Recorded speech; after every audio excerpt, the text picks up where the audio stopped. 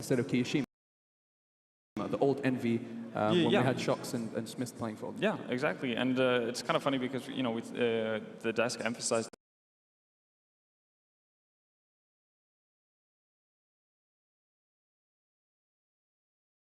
started, we're probably going to see a lot more puggy play style from most of the teams because there's a limit to how much you've been able to practice, especially, a team like France who obviously have a ton of tournaments with their respective teams to go to. But France have actually know how to play with each other. They've done it for several years. And exactly. That's actually going to be a weird advantage in addition to having, some of the most skilled players in the world.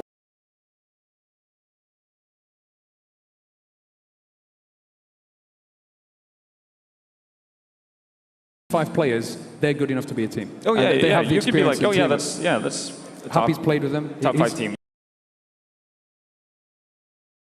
Well, we're assuming that he's the in-game leader for Team France. Yeah, he does a lot so. of it. Yeah, we'll assume so. And he's played with every single one of these players in the past.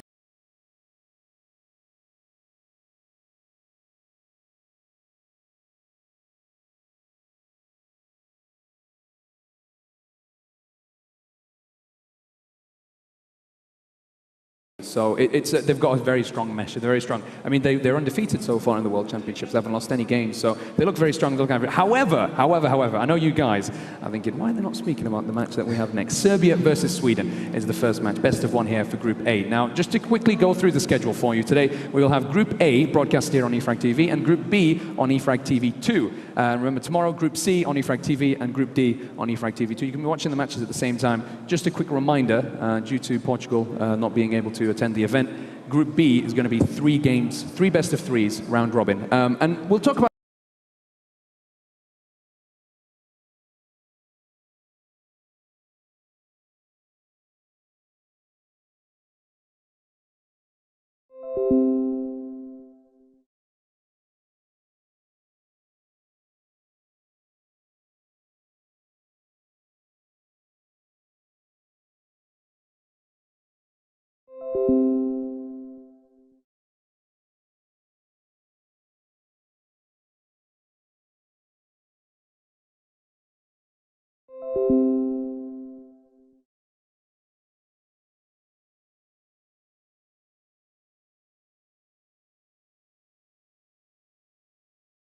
easy for Russia, I think, in the group stages. But yeah, as you said, Tunisia versus Kyrgyzstan.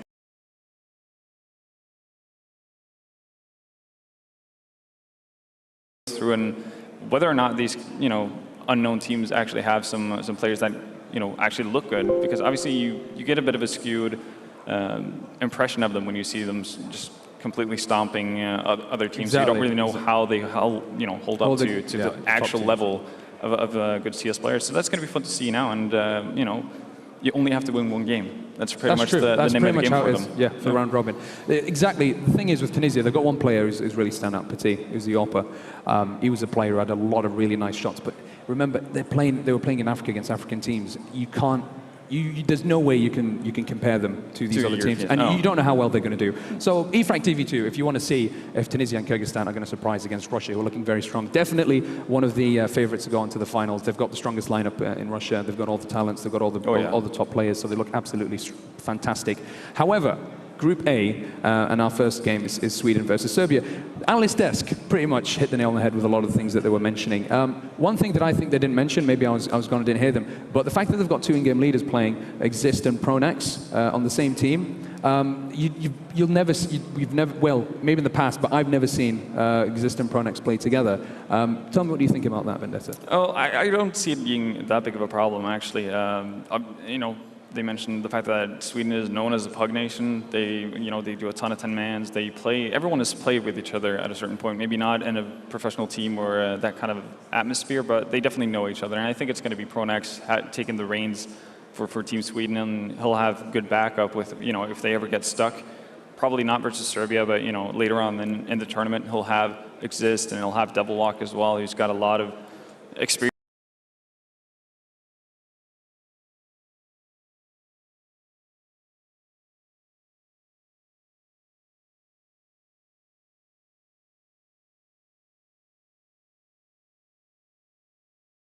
that type of thing. So he's going to have a lot to fall back on. So I don't see having that many in-game leaders, creating a mess for them, like, 2 and 8 chefs. They and used to all play this in the stuff. Puggy Yeah, style. exactly. They know each other that well. That shouldn't be an issue at all. So with that said, I think Sweden has enough firepower to deal with Serbia.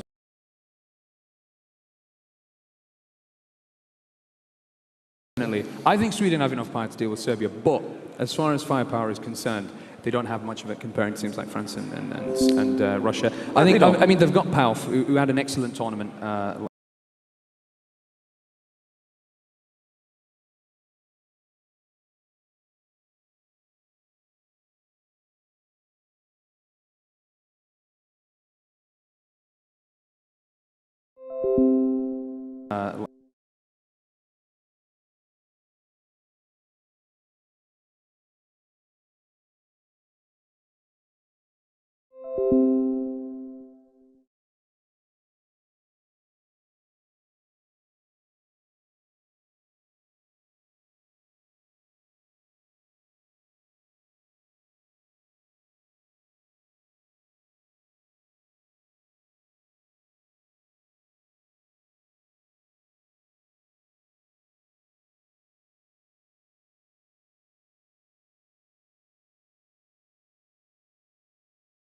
Power here on the Swedish side. The Pith, we've not really seen.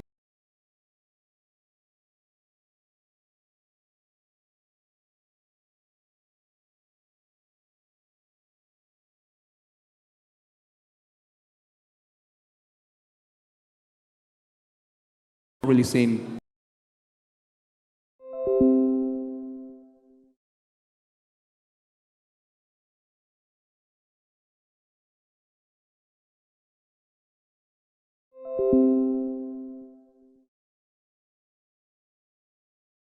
He's been playing in the American team. Yeah. Exactly, and his team's not had a lot of success. Yeah, I mean, Pith is, he's had the same, adventure as Pau, pretty much, not being able to find that stable lineup that he can develop himself in and grow.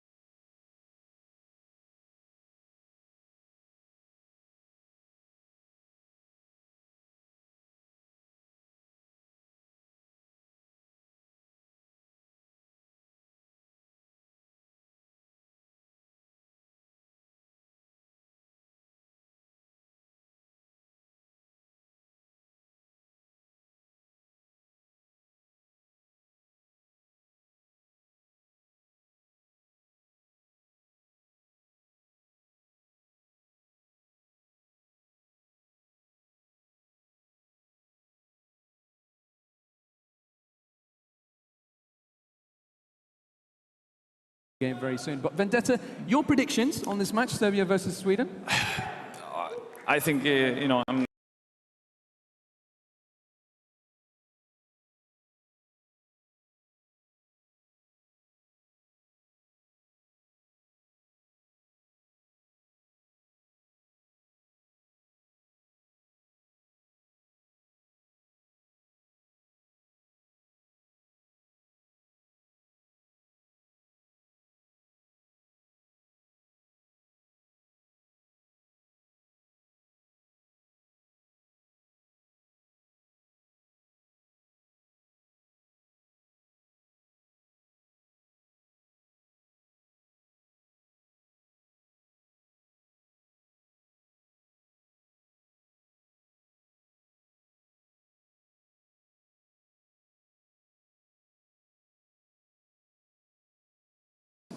are very good, right? Yeah. They're coming in confident we're going to beat everyone else. But the weaker teams, Kyrgyzstan, Tunisia, all these teams, these guys have been boot camping for the last couple of months. Yeah, they've actually had the time to do so. They don't have to, These attend guys tournaments with their teams. Exactly. Yeah. This is their main tournament, so they practice and they can practice against these players and they can practice together as a national team. I think that could make a difference, really. It's the the most pristine opportunity they're going to get to actually make an upset like that. I think in some cases the skill level of the players are too big for that to happen, but they're definitely going to be able to show their best side going into a tournament like this, where look at Sweden. All of their players have been traveling all over the world pretty much every month now for the last 6 months, not being able to practice properly with their team. And then you have, as you mentioned, teams or nations like Kyrgyzstan, they've got one goal, they've got one tournament that's just to make the best showing they can at this tournament. Exactly. So yeah, it could definitely come into play, but I don't think we're going to see it, when you have skewed lineups like Sweden and Serbia here right now. But I'm all for upsets. That's one of the most fun things, to see the underdog, making it through and beating one of the giants. So that's going to be really fun. Yeah, I'm really looking forward to see how Serbia are going to be performing against Sweden. I don't think they've played the knife round yet, so we should be starting that relatively soon. It seems like the players are ready and just popping around and killing each other, that warm-up kind of stuff. However, as far as against Serbia is concerned, I think that they have an opportunity in this group to have a couple of good games and get a couple of good scores. However, as far as qualifying to the quads, I mean, the thing is, they've got the host team feeling. They've got the crowd. Right? Oh yeah, absolutely. And that's going to matter a lot more in the evenings later on, when you've got a lot of people in the arena, when people are coming, when people are supporting them every time they play. I mean, we saw Poland in Katowice. They're absolutely fantastic, and it was mostly a crowd thing at the same time. Yeah, absolutely. That said, Group A, it's a pretty tough group. I think you'd have to be a fool to not predict Sweden and Germany to go through it. But it's going to be really fun, and well, we're delving into the knife round. Yeah, it's the knife round, and the winner of the knife round will decide which half they're going to be starting off on. Of course, Vendetta, CT-sided map. But has that been changed recently with the updates? I mean, obviously, it's going to have an impact. The fact that, as Janko talked about, the fact that people are kind of jumping on the oh my god, everything's nerfed train and swapping over to weapons that they haven't really used the entirety of CSGO after the Silence Cult came out. So that's, that could definitely come into play. We've seen CT sides being weaker, whether it's, solely because they're using a new weapon or not, it's yet to be seen. I think it's too early to tell, but yeah. Sweden picking up the CT side, winning the knife, and that's kind of that's kind of what we feared, because now Serbia has to fight uphill the entire time. And you talked about the fact that, sure, Kassad, experienced in-game leader, has very good calls from time to time, but the problem is that you don't really have anything you can prepare for. And that's kind of, the one benefit of playing a structured team. Maybe one pro team that would be easier for you to prepare for. You know what kind of setups they run. You can potentially find holes in their defense. Going up against a pretty puggy Sweden, that's going to be, you could potentially just run into stacks and random setups that you're not expecting because you don't have any intel to go off of. So Serbia's going to have to hope that Sweden are going to let them kind of poke and prod their way forward and gain map control that way. Otherwise, I think there's a big probability of Sweden just going out with no respect and just starting to push aggressively and putting Serbia in a bit of a corner. And from there on out, it's super hard to get in. So that's the important factor to mention, is that on a map like this, map control is quite important. And getting control of Banana and getting control of apartments as a T is a must. You have to get that control, or else you won't be able to do much. You won't have information. The CTs will have that information. The CTs can then, with Banana control, know that you're not going to the B side. They can stack 4 people on the A side. Quick rotations as well. And you have quick rotations as well. So here it is. It's a start. It's the first match of the World Championship, Sweden versus Serbia, and. I've got goosebumps. I cannot wait. And you can definitely tell that the crowd is behind Serbia. So hopefully they can get off to a good start. Crowd's going to get really into it. That's what we're hoping for. But pistol round obviously going to be very big for Serbia. If they can get off to a quick 3-0 lead, win the following bye round, then all of a sudden Serbia are looking at a 5-0 lead. Yeah, you see Piss has picked up the dual elites and Devil Watt just with the flash. They've only got 2 armored players, and the same thing with Serbia. They've gone for the 2 utility players. They've got a couple of smokes and flashes, so they're probably looking to do something like a B execute, especially since they've got only just 1 Molotov here. So as it is, apartments control isn't theirs, but they do have Banana. Yeah, they do have Banana, and with what they're setting up for, which is most likely a B set here, or B execute, doesn't really matter if they go quickly enough.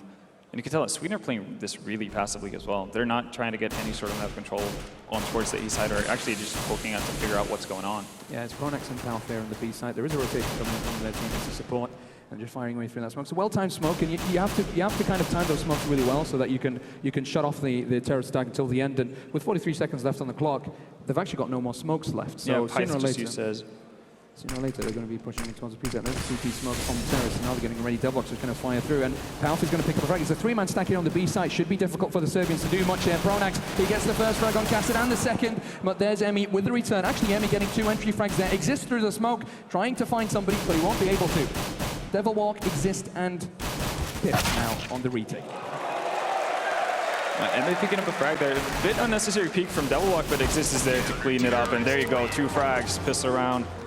Goes the way of Sweden, and well, Serbia used just a tiny bit too much time there to actually to make that execute towards the B bomb site, because, you know, as you said, Sweden already had 3 players on that B bomb site. It makes that hold so much easier, and even if you don't necessarily get the better trades, you can always delay a lot of time and basically just hold back the entire team from planning and allowing rotations to come in. Exactly. I mean, he got great 3 kills, but the rest, they didn't get the bomb plant. That's the weird thing. Yeah, they had those 2 smokes. The third guy who's on that bomb site from Sweden is just going to be able to delay that bomb plant for such a long time, even if they get up on the site fairly early. So you know, that's what Sweden had going for them, and they took full advantage of it. Yeah, well, they just lost the trades on the B side. They took too long, and they knew it was going to be a B push. So it was an easy read from Sweden. They had 3 men there, and they just picked up the round. So we do see a force buy now from Serbia. Look, this Pronax actually flashed over, getting some information, and there's the semi-aggressive banana smoke that we do see sometimes. They'll be backing away as well, constricting the movement from the terrorists and keeping them guessing. Now they don't really know if somebody's behind that smoke, whether they should push, whether they should not, and it just slows them down. Yeah, and you can see that Sweden, you know, as they run low on nades, they're starting to take more passive position. And I think the reason why they didn't just go full out aggression this round is because they're expecting a force buy coming in from Serbia as well. So they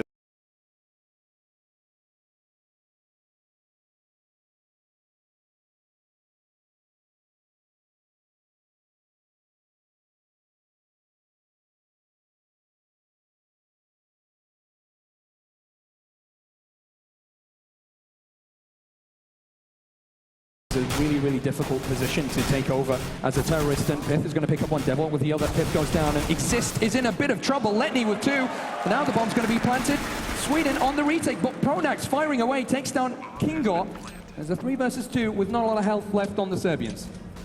And not a lot of health, but they got in the bomb plant, so that's the big positive right now. Intel doing his best, picking up 3 frags that round, so that's a big round from him. At least they got the bomb planted. Yeah, and I mean, they did kill 3 players from Sweden, so, you know, all in all, that's a pretty good force buy, all things considered. Unfortunate that they can't down Double Walk as well, ending up on 5 HP. That would have been obviously even better for them, but as of right now, completely okay. I think they're just going to do 1 eco, and then we're going to get into, I guess, the normal groove of the game, and that's where we're going to see where the land is. Oh, yeah, this is a pretty big investment, so they're actually going to decide to force up again. So probably off of the back, the fact that they got 3 players, they're assuming that Sweden are going to be pretty low on economy, especially because Sweden ended up buying a couple of FAMASs, so they emptied themselves out, and you can tell the weaponry not the greatest on Sweden, but they do have 1 Colt and Palf. And Palf getting a more aggressive. He's expecting an eco here, but Letney gets the entry. This is a good start now for Serbia with the man advantage. Pronax with the pop flash, and I think he wants to get himself out of that sandbag area. Yeah, either that or he wants to grab the Colt, and now that's what he's doing, and there we go, Pyth with the aggression on towards A. So as soon as they see someone in banana, Pyth going aggressive, trying to figure out what's going on. With them picking up that 1 frag, they know that, you know, Serbia not committed to the B bomb side. So we're not going to see anything. Oh, actually, yeah, okay, we're seeing something super crazy from Sweden. Just a 3-man push down banana. Yeah, Pyth is in a lot of trouble. He's on his own, but Letney gets yet another entry frag. He's not had a bad 2 rounds. The bomb should be planted in the next couple of seconds. Sweden out in a 3 versus 4 retake, and they're walking nice and silently there in the apartment so they don't hear them. And Serbia, I think they're going to be perhaps expecting some guys coming from the B side, but that's not the case. All of them will come from mid and apartments. Pronax starts it off with an entry onto Axela. Kingor here on pit. 2 CTs pushing his position. He catches the head of one of them. There's another as well. It's a good flash in. Serbia doing a good job just holding him off here. Kingor with another. Kingor makes it 2. That's fantastic. And that's pretty much the round for them. I think Devilwalk needs to back away and saves on M4. Yeah, and there's no way that he should actually go for this. I'm actually super surprised that Sweden decided to go for the retake with 2 people in their apartments. It restricts so much of what you're able to do, and you're not really putting a lot of pressure onto Serbia in the after competition. But that was great. Complete overreaction, though, from Sweden there. There's no real reason for them to actually push up through or rotate that heavily towards the B bomb side. Pronix had been able to smoke off Banana. He was able to pick up the Colt, so, you know, he just had to play more calm, especially with Pyth playing aggressively, because he finds that information, but at that time, the rest of the Swedish team is just rotated over towards B and leaves him alone. Yeah. Well, he's gone for the force fight here, Sweden. You think that's the right call for them? I think it's perfectly fine. It's still early on in the game. It's not horrible, and you know the buy isn't that much worse than what they had in the previous round. Actually, I would probably say that it's even better. Sure, they don't have that many needs, but I'd much rather prefer having a ZZ or a Deagle going up against armored opponents than an MP9. Yeah. There's no banana smoke here by Sweden. Pronix actually flashed backed away, and he's re-peeking, so he's getting ready to put down that smoke. And it seems like Serbia just getting that map control, and now they're going to be deciding what they want to do next. Yeah, as of right now, it's, you know, again, poking, prodding, trying to get map control as much as possible. And you can see that they're spread very thin, so they haven't really made up their mind. But with that Molotov in place, wouldn't be too surprised if we saw them moving towards Banana eventually. Yeah, got Pronix here behind Sandbank. Seems like he likes his position. It's good with the CZ when they're nice and close. Gets some nice kills, gets Letny. There's another frag by Exist on the A site now. Serbia have to make their move. They're trying to push forward, but there's Paus to pick up a frag. He goes down to Axella. It's 3 versus 2 now, and 35 seconds left on the clock. B site relatively open. Devilwalk's trying to move very fast. Is he going to wait for his teammates? He's going to be smoked off regardless. So he has to. He tries to fire away, but no bullets will land, and the bomb will be planted. Still a pretty good situation for Sweden to be in, though. They do have a defuse kit on Devilwalk as he saved the previous round. So they have a lot of time to work with here. A retake and no utility for them, though. So it's going to have to be dry from the CTs. It's taking their sweet time right now. Completely flops the hedge, but he gets the frag regardless. Is he going to get the second? No, Exist takes him out. And that's a bit of a shame in that position. He should have done a better job. Yeah, he definitely should have gotten the first kill earlier. In the end, I don't think it mattered too much with Pyth getting the return frag on Accelerator on the opposite side of the site. So, you know, sure, he could have potentially picked up that second, but I think actually winning the round from the position he found himself in would have been more or less impossible. Yeah. So, you know, we're back to basically a force buys on force buys. Luckily for Serbia, they got the bomb plant down, so they're going to get AKs, Galils, that type of thing. But you'd see limited nades. Not going to be able to do that much of an elaborate execute, but then again, I don't expect to see that much, you know, really complex strats coming out from these teams because, you know, it's a limit to how much they've had the opportunity to practice together. Exactly, and I think Janko said a really good point. Inferno is a map that Serbia like to play. They played it quite a lot. Oh yeah, I think like pretty much every map, every game they played was Inferno except for one. Yeah. So they definitely have, you know, experience playing this map. 3-1 as a score at the beginning is not too bad at all. I mean, it's CT-sided. What kind of score do you expect to see when you have two balanced teams playing against each other on this map? I think it varies on day form, really, from player to player. But, you know, you can be happy with 9-6 on the CT side and, you know, probably not that happy with 8-7. Exist is holding quad quite well there. Backs away. Good CT play from him. And Devilwalk, sorry, over at Arch side looking forward. And at the moment, it seems like the terrorists are deciding to move towards the A side, but the Swedes just have the right positions here. They have to find an entry. Do they have the firepower, Serbia? As Devilwalk will be waiting for them. 3 terrorists getting ready to push. They have a bit of utility. They're probably going to throw a couple of smokes and a flash forward. And the Arch side smoked off. Devilwalk will be seeing a lot of terrorists in front of him. He's completely flashed. Cassie takes him out. It's a good start. There's another entry frag for Exella. And that's the A side completely under control. Pit goes down in pit. And now it's just Paus and Pronax over at the B site, probably deciding to go for a save, because 2 against 4 with not a lot of time left. One's just been planted and quite a long distance for them to make towards the A site. No reason for them to try to retake this A bomb site. And that was, you know, Serbia, seeing how they've used so much time in their previous rounds, they keep Sweden guessing. So Sweden didn't have, I guess, the gusto to actually make that rotation and have either Paus or Pronax play, you know, by themselves on that B bomb side or pushing out for map control and information. So ended up with 3 people towards the A bomb side to hold, and I think Devilwalk plays that position pretty poorly in that situation. He definitely could have poked that earlier, either held the peak the entire time and not play it as passively, especially when you could see one guy, you know, smoking off connection towards archway, and that's a pretty big tell that something's about to happen. So, you know, either having a teammate flash out for him, or just taking a more passive position. But definitely just waiting on the corner like that, I think that's definitely not the way to play it. Sweden have to be careful now. They're getting into that trap of force buy after force buy, and they're losing. They've lost 2 rounds in the first 5 already, and another force buy here could be the chance that Serbia needs to equalize and start to build up momentum. And it seems like Serbia, you know, it's going to be also a mental thing here. Now that they're winning rounds on the T side, now that they're able to get those entries, they're going to get more and more confident as the game goes on. Yeah, it definitely should help. You know, the problem they could run into is that they get into their own head, feeling like, oh, we're doing so well right now, let's not mess it up. And then you start playing scared, and all of a sudden you're giving Sweden so much more room to work with than what you should. But this is a really big round. Sweden loses this. This is probably, you know, 4 rounds in the favor of Serbia. Angela pushing forward here. And I like the fact that Serbia are taking their time. You know, they're not going to run into a stack. They can't be completely sure whether or not Sweden have forced up with the 2 weapons they saved or not, or if they're just, you know, going to give Serbia a round and then buy up the next one. Yeah. That type of thing. So just taking their time, using Molotovs and nades to clear out areas and potential spots where Sweden could stack up and be in awkward angles. Indeed so, and they used up a bit of utility trying to clear off banana, so they know that nobody's in banana, and now getting ready for an A execute. There's the 4-man stack though from Sweden. Well, that's a good call by them. We'll see whether they can let me or Intel getting an entry. So Kingo looking pretty damn good here for Serbia. Letney looking for more, and Emmy will take out Pauf. That's the A side completely under control, and they need to save and they need to get those weapons, the proper M4s, because it's not working with the force buys that they're buying. Yeah, no, yeah. And I think that's more of a result of the game going so much back and forth at the start. So you're just trying to play a game of chicken to see who breaks first. And in this case, Sweden are the ones who are gonna have to take the knee. This is really good from Serbia as well. They know what kind of economic state Sweden are in. They know that Pronix is holding on to a gun, you know, whether it's a FAMAS or a Colt. So they just want to get it out of his hands. And they can, at this point, throw away a couple of people to actually make that happen. It's completely fine. And you know, even then, they don't even lose a single player. So that's really well done by Serbia. Very, very nice indeed. We do have quite an interesting game ahead of us. I don't think anybody had thought that if Serbia would start off on the T side, they'd be able to pick up a considerable amount of rounds on this map. Yeah, no, so far they're doing a great job, especially because you know, they're playing way more methodical than what you would expect from a national team.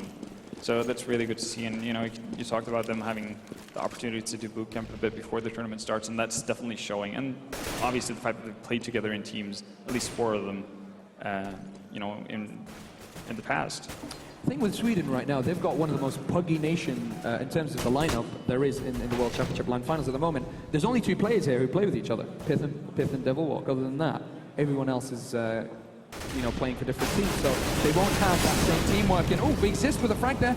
There's the Molotov down from the terrorist, but he picks up an easy one, and they should have checked that room. It's I don't know. It's a standard procedure, I guess. I'm pretty sure that Molotov was supposed to go into bedroom, and they botched it, from the looks of it. But you know, nothing too bad so far. You can see we're making a lot of rotations. They initially had a 4-man stack towards the bomb site, but Serbia again just taking their sweet time trying to figure out what's going on. And they've actually given up a lot of map control to the point where this could get really dangerous for them. Yeah, Sweden have read this pretty well there. Actually got a 3-man stack here. Out with the M4 that they picked up earlier, getting a frag here on Axela. Serbia in a lot of trouble. They will find the entry onto Pith. There's another coming in from Bonak. Now it's a 2 versus 3 on a full eco here from Sweden. Devilwalk taking down Emmy. It's all up to Kingo in a 1 versus 3. Picks up the first frag with the AK-47, but only just. And he does have a bit of utility left on him. The CTs are going to play it nice and smart. 16 seconds left on the clock. He needs to get the bomb planted pretty soon now. And Pauf is aware of that. He's going to be peeking. There's the smoke down. Bomb's going to be planted. Pauf doesn't find it. There's the bomb. Oh, he goes down to really low health, and Exist will finish off the job regardless. Sweden picking up a full eco against Serbia. And just as we were singing songs of praise, and just as we thought, you know what, Serbia looking pretty good, they throw away an eco round. Yeah, it's unfortunate. The fact that, you know, that Molotov in abs doesn't go through the tiny crack that it's supposed to go into bedroom, that costs them, you know, 1 man down. And the fact that they give up so much map control initially, that it allows for Sweden to make a pretty safe 3-man rotation towards that B bomb site. Obviously, Pauf doing a good job picking up frags with that Colt as well.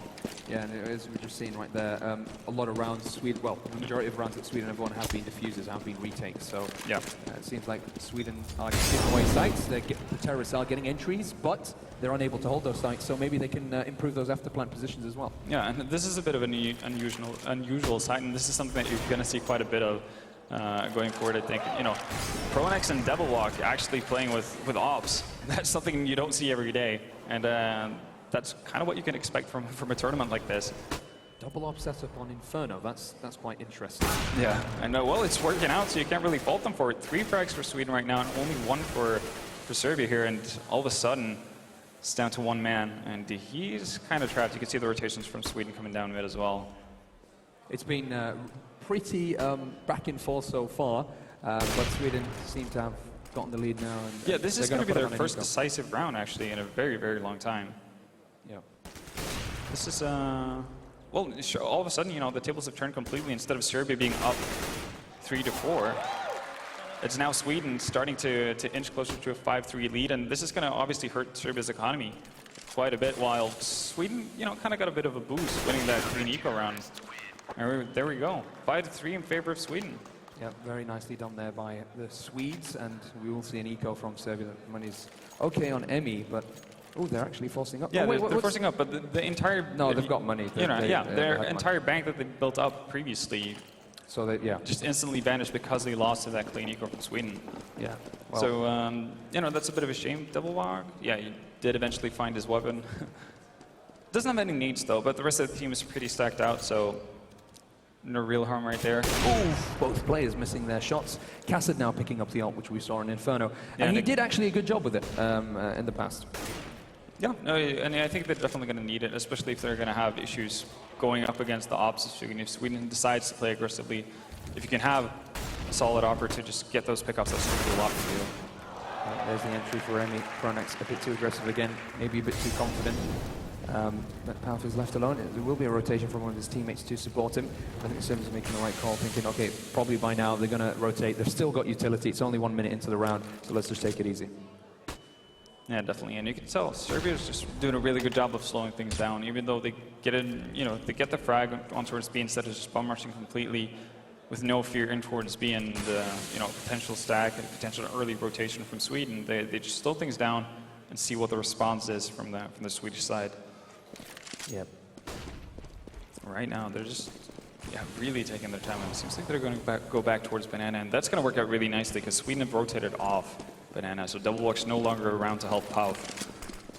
That's an interesting decision, but with that CT smoke, it seems like the Swedes are aware of what's going on here.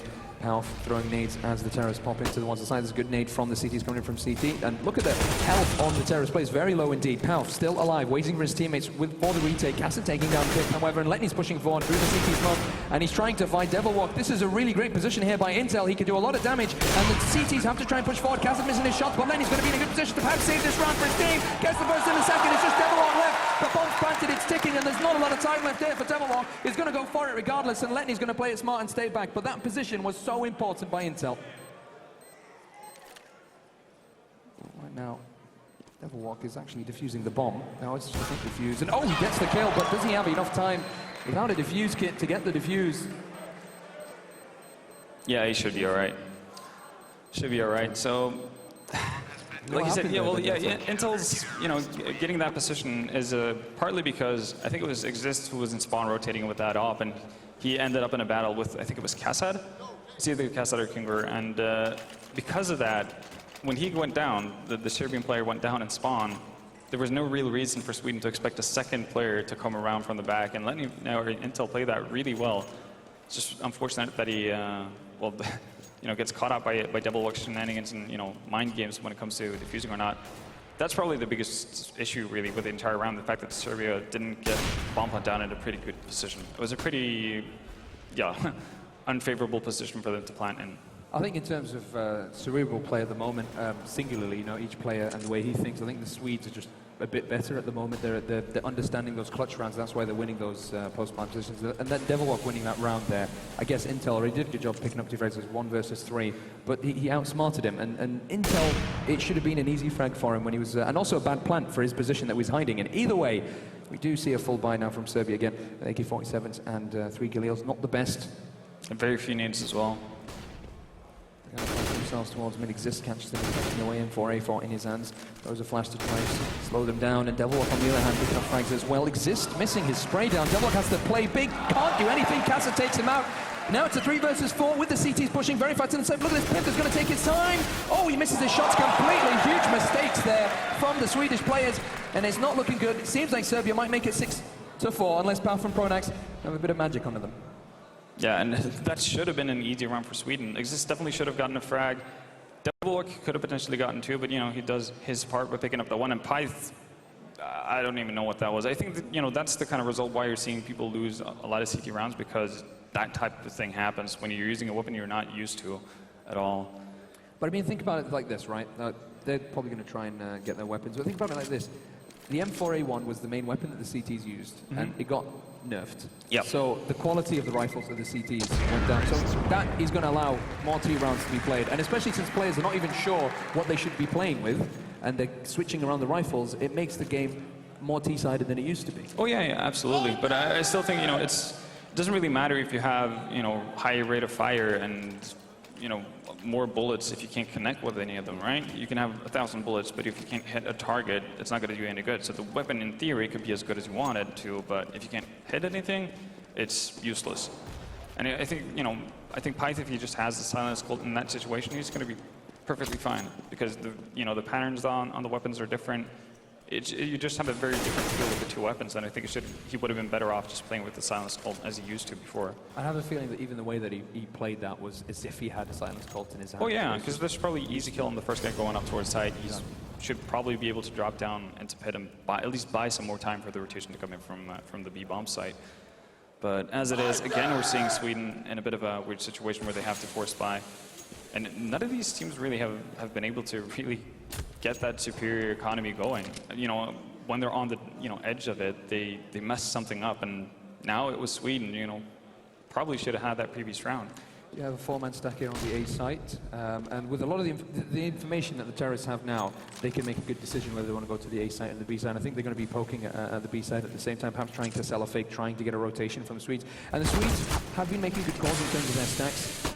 Pronax is going to start it off. He's switched position. Look at this Devillock just pushing straight through that smoke and picking up a frag as well. Already 2 men down. The Serbians are deciding to move towards the B side. There's a rotation, and it's just Pauf on his own.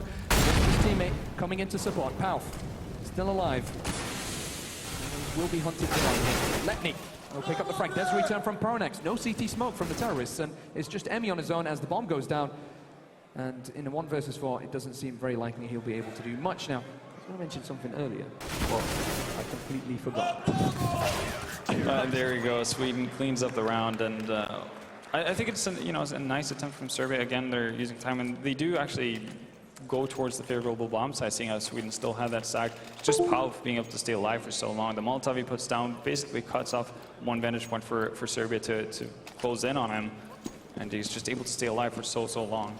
Yeah, which pretty much what made it, because when Intel gets that first frag onto him, he's instantly traded on, and the fact that Serbia didn't have that many needs as well to work with allows Pronax to pick up some, pretty easy frag.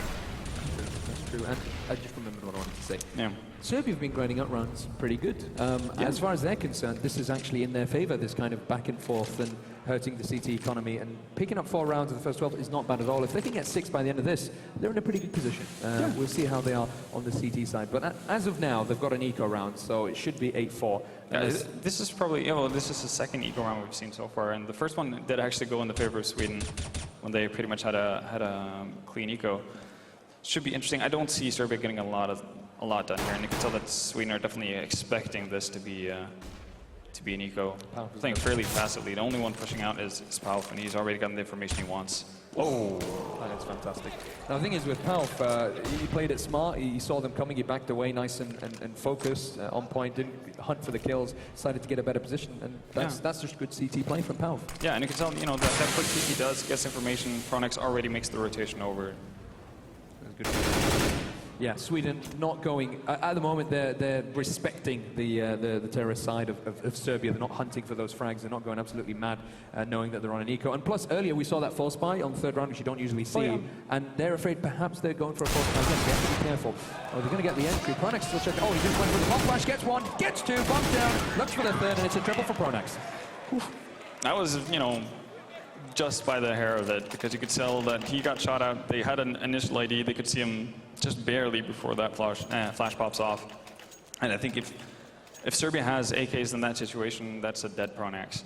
Yeah. But luckily for them, no weapons, so Pronax stays alive and Sweden picks up another round. But Serbia's still got a good chance to make this a pretty good half. This is an important round, I think, for Serbia here. Oh, yeah. If they can pick this up, I don't know exactly how the money situation is for Sweden, but It should be all right. it should be all right for another bye, but at least they can get those 5-6 rounds that they want. However, if Sweden just continue with this momentum and take the rest of this half, it won't be too good, especially bearing in mind that at the beginning there have been so many back and forth rounds. They're going to peak. Goes for the spray down. That's the 30 bullets of the M4A4, saving his life in that situation. 2 kills for Pronax.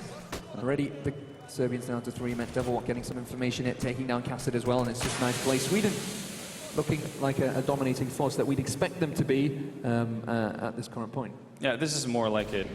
Early aggressive pushes, just taking on the head-on duels, and Pronax normally not the guy you'd see opening things up for his team, but in a situation like this, he's able to I guess contribute more in the fragging sense.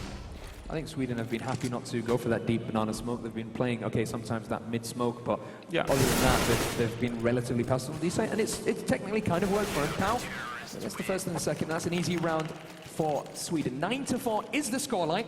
You can see the Swedish players there just, giving themselves the high five. Yeah. Fifth has not seen a lot of action. I think he's on 3 frags right now. Obviously, you're not going to get a lot of frags with the way he was shooting at that A-bomb site, but I think Pronax is doing pretty good. Yeah. But Pyth obviously haven't seen too much action. Pretty much the only time they've been around apps is the one round he won aggressively. And then you had the eco round they won. And then the eco round. Where they picked the cassette early on. And again, aggression from Sweden. This is more them getting into their groove right now. I think they're just going to show no mercy from this point on. Yeah, it's not looking good for Serbia. I think it's going to be an 11-4 first half, which is a shame. They had a really good start. I was expecting 6 or 7 rounds there by Serbia. They had a really good shot to be up, 3-5 in favor of Serbia, that type of thing. And that eco they lost, that clean eco they lost, just kind of messed with everything. This is just going to spray away with the AK-47, but Pip is actually there helping him. It's not just him. He's got his support. And was he at quad there? I was thinking, why are they...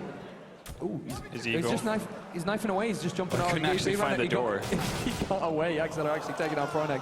But as well to mention, I was thinking, how is Exist doing that much damage with the spray down? Because all of them were just getting peppered and the bullets were going all around the players. But either way, Pip picks up those 2, and it's an easy anti-eco there for Sweden. Serbia now in the final round of the first half. One last hurrah before they go to the CT side. They want to pick up a round. Serbian economy has not been that great. I think they had 1 round where they played with the AWP on Cassette. Other than that, it's been pretty bad. But this is one of the kind of few rounds where they've got all the utility AK-47s around. So they do have a decent chance at picking up the final first half. Yeah, from what they've shown in their defaults, I think they're pretty fine with not playing with an AWP here. And right now, Pyth going aggressive, desperately wanted to get some frags and actually see people this half. Kind of backfires on him. Does a lot of damage onto one of the Serbian players, but... Sweden's still the man down, and that's going to force a rotation. You can see already Puffs being left alone towards B. That's the thing. You don't actually see the AWP on the T side too much on Inferno. It's a hard match. Yeah, it's to make it work. And there's a lot of players who AWP normally who don't like to AWP on the T side of Inferno. I mean, who's the only people who do that? Guardian probably. Kenny maybe. Simple. Even Kenny doesn't like. I've seen him use the rifle quite a lot on Inferno. Yeah, Simple would be a guy who kind of just does it. Simple. Yeah. So yeah, you kind of have to find unique players to make that work. Ooh, Palf just looks around. Lenny completely flops that spray down, and Palf, with Devilwalk's help, takes up 2 frags here. It's a good setup, but they're just going to line up here for Kingo. Casted with 1, and it's just Kingo on his own in a 1 versus 3. It was a very, very messy execute from Serbia. I mean, they went in from apartments, they got down, they got into pit, but for some reason got no frags. Yeah, no, that was pretty much an ideal situation for Serbia to find themselves in. Nobody in pit. They got the correct flashes at the right time to get both of the guys in quad, flash for a little while. It's just the first guy dropping down, he needs to pick up that frag, at least 1 frag on the guys in quad, for Serbia to actually get some room to move it and then, eventually take over the bomb site.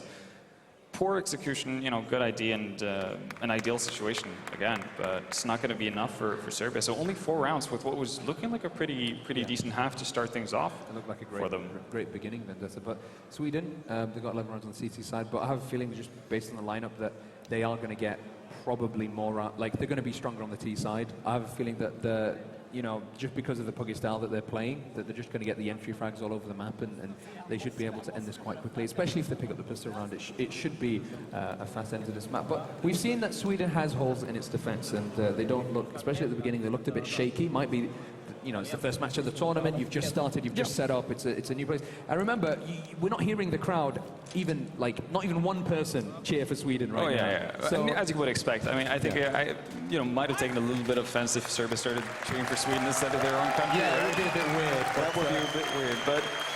I don't know. The one thing I fear for Sweden on going into the T side is the fact that, something they mentioned on the desk is the fact that they don't have that firepower that you'd expect from a Swedish lineup. That's true. And obviously, AK, very different weapon from the untimeless Colt, so maybe Pyth is going to be able to hit some more shots there. But it's not like their aim was too on point on their CT side. It's just that they were able to, get crossfires and play off each other well. Yeah, they did have a more cerebral start. Just with the entry, only here in the 5-7. Only able to pick up a frag, so the B side's under control. They just got the entry, got the trades, got control of the site. Yeah, and Sweden already has one guy backstepping as well. This is going to be a super hard round for them. Pyth, yeah. Sneaky beaky like. And he's not going to be hurt by the one guy on the A sub bomb site who hasn't rotated yet. It's very slow rotation. I have no idea that somebody's coming up from behind. Biff takes down Kingo. There's another one. He switches to the USB, not probably at the best moment, and he's going to get another frag. Biff starting to warm up a bit. Letney finally takes him out. So 1 versus 2, though, this kind of situation, he should be going for it. No armor on Pronax. Yeah, the problem for Letney or Intel here is the fact that he doesn't have a diffuse kit, so he has to be so quick about it. You can see Sweden are just playing for time. Oh, that's smart by Letney. He went straight for the 1 versus 1, and no crossfire set up here by Sweden, so it's dangerous, but no time. Yeah, and that's the thing. Sweden didn't ever have to engage in any of those duels with them, and they could just run as far away from each other and as far away from the bomb site as possible. So gun round goes to Sweden, or pistol round goes to Sweden, and now you're really in a hole if you're Serbia. There's not a lot of ways of coming back from this unless you're able to pick up, instantly the next round with a force buy, and that's what they're going for. They're kind of throwing all their cards into this hand. I don't know. I'm going to try and say something serious, but I think it's going to be horrible. But I think what's happening right now is nie dobra, not good. So Serbia right now, they're in quite a bit of trouble. And the force buy, it's one last round. But you do see usually the force buy in the second round here when you lose the eco on the CT side. Pretty standard. Cassid goes down to the jumping Mac 10. I absolutely love it. Not really. That's sarcasm. I don't like it at all. And I hate, right now, I don't like the Mac 10 and I don't like the P90. I mean, what do you think about them? When I'm playing, it's just infuriating playing against P90 and Mac 10 players. Yeah, but it's a part of a game. I can, I'm a Mac 10 abuser myself. Oh, so. No, what's going on here? No, I'm sitting next to a Mac 10 abuser. It's all right, I'll forgive and forget, Vendetta. Yeah, right now, Sweden just making quick and easy work of Serbia's defense. This is a bit of an issue because, by the time Serbia's going to be able to buy up anything, Sweden are going to be sitting at 14 rounds unless we can see some miraculous work here. Oh, look at Pronax has got a very acute angle, but it's a nice crossfire set up here by the Swedes. Pronax goes down to Axela. It's just Pith and Exist now in a 2 versus 2. Time is ticking. Pith, his aim is on point. 2 kills for him. Now, one question I want to ask you. Yeah. Sweden now worked the B site twice, worked pretty easily for them. Do you think, now there's a bit of a mind game, Serbia thinking, should we stack the B site? Or should we not? I think in a round like this, where you don't have anything you can buy, if you want to have a proper buy in the next round, might as well. I don't see you doing a lot of damage to Sweden being fully bought up by just taking duels with a USP and no armor. That's never going to end, well for you. So I would like to see Serbia stack up or playing extremely aggressive on one side and try to force Sweden towards the B bombs and having quick rotations, that type of thing. And you can also already see they pushed aggressively on A, put one guy down in second mid, and the rest of the guys are going to rotate over towards B. And the longer time Sweden spends on just sitting around in banana, the better it's going to be for Serbia. Seems like Sweden have they're following the adage, if it works, don't fix it. And right now, they're just pushing towards the B side again for the 3rd round. And as you said, well,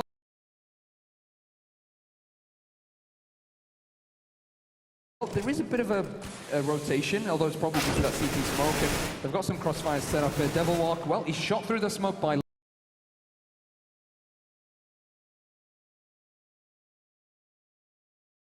Letney, but not really that scary situation for Sweden. 14-4, and it's becoming kind of the score that yourself and Thorin were worrying about. Yeah, if they lose so many runs on the CT side, the game just gets away from them. Yeah, and well, Sweden only losing double walk, and I think a round like that would have, been really nice to do actually with their force buy as well. Obviously, it's high risk, not necessarily that high reward, and because it's going to be extremely hard, but the reward is high. But the probability of it isn't that high of working. But they get a lot of map control, and they're able to make the right call in terms of where they want to stack the bomb site. So it's unfortunate that Serbia didn't have more firepower to work with. But they're going to get a decent buy, a couple of nades, lots of smokes. So that's going to have the opportunity to delay the Swedes as much as possible. They've already used one smoke in banana early, and that's a bit unexpected, because I would have imagined that they'd, seen the willingness of Sweden to go towards that B-bomb site. So, you might want to just try to delay that as much as possible. But ooh, this is really nice. It's going to pick up 2 kills on Pronex, and Emmy follows that up with a kill on Pyth. So now Sweden out to 2 men. And they don't have a lot to do here. Well, there you go, Kinker picking up Exist as well. Devilwalk being the sole man alive in a 1-on-3 situation. He does have the bomb on his back, so that's one thing going his way. But how do you find an opening towards the bomb site? You can see Kassad has a buddy with him as well, and they've pretty much locked Devilwalk down. There's nowhere for him to go. They've constricted all of his movements. Devilwalk getting those.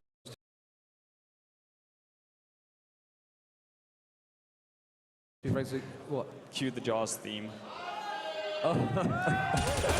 There we go. You knew exactly where he was coming from. And you see, that pop flash was great, that Apartment's pop flash. Kingo pushing forward to get those 2 frags. It was really, really nicely played there by Serbia. So there is a glimmer or flicker of hope left for the Serbians. But as far as things are concerned, Sweden just need 2 rounds, and they take the first 3 points. Well, not 3 points, they go on to the winners' final. Yeah, the upper bracket final of their group. And well, given how well their first 3 rounds went, in for Sweden, they're still going to have enough money to buy up with AK's lot.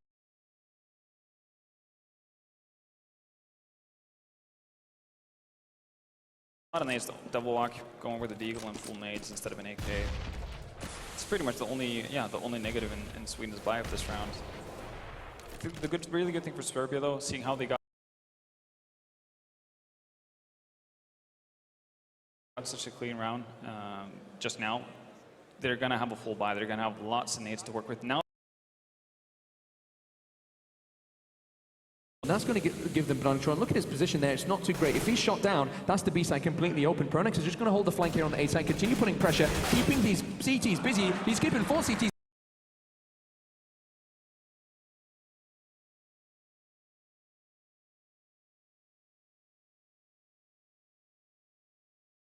Busy. Emmy throws down the Molotov. And I think now they're expecting that banana push, and the Molotov is actually dissuading them from it. There's a rotation from the CTs, so the CTs have responded perfectly. Yeah, they're just really well played by Serbia, not really risking anything. And I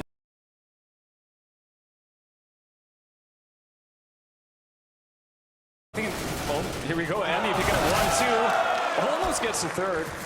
Pyth up to 26 HP, and he's going to have a massive task. He might get the bomb down here, so that's a pretty big win. No. For a moment, the X-ray disappeared. I was like, where's he gone? But Piff actually gets the bomb planted and puts himself in a position. Doesn't get the headshot on King though. So Serbia with a retake.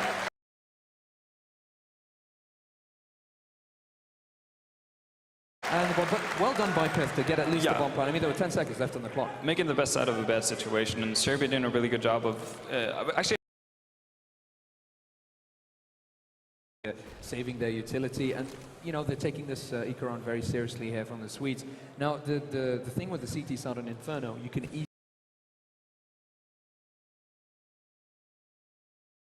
easily quickly build up momentum and get a huge amount of rounds in succession. So Sweden have to be careful about this. Yeah, and we're seeing a couple of smokes and flashes. It's going to pop flash up banana. They're not going to check for Kassad though. So picks up 1, picks up 2. He's looking for more.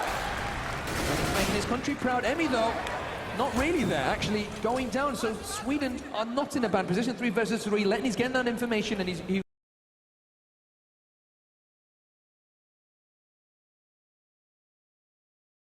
probably be timing that flank in the next couple of moments. The terrorists have to be aware of that. It's a good pop flash here by the Serbians there. Getting Axel to the side, but there's a return from Devil War. Axel makes it two, and he makes sure that Serbia don't lose that round. Very dangerous there by Emi, but Serbia clear it up. Yeah, they make it work in the end. And I actually think the Molotov that they managed to put out there in front of Banana, right before the two guys there goes down, that was really the MVP move of the round.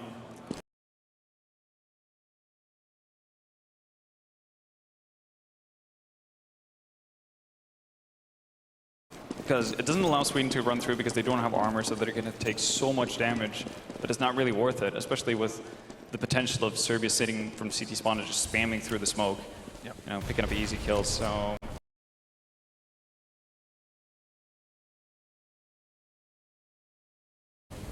that Molotov more or less just denied Sweden a bomb plant and an extremely success. Losing that 1 versus 1 against Pronax, so it's just Kasset who gets shot down by Palf, and that's the end of the momentum. And I was just about to mention, okay, they lost the pistol round 2 rounds after that, but the buy rounds, they were just winning them consistently, so Serbia did have a chance. Yeah, absolutely. And, that's unfortunate. We saw Serbia picking up, a pretty similar situation. We saw them picking up the opening frag of the round. The last time Sweden tried to get around the arch core, Exist getting picked off. This time Palf managed to nail that first shot. I thought, when Kinger gets around, picks up those 2 frags, that should put Serbia in a really good spot to actually do something. But unfortunately for them, they couldn't quite make it work. And we're actually seeing, a bit of a desperation op here. Yeah, and they've already lost to Exile. I guess he picks it up, but I don't know. I mean, are they better off just going for the masses and having the whole team? Emi's going to try and drop down. Burns as Devilwalk finishes him off. It's just gathered now here at Spindle, and the 2 CTs remaining very, very far away indeed. He tries his best, but there's not much he can do, and it seems like the score that we expected and the result that we expected has come to fruition. So, as it is, it's Axeler and Kingon. Kingon picking up an M4 now, trying to play for that chance to go to overtime. Does a good job picking up a frag on Pith through the truck as well. No diffuse kits though. Time's ticking. Yeah, they're really lacking for time, and you can see that Sweden are just buying time here. They've got great positions, great crossfires, and there you have it. 16-7 is the scoreline for the first match, first best of 1 of the World Championship 2015. Sweden performing as we'd expect them to. A bit of a rocky start for them, but at the end of the day, they took it. And Serbia, I guess they can be relatively happy with 7 or 8 rounds, but they're going to have to go to the loser bracket. They'll be playing later in the afternoon, but we've got a match next. However, it's time for a quick break, and we'll be back with the analyst desk after that.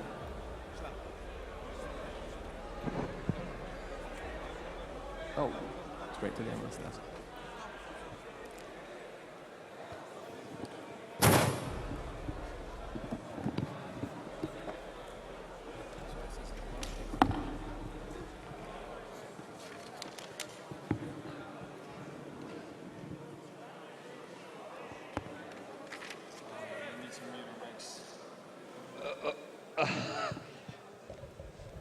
All right, folks. Well, I guess we're not taking a short commercial break. I'm Sir Scoots. Welcome back to the analyst desk. Got people yelling in my ear that I'll talk to you later for that. But anyway, gentlemen, kind of as it turned out, as we thought it would be. Well, no, he said that Serbia would win, remember? Well, yeah, but earlier he had said 10%. So obviously he was just trying to butter up the home crowd there. So anything kind of jump out at you guys when you were watching that? I mean, this was a classic Team Serbia game, At the beginning, you had a couple of chances winning around here and there, and then they lose an antique round when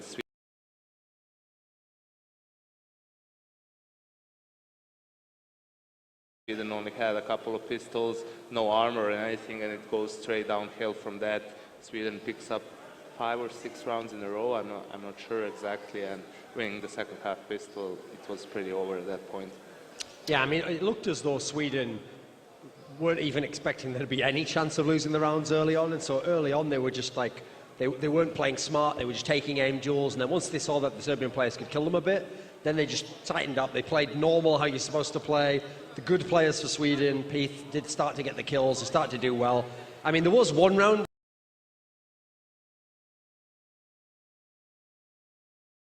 that could have made this a much longer game, which was the one where Devilwalk did win the clutch round with the AWP, where the Serbian player peeked him.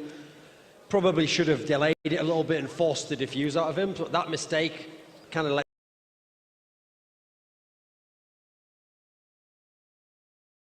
Sweden, they were always going to snowball it from that point on. Yeah, I mean, you summed it up pretty much. What am I going to add even here? Give me his share. Playing with the AWP. You're out. Yeah, I mean, the double ops from Sweden for an accident. Devil did we really expect that to happen? It's like I when mean, in-game when leaders have had enough. Yeah. Like, I am taking the AWP, you know. Do you remember the round where Exist bought an AWP and didn't even do like the normal peak, just walked like straight out into the center of the whole area? I got the sense he didn't really respect his opponents on that particular round. Yeah, and again, second side pistol, if Serbia picks that up, it maybe changes a little bit. Obviously, it goes 10-5 instead of 11-4, but still probably not enough at the end of the day.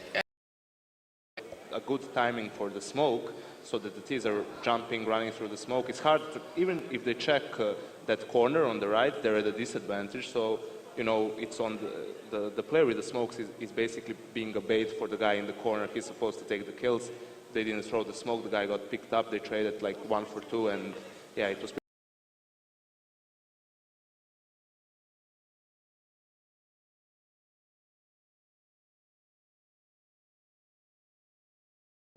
pretty straightforward for Sweden in that pistol round from that point on. Even though Sweden won, it still was comfortable on the scoreline at least, not so many of the rounds, admittedly. I think you saw in this game some of the problems Sweden might have in this tournament. Like I said, I emphasized at the beginning, just the raw firepower for me. Like, they don't have a star player, really. They have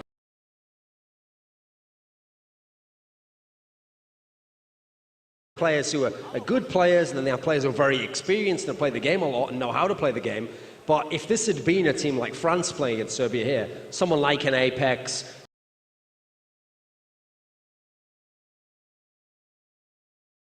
someone like Happy would have been like 30 kills, 25 kills. They would have dominated the game, you know. You didn't see that from Sweden. They had to win using like fundamental counter-strike. They didn't win with one player going crazy at any point in the game, I don't think. Definitely, and as we like pointed it out after the test, we talked about it. The French team is basically an old MVS, only with Apex instead of Q. So it's going to be a lot easier for Happy at any point in time, you know, to call, because he can use like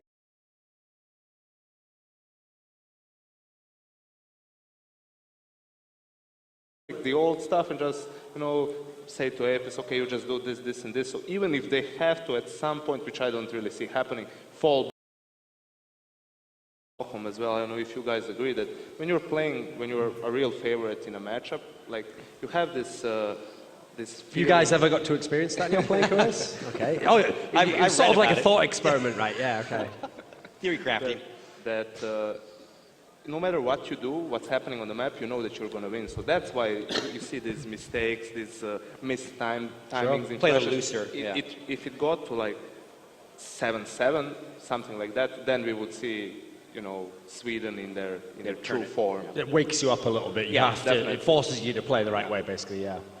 All right, well, thank you, gentlemen. Obviously, your team is not out of it yet. They just dropped down to the lower bracket. They will play the loser of the next match we're going to talk about after the break, which will be Germany versus Indonesia. And Indonesia is the team that has 3 guys from one team, 2 guys from the other. That NXL and That's number Asian 1, Dark Public Horse. Enemy are the 2 teams. So they're emerged. So depending on how they practice together,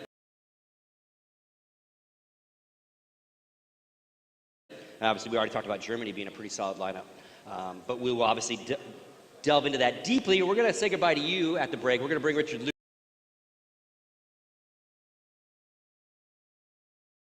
Lewis up, because that guy's got to work eventually. But we're going to take a quick commercial break, and when we come back, we will swap out and start talking about Germany versus Indonesia.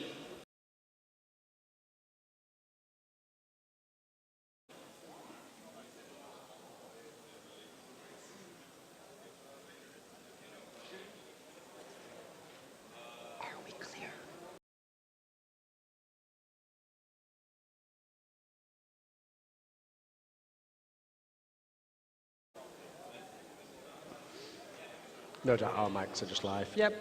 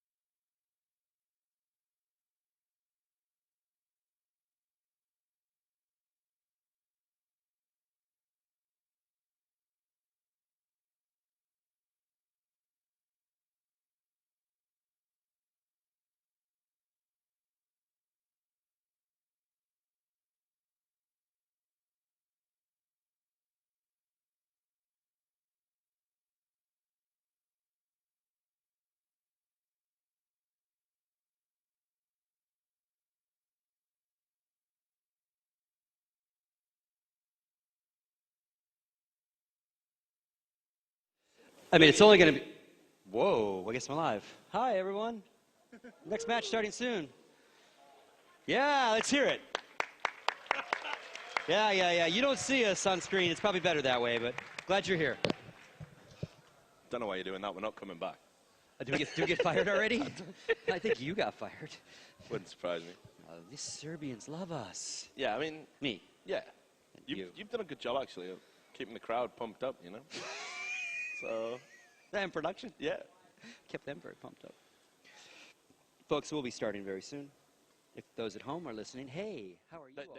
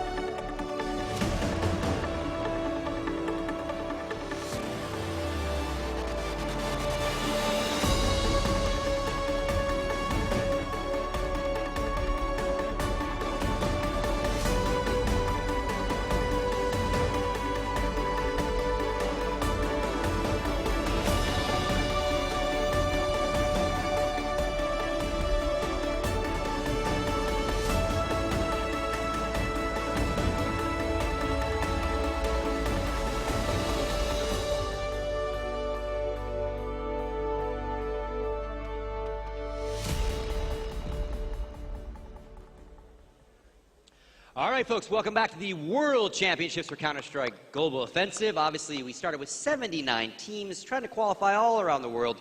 Got us down to 16, ended up with 15 because China had to drop out due to visa issues. We've had one match down so far. Unfortunately, the home team, Serbia, does get dropped down to the lower bracket of the group. They're not out yet, double elimination GSL-style brackets, but Sweden does send them to the lower. You weren't with us. Obviously, Richard Lewis has now joined us. The Angels have been united. Well, I feel like Been a I'm long in time. heaven right now, Been a so long time. it's appropriate, isn't it? Been a long So- time. Oh, let's do a three. Let's just do a triad. Get your head This is up. going to be one of these awkward there you gifts. go. Like, I there you feel go. like you're in heaven. What, So- because you died already? Nice. A lot of us feel like we died, Rich. I want to get your thoughts just really Keep quickly going. on the match. the Well, Serbia and, I'll be honest. I thought maybe Serbia might have given a slightly better account of themselves. I don't think they're bad players by any stretch of the imagination. I was surprised by. there you go. Panda to the crowd. There you go. Folks are starting to show Cheers, up guys. today. I love you. Yeah. But anyway, you know, I thought they could have done better. I think, you know, Sweden kind of surprised me a little bit actually with how much firepower they had because I looked at that lineup and I was like, well, how is this going to work? Where are the frags going to come from? So it was good. I think Serbia can, you know, maybe depending on who they play next in the next game, do some damage. We'll wait and see. But Sweden looking a lot better than I perhaps gave them some credit for. So. And again, they will play the loser of this. You know, we are in Group A. And let's jump right into it. Indonesia versus Germany. Again, we know all about Germany. So let's go ahead and start with them. Walk us through the Germany lineup. I mean, I don't have it on screen I right got it now, here for obviously, but we'll start with the star player. Yeah. A guy who really was legitimate world-class star player for the summer at the very least is Nex. Guy formerly of Penta. Now he's obviously the star of Mouse Sports. He's very much had some amazing maps as Mouse Sports rose into one of those. They were finishing top 4 at events.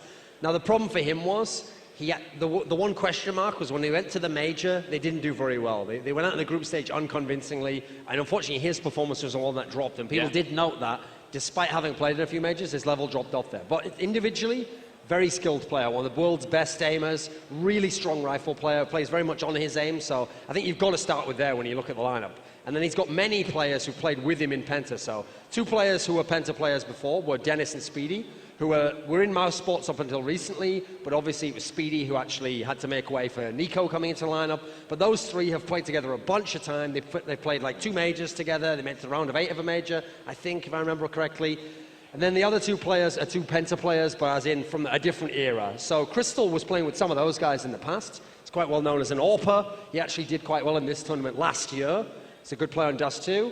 And then the other guy is Tassin, and then he's the guy who of them you're not going to know as well. He hasn't had the same level of exposure. The Penta lineups that he's been part of haven't been as good. They haven't been as top tier, and so all in all, the thing about this lineup to make the point of is they have a couple of really skilled players, but they also have the experience. They've played together a long time, and so I expect that's going to play in their favor. Like when me and Duncan were doing our preview before we came out here on our show, By the Numbers, Pay Us, we were talking about like which team's going to do well. Now the French lineup hadn't been announced by that point, and I was like, this is a team to watch. Germany can potentially win this whole thing, and it's not just because they've got high-profile players like Nex in there. It's about the synergy that they've got. They've got this actual blend of players that have all at some point sort of played with each other and know each other quite intimately. I think in Crystal, they've actually got a player that, he's fell off the radar a little bit, but the Penta team getting mined by Mouse Sports kind of wrecked him. Like, he was in a team where everything was geared about little boosts for him to get picks, and he was kind of like the star of that team. And when you lose all of the players around you,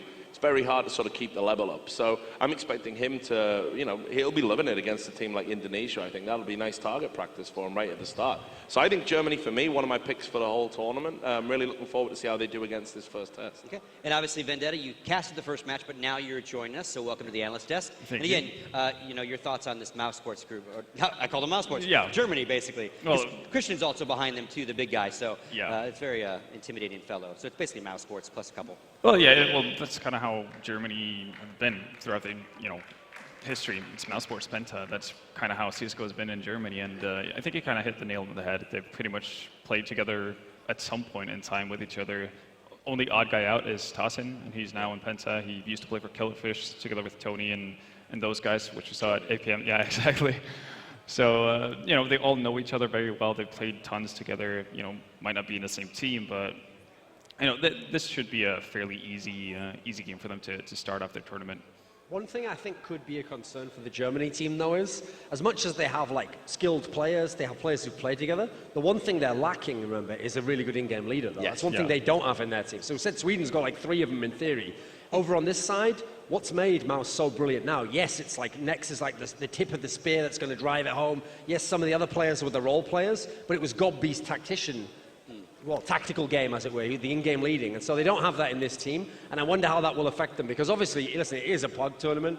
In theory, it shouldn't be that big a deal. But the German teams in general, they're not a country we think of as a PUG team, actually, country. No. They're a country that always have set tactics. We know even when they do play maps like Dust 2, they're always that slow, grind-out style, trying to get picks. So that's just something as a little wrinkle I'm looking if that will affect them at all. Like whether it'll just make them less effective or whether they can adapt. Yeah, and I'm wondering who's going to pick up sort of calling duties for them, actually. I think that's going to be interesting. It's going to be Crystal. It will be. I'm pretty sure it's going to be Crystal because, you know, Duncan mentioned the fact that Penta has been to the round of 8 of a major. That's when they managed to beat Titan, managed to beat LGB.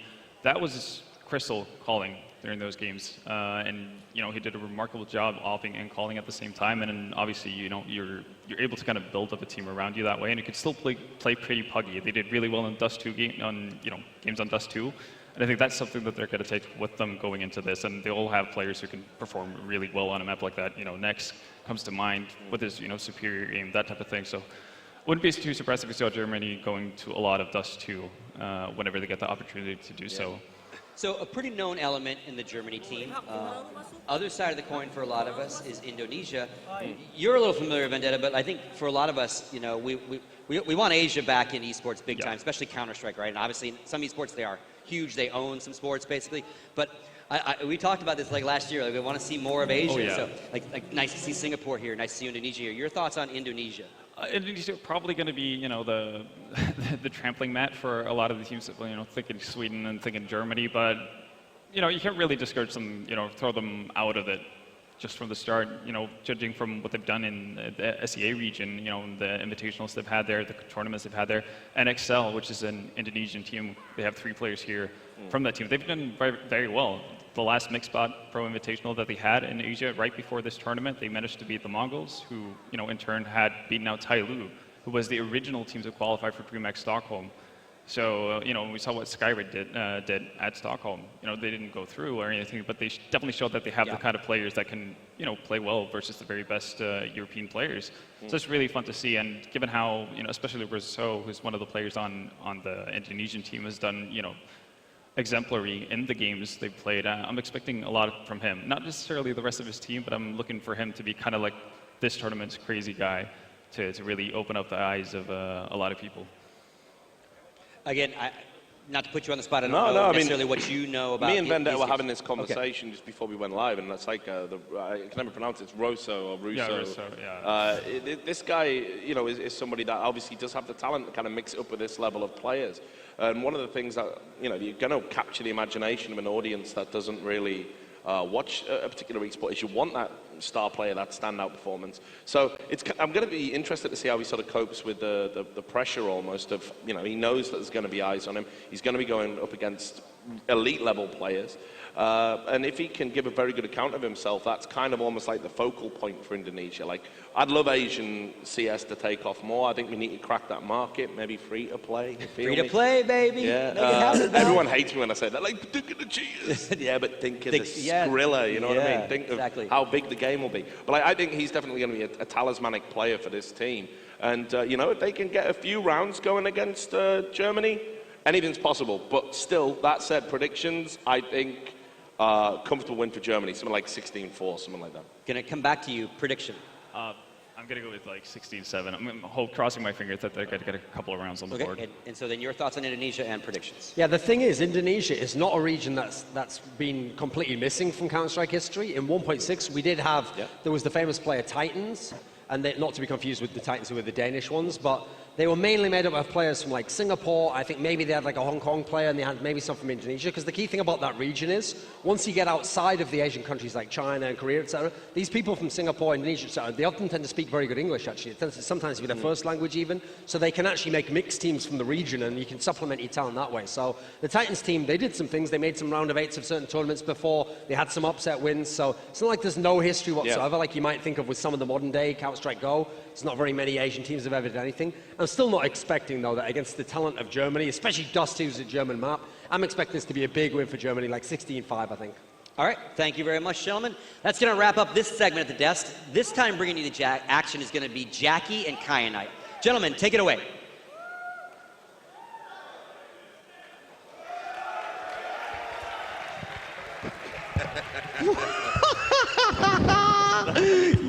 Nice, nice, bro.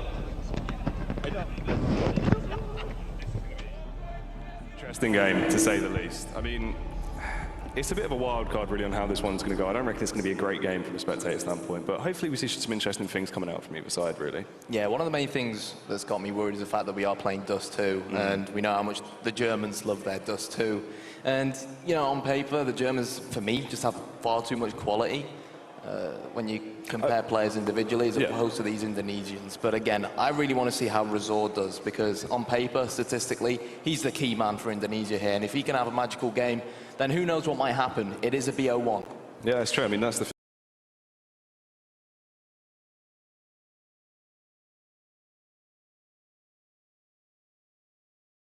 thing with both of these guys just being mixed teams. This is where it could get interesting. We can see people just really whip out something out of the complete darkness, so it could be interesting. Yeah, so, I don't know, in your opinion, anyone you're looking out for on this German side? For me, really, I like Crystal. I used to see a lot of his stuff back in the day, but I mean, more so now, he's still one of my favorite players from the German scene, so hopefully we can see him just really go big. Yeah, very experienced, was an AWPer back in CS Source as well. Had a bit of controversy back in Source, but let's not focus on that. And of course, he now plays for Penta, their main AWP player. But here we go, it actually seems like we are live with the pistol round. So Jackie, take us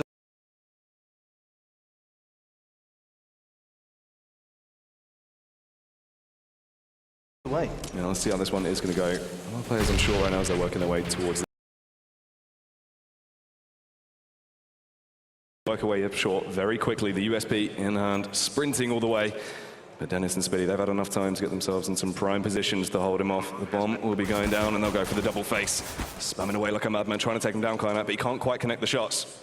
No, a very difficult situation for him. And Dennis and Spitty just need to put a welcome mat down and wait for the Indonesian to come to him.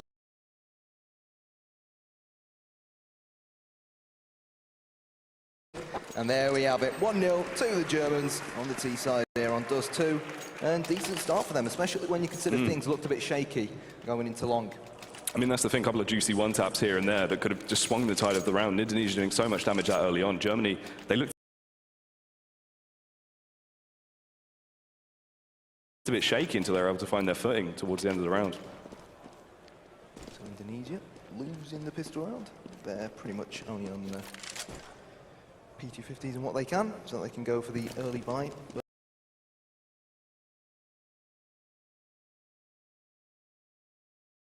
But Frosty Misty is actually going very aggressive up mid. None of the Germans watching this, and he may very well try to get himself a kill or two. Dennis is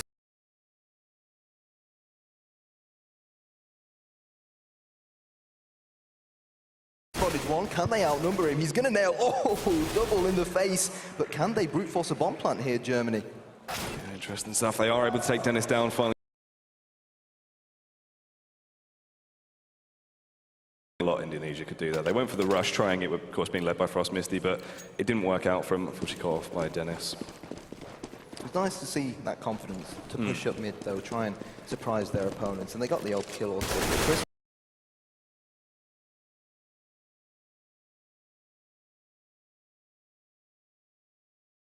Now has this Mac 10. Spitty's going to be challenging at long, showing us why he is as crucial of a player as he is in his team. But meanwhile, Crystal and the rest of the lads will break into the B-bomb site, and they'll plant the bomb too. Yeah, absolutely, he's there on their way.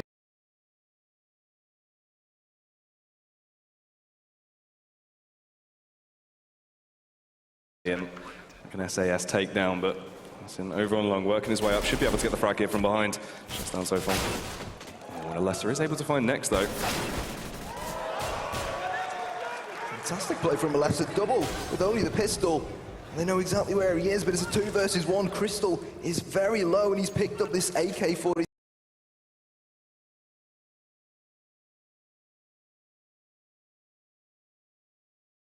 The bomb is ticking, and I think At the end of the day, Jackie, this is the right decision to try and pull out and save this AK. I think he's more than aware, due to a call from his teammate, that Crystal's very low, but he's falling back now to T-spawn, trying to hide himself, stay safe, and he'll now take this AK-47 to the next round. And obviously, it's going to be Indonesia's first buy round, the first proper gun round of the game, so fingers crossed for them. Yeah, I mean, that's the thing. Saves him a little bit of extra cash there, which he will be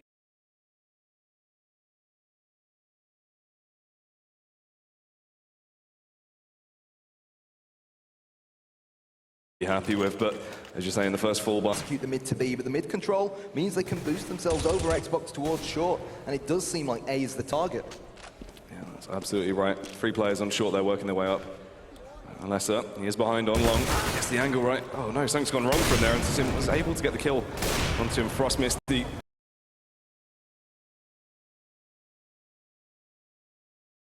Still on A ramp though, got to hold back the push from long and short at the same time, trying to buy himself some time, but he is able to get 1 frag, turns it into the double.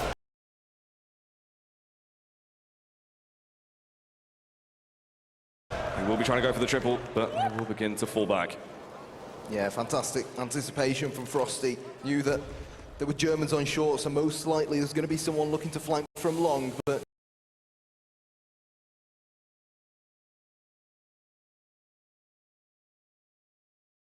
Germany know exactly what's happening here. They've trapped Frosty on the A-bomb site all by himself. They're going to go and flank towards B, and Spiddy, well, he used that smoke to his advantage.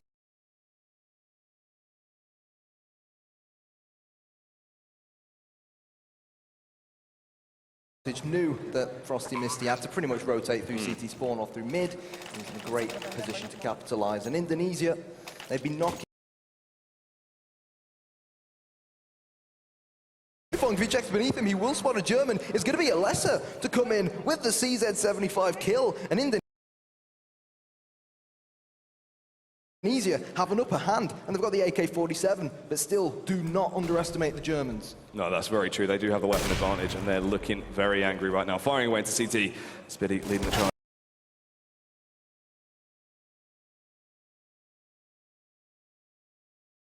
With the AWP, he's got to connect something, but he won't be able to. He's been ripped apart completely by Soifong there, and it's only 2 Ts left, Eldons and Crystal. He will be able to get the headshot onto FLX, though, and begin to equalize things a little bit.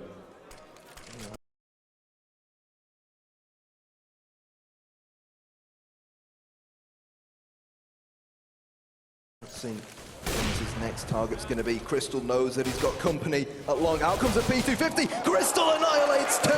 And now suddenly it's a 2 versus 2. The Germans march on up long, but Razor is ready and waiting. And he is laying down the law there. Takes down Dennis in the backup of his teammate, running through the smoke to get the kill onto Crystal. And finally, Indonesia have stepped it up, and they've gone big, getting their first round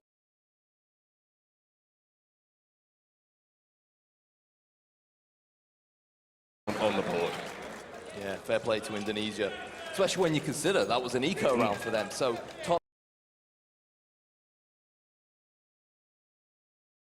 pick for his team, and they've done a great job of forcing him back this time around. All the teams working their way over towards mid though, trying to find an inch, and they will be able to. Crystal connecting the shot onto Rosu. Frost has to go big here as they begin.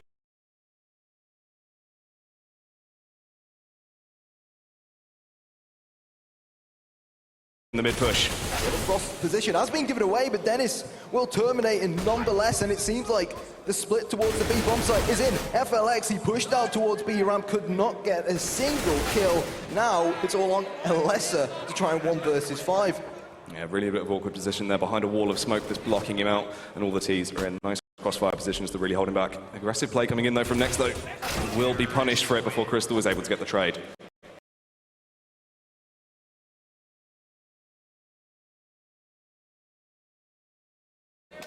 Indonesia, really, they failed. Well, we've seen it on numerous occasions now, Jackie, where Indonesia really failed to hold the B bomb site. That's all. I mean, what do you think they should try and do to change it around? Well, this is the interesting thing, of course. When they went a little bit more aggressive, really increased the tempo and tried something a little bit more shock and awe, it worked out for them. And this could be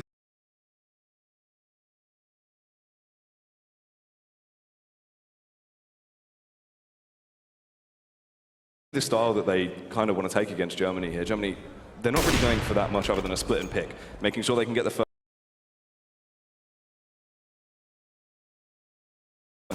Disease. Dennis, though, is in a nice crossfire position with the backup of his teammate and be able to get the headshot with ease. Speedy chimes in. He will get dropped and gets the second for free as well onto Soifong, Indonesia.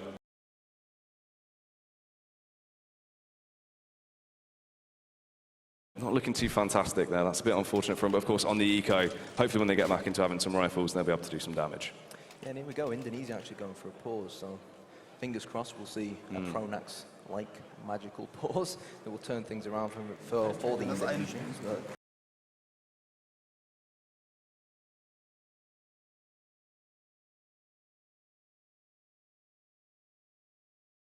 what do you think they're going to be discussing right now? It's interesting. It could be anything along the lines of just morale, of course, where they want to know what's been going wrong, what is the issue with the communication, how are they getting onto B sites so easily.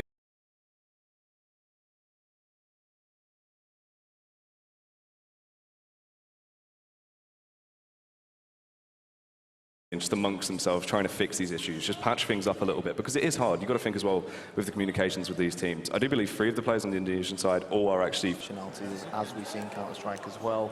They practice together, they're used to each other, they have that gelling, structure that allows them to do everything. Exactly, and then they go over to their national teams. You've got a bit of a mixed play. Some players have played together in the past, some players haven't, some players play for the same team, some players don't, and then basically they put all their eggs in one basket, practice for these massive national events like this, and look to represent their nations with pride. And I hate to say it, Indonesia haven't exactly done that, but hopefully this pause is exactly what they need to really step things up and notice what's going wrong. And I guess in a situation like this as well, we were discussing it over there with Richard, that Sweden actually had a coach behind them. And sometimes having that extra 6th man on your side, especially when you're busy trying to play the game, sometimes you can't focus exactly on what's going on. You have that extra man behind you who's nice and fresh, who can sometimes pinpoint out what exactly is going wrong. And let's see how Indonesia actually going to try and change this B hold, because Germany have been trying to abuse it.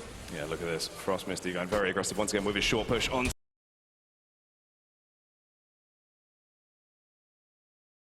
to Crystal. He should be able to get the frag here, but oh no, Crystal, someone was able to turn on him and shut him down. Soifong caught out in the open trying to go for an aggressive AWP pick, and it's all gone crumbling down, Kyanite. Yeah, Indonesia, you said you wanted to see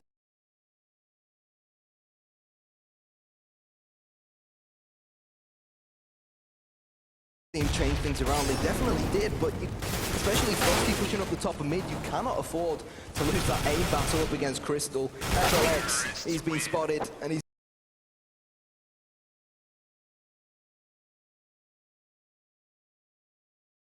been nailed in the head. 7-1 Germany.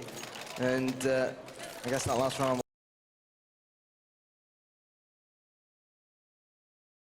wasn't really tactical, it was just individual errors, and small errors end up in big mistakes. I mean, it's interesting, that's the thing, all these little things that built up to the downfall of the Indonesian side there. They've realized that Team Germany put a lot of pressure on Long very early, so they backed off from Long, allowed Frost to go a bit more aggressive into top mid, but it's just everyone falling short and being able to get their picks that's caused the issues there. And Spinny once again challenging on Long, firing away through the smoke, but he will back off. Dennis trying to take over his role. 4 members of the Indonesian side holding Long.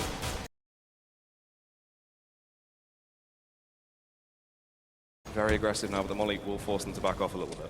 Yeah, Indonesia piled up at Long, hoping that Germany would decide to push Long and they'd be able to take them on as 5 P250 players. But same old story, Jackie, same old song playing on the MP3 player, constantly on loop. Germany, to B they go.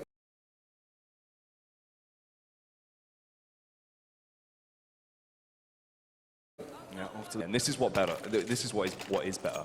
Even that makes more sense. But they're trying to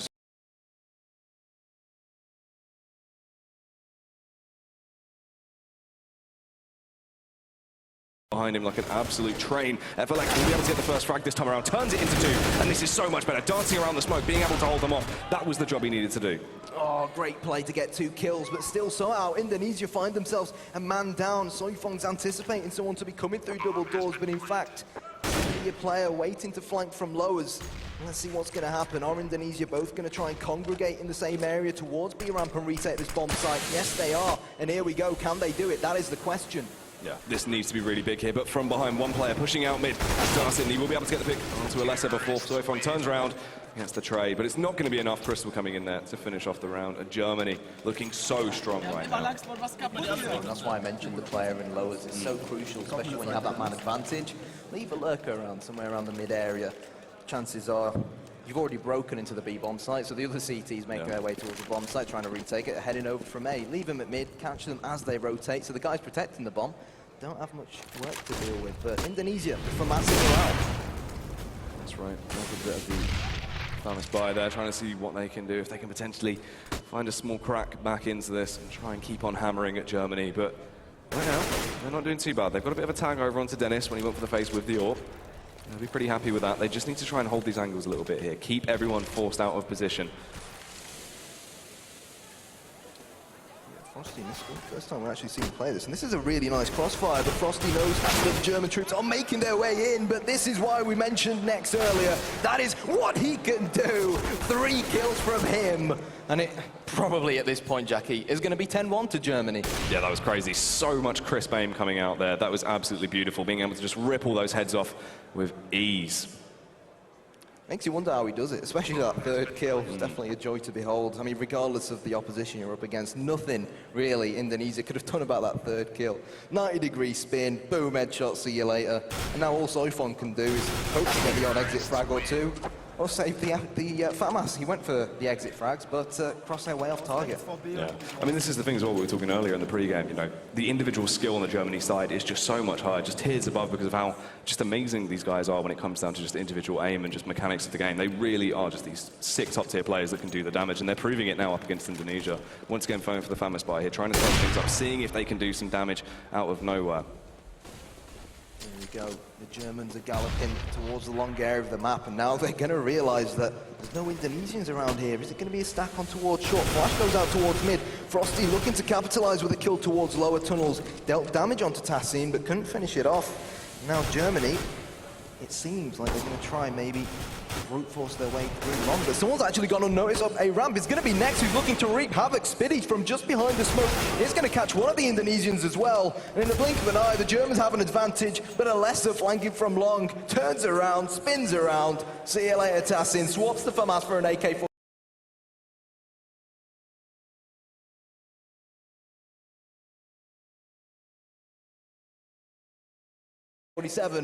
And this is winnable without a doubt for Indonesia. Bomb has been lost, Crystal will pick it up. Can the Indonesians do it? Low on HP though, FLX and Alessa, they need to do something really big here. Spitty, he's going to be holding an angle, but meanwhile, Crystal over on long will get taken down by Alessa. This is beautiful stuff coming out from 45 seconds left on the clock, and he's got to be quick to be able to get that bomb and hold his angle. He's got to check everything here, going for the nade towards blue. That should get the frag, and it will take down Alessa. It's a one-on-one now, can FLX pull it out of the bag? This is it. Let's see if Spitty can shake off the damage he's already entailed. Get this bomb planted. He's just about going to manage to run away from FLX, and I think FLX knows exactly what's coming. 20 seconds on the clock. Spitty's looking towards short, but FLX is going to peek around the corner, and he will finish off Spitty. Finally, something for the Indonesians to scream and shout about. I was going to say smile, but as you can see, they're not too happy at the moment, but at least they finally got round number 2. Yeah, this is good stuff, and this is the thing. They need to keep doing damage here. They have to try and build themselves a buffer, because right now they've got nothing to work with, and this is the thing. If we saw them going into the second half, if they lose out on pistol, it would just be absolutely dreadful for them. They're basically, you know, they wouldn't have a leg to stand on, so they have to keep doing the damage, trying to wear down at Germany now. Even towards the end of the fight, you cannot give up. I mean, at the end of the day, Counter-Strike is confidence, and Indonesia need to keep showing this confidence we've seen come out in the later rounds. Pursue there, getting the frag onto Spitty, but unfortunately Tassin will retaliate onto Frost. Yeah, but Tassin knows that there is going to be another player hiding towards short. That nade, fortunately for Indonesia, not dealing too much damage. It's 4-on-4 with Germany.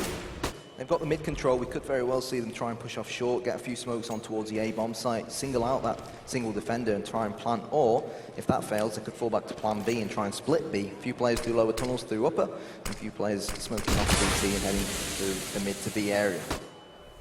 Tassin leading the charge though as they work towards that A site. Does he realise from behind how long we do have the Indonesian side trying to hold it off, but they won't be able to do a lot as Alessa gets picked off. Realises there's a second. He will be able to spray him down as well, taking out Soifong.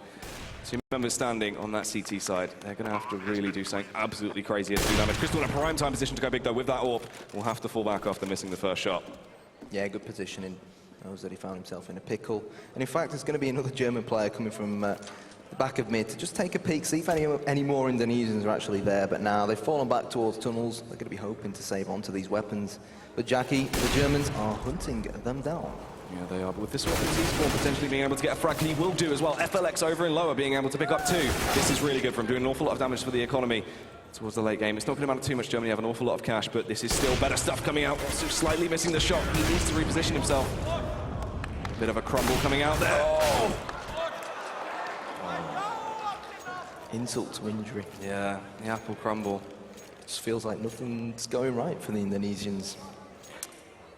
Shame, really. But they've got to show us how much character they have. They can't let their heads drop. They've got to stay focused. On paper, were we really expecting Indonesia to win this one?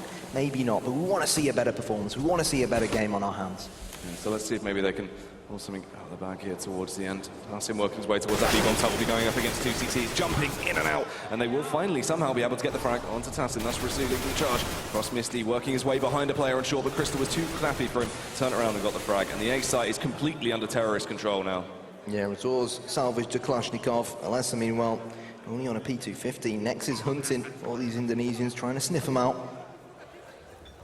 I think Razor's just going to stay hidden towards a B-bomb site, hold on to this AK-47, and Alessa's going to see if he can get one of his own, and very well may be able to if he can just pick it up and get away with it.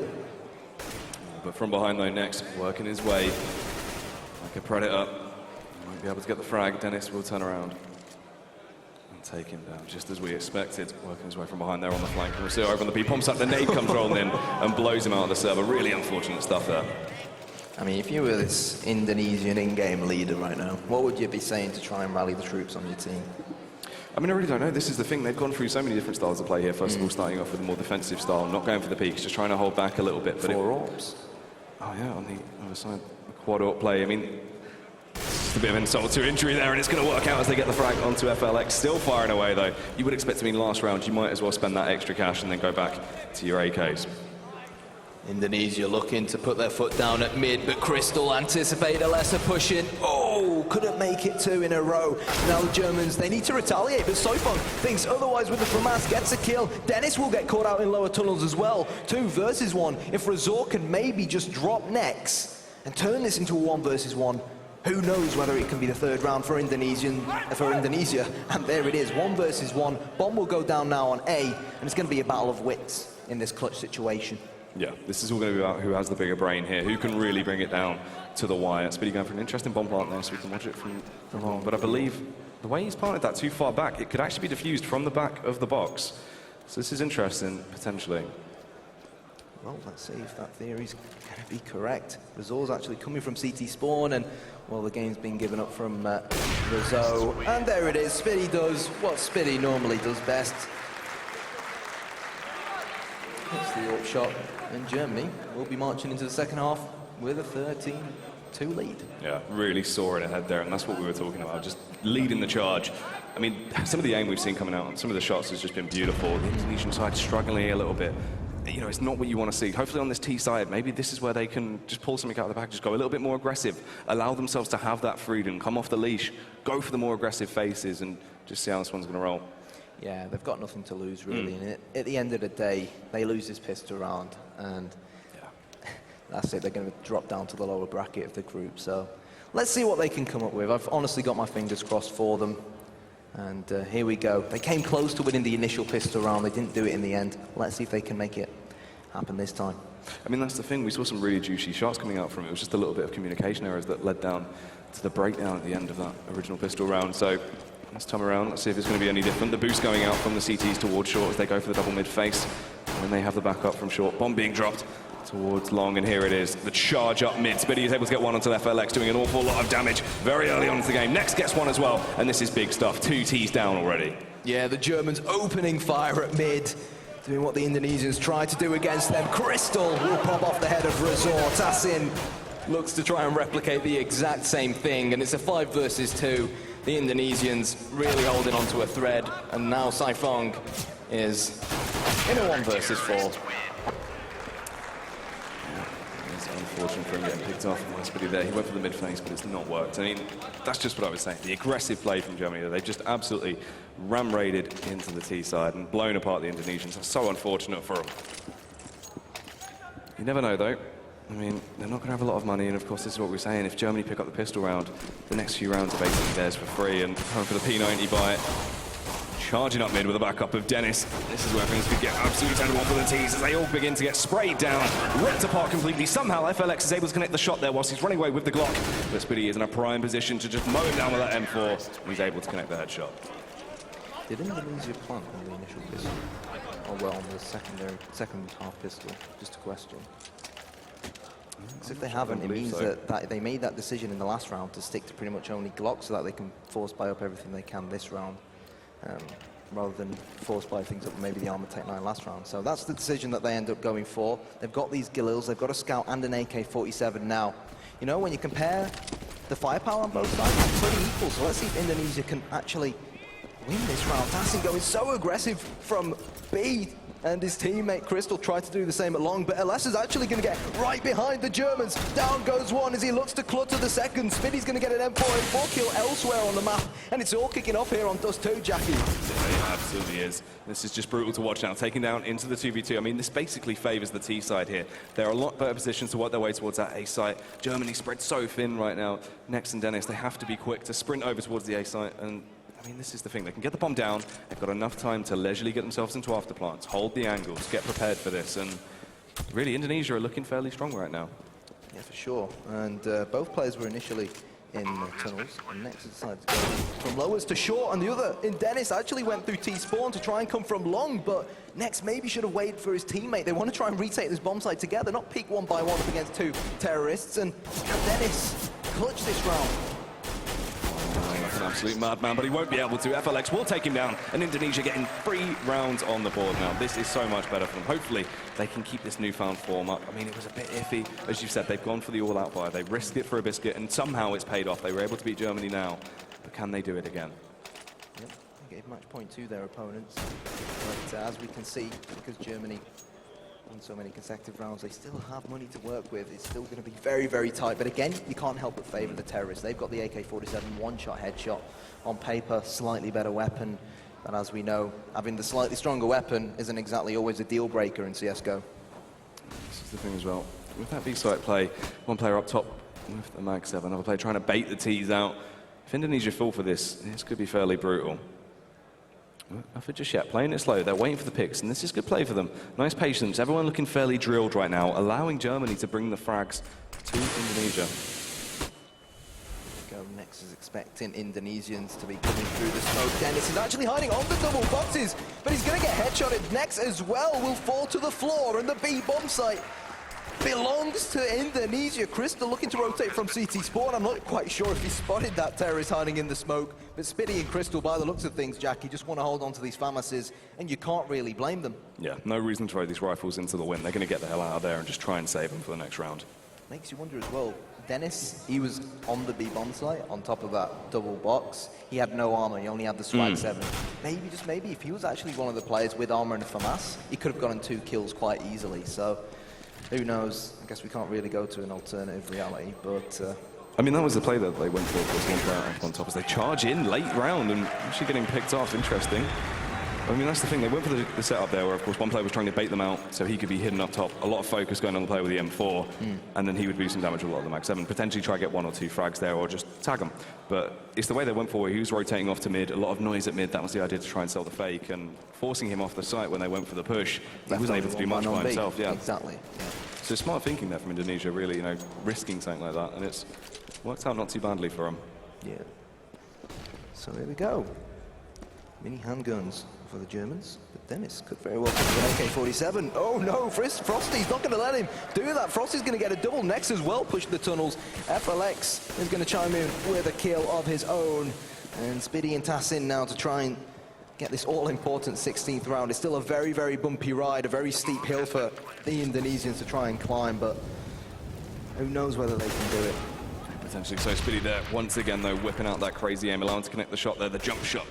Into Soifong, still working his way forward, checking his angles one by one, trying to robot take the site here, but it's not going to work out for him too well as Rosu fires back and nails him. He does. Indonesia looking a lot stronger on the terrorist side than what they did on the counter-terrorist side. So hopefully, fingers crossed, a sign of things to come. Germany is going to be the double eco from them. And Indonesia, they've just got to take every round as it comes. Forget about what happened in the first half. Focus on getting the job done now here in the second half. And before you know it, those rounds will start to rack up. Yeah, this is the thing. Bringing aim for aim, Indonesia are doing very well. And it's just the fact, on the T side, they're allowed more freedom on the map to split and click. And they're doing a good job of it. But Tassin, lying wait in lower tunnels, has been able to connect a beautiful Deagle onto Frost Misty. Now, scavenging himself an AK as well. He is on a mission to just try and take down as many T's as he can, spraying away, but Alessa will be able to come out on top. The Deagle play is real as Next connects one onto FLX, though. Yeah, he's looking to try and make it a double, but he does eventually get surrounded. Soifong will pick up the bomb, but little does he realize that Dennis, as well as decide to push tunnels, he'll pick up an AK-47, and he has armor. Let's see what damage he can deal. Yeah, this could be really bad for Indonesia if they don't realize they are getting pushed from behind. Crystal hiding by car in an interesting position here, of course. It's not as powerful as it used to be, and he's going for the taps. He's doing a fair bit of damage. Both players very low from him there. He's actually really good with the backup of Dennis from behind. He could just mow them down, Kai9. Well, Dennis is sprinted right behind Indonesia. Flash is going to go over, and in theory, they should be pretty blind.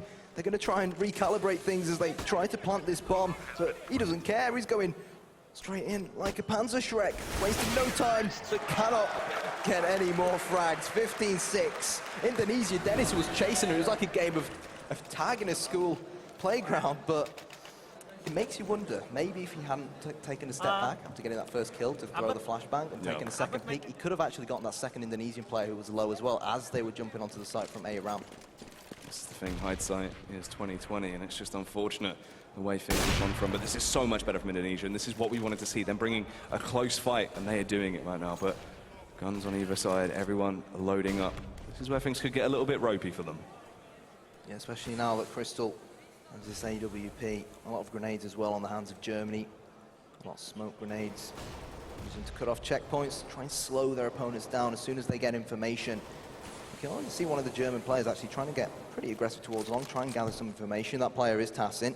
But by the looks of things, with the bomb being dropped at the top of mid, Indonesia, they're probably going to try and mount an A push, especially as Resor's actually on short. FLX catching sight of the head there towards long. Knows he's in pit. Tries to get himself in a bit of a superior position. It will pay off for him, taking down Tassin. Can he do it again? Unfortunately not. Spiddy was too fast for him and stops that T-side push. There's the call's going to come in that one man is down on long and another actually rotated there. But little do they realize that Crystal's hiding on ramp. Alessa and Soifong, the last two Indonesians left standing. And how long are they going to be standing for? Crystal wants to put an end to this game, but he's missing AWP shots left, right, and center. Nex is going to come in with that M4A1S to get the headshot. And Crystal, surely he's going to put an end to things now. Firing away like an absolute madman, but Soifong, he's so far out of position, not a lot of health left on him. Literally, they could breathe on him to take him down, and through the wall, Dennis will connect the bullet straight into his cranium. Congratulations, Germany. Credit where it's due, in my opinion, for that fight back, or semi-fight back from Indonesia on the terrorist side.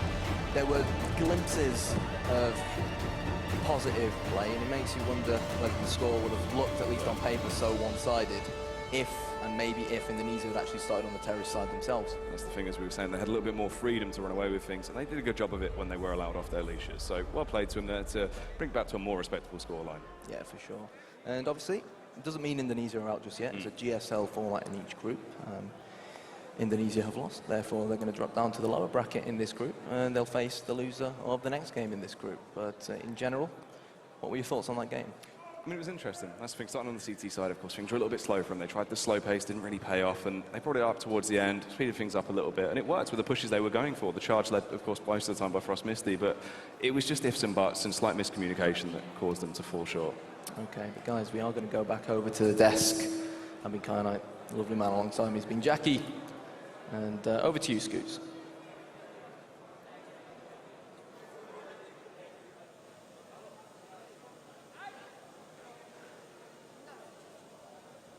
Stand by, we are muted, there we go. We got a little nervous over here, folks, that maybe our mics were hot when we might say bad things, so we've been muting ourselves. So, sorry about that. Not that we say bad things. Not that we would ever say bad things. I was just enjoying a delicious snack-off treat. Yeah, I know. Look at my Twitter if you want to see what I'm talking about. Very delicious, highly recommended. So thank you, Jackie and Kai9. Again, kind of, as you all called it, pretty much Germany doing their thing. I thought one of the neat things was, Indonesia pulled the timeout out of their pocket, like a good team should. Yeah. Obviously, did not really work out for them after the timeout, but at least they're thinking like that kind of team, like, hey, we need to call timeout, we're dropping too many rounds. Well, I think where it was perhaps differed a little bit from how it was sort of playing out, when I saw Indonesia were going to start on that CT side, I thought, okay, well, they got a platform here. You know, this is where you're going to get the rounds. But actually, they were better on T side. So Yeah.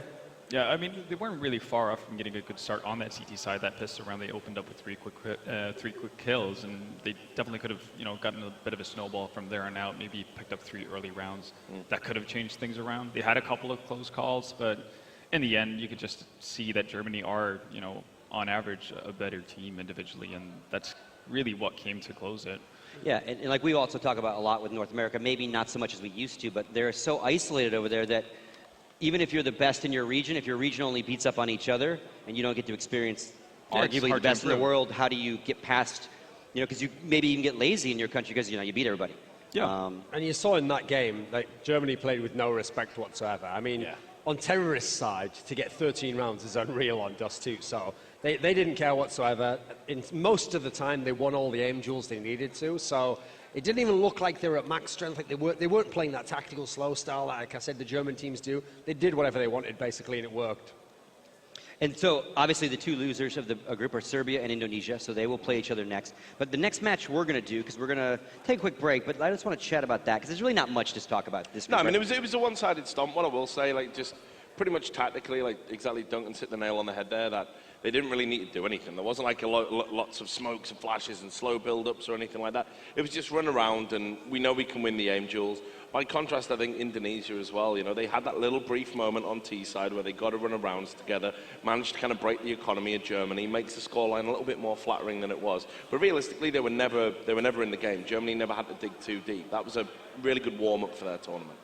Yeah, and again, so we're going to do the loser match next, which again is going to be Indonesia, and then we'll come back and do the next one, and then the decider. And obviously, everything that's happening in Group B, Group B got a little strange. It ended up being a 3-team round robin because, again, China dropped out. They were not able to replace them with anyone. So instead of just giving someone an automatic bye into that winner bracket, they just decided to make it an old school. It was actually Portugal in that group, I think, wasn't it? No, it was China. Was that the Chinese group? China then couldn't go. Portugal, they were going to try to get into, and then they couldn't get their flights organized, so then they couldn't invite anybody else. Right. But Portugal almost snuck in. So, yeah, we got a graphic here in front of you guys so you can actually see some stats. Again, 16-6. And it kind of said it all for Germany, that Speedy, in theory of the players here, should be like the 4th best player, but he was styling on Indonesia, had a very big game. It's very rare in mouse sports you would have seen him have huge games like that, but obviously in this particular game, nobody could do anything against him, and he absolutely shone. Some of the others didn't even have to necessarily do so much, and they still were easily ahead of the game. Yeah. But decent fragging overall from some of the Indonesia players. Although the guy you pointed out, Rousseau, well, I guess, no. I mean, yeah, they're all equally kind of not doing great. So, in a sense, I guess he is best of the. Yeah, he wasn't really able to carry. And yeah. I mean, that's what you expect. The way Germany was sort of just moving around the map, that disrespectful style, we're just going to group up on that T side and just make it difficult for you. There's not really anything you can do about that when you are coming up just against better aimers. And not just that, but better aimers when they're on point as well. So, like, Spiddy, you're never going to associate him as being a major fragger, but this was target practice for him. So, I mean, that tells you all you really need to know about how the map panned out. Yeah. All right, final thoughts on this matchup? I guess, valiant effort from Indonesia. I think it would have been better off starting on the T side. They, like Rich pointed out, the fact that Germany kind of just ran all over the place makes it really hard to play if you're not really in tune with what you're doing on the CT side. So, unfortunate for Indonesia, but, they still have another match to go, so they can get a good showing. Yeah. I mean, what I think is interesting is that having seen Germany play here, admittedly against different competition, Germany against Sweden is going to be a very interesting matchup. That's one that Germany can definitely win, and maybe they can even bully them like they did here, because they've got the aimers in theory. So I think that will be quite an interesting matchup to decide who comes out first. Okay, so again, we're going to take a break. One of the teams gets to stay, so Indonesia doesn't have to reset up, but obviously Serbia has to come back up, set up all their peripherals and everything. So we're going to take a break, and when we come back, we will bring you that final match of these two teams. One's going to go home, Indonesia versus Serbia. So join us in a few minutes.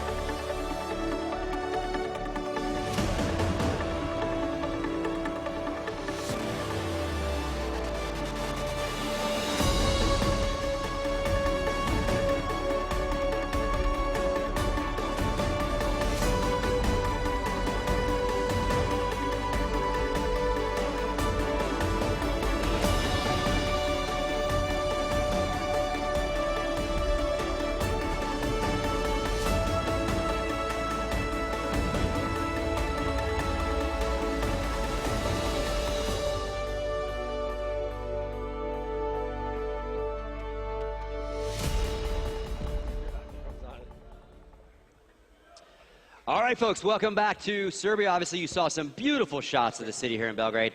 We are about halfway through the day. Next one is obviously I thought we were contractually obliged to do that for that. Oh, because those guys, yeah. It's in my contract. This is a big one for the hometown crowd. I think you can maybe hear them a little bit in the background. They're starting to show up. It's Serbia versus Indonesia, and the loser is out. The loser is, and will technically be the first one out of the tournament, so 15th place, if you will. Again, we've now seen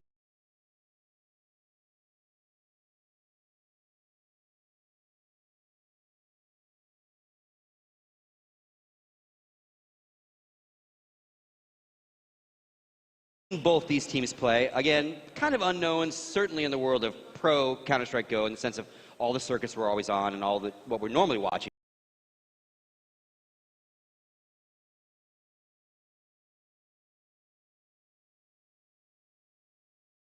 So, initial thoughts now that you've kind of seen both teams play a little bit.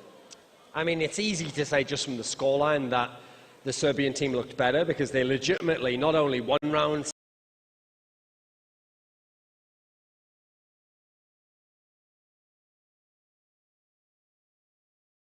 against the actual match. Yeah, trying to contextualize the result here is going to be very difficult because I think Indonesia had a much tougher opponent. I think Germany will go further in the tournament. I think they got a better, stronger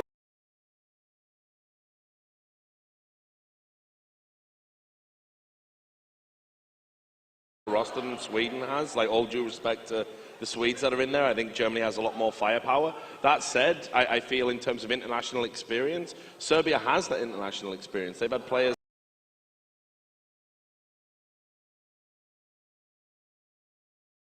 that have gone to events before and played against teams and at European events and stuff. So I think Serbia have got this. Time out, folks. The game has gone live. Let's go right to the casters. Jackie Kynite, take it away. Bye.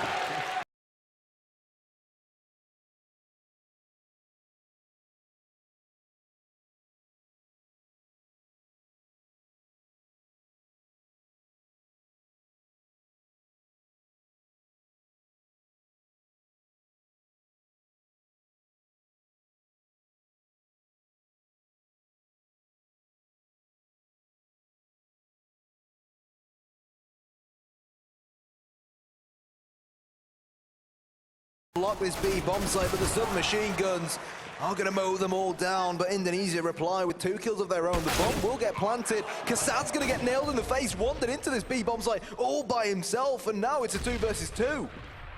Situation. FLX trying to hold him back, firing away. He won't be able to disperse them, and they have been able to bust into the site, beat the defense, and they will defuse.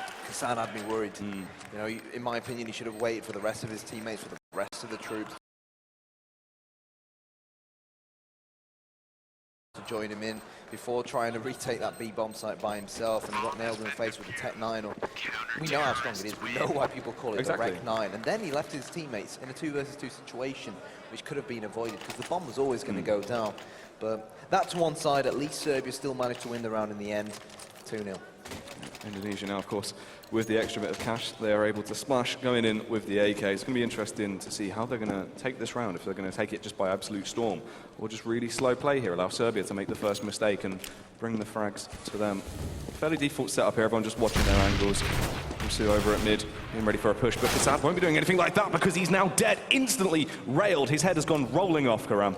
Yeah, Indonesia, they got the bomb plants, they've gone for the early buys, and we can already start seeing the AK-47s reaping the rewards for the Indonesians. Maybe, just maybe, if they can get one more kill here, Jackie, they might be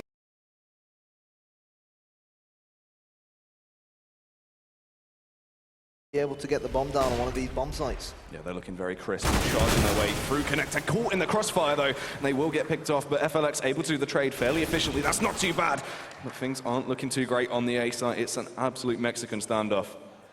It is 3 versus 2. Razor in a brilliant position to manage to get the Serbians from behind. He is going to deal the damage, and he is going to get the frag onto one of the last 2 remaining Serbians.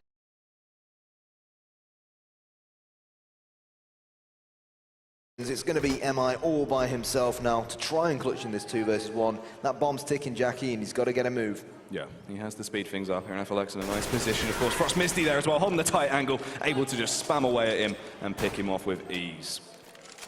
Yeah, solid stuff. And Mirage, obviously, we didn't have time to discuss Mirage as a map due to how quickly we got into the game, but it's all about set pieces. On paper, very CT-sided map. Normally 10-5, 9-6 of the CTs is what you would expect, but I guess with these two sides, who knows what might happen. And Serbia, despite going 2-0 up, they've been forced back down onto pistols now, thanks to losing that forced buy up from Indonesia due to planting the bomb. They had the AKs, they won the all-important round, and this is their chance to even it up at 2-2. Yeah, indeed. I mean, with that short smokes, they've got a lot more leeway at mid to try and get out here. It's gone well for them. They've got a lot of mid control now. Frost Misty has worked his way through low.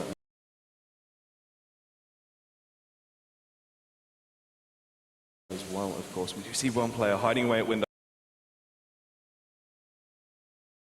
Oh, Kinga with the headshot straight onto Frost, but that bomb has been planted on B, and Serbia here just trying to deal as much damage as they can do.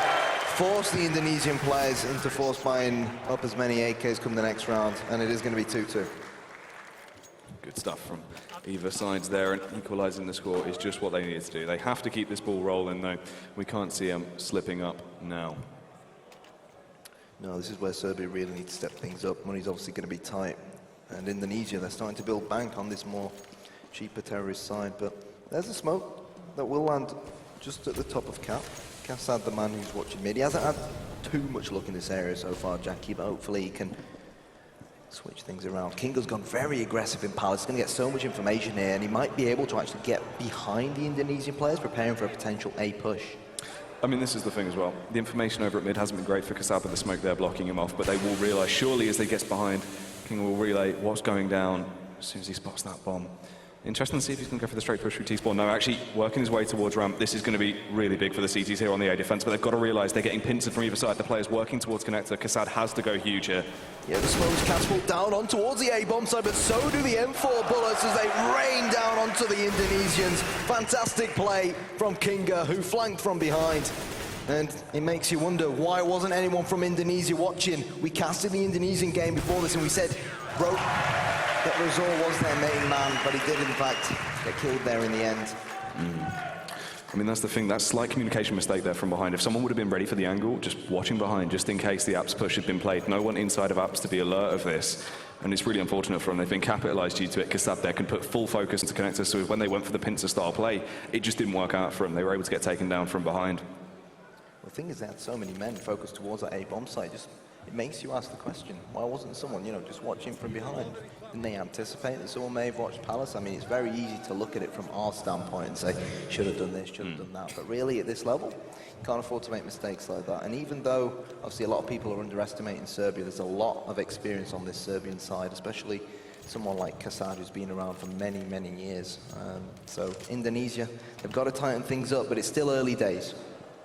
Yeah, that's true as well. And I mean, Indonesia, of course, we saw they are fairly strong usually on that T side. It seemed from what we saw before, when they've got a little bit more freedom to really be able to let themselves loose, go for the more aggressive style plays, they can take those aim battles. And against Serbia, I feel like they'll have a little bit more freedom to be able to really bring the pain, try and do some damage here and connect those shots that will allow them to get the entries onto the sites. Indonesia looked very strong when they went for that.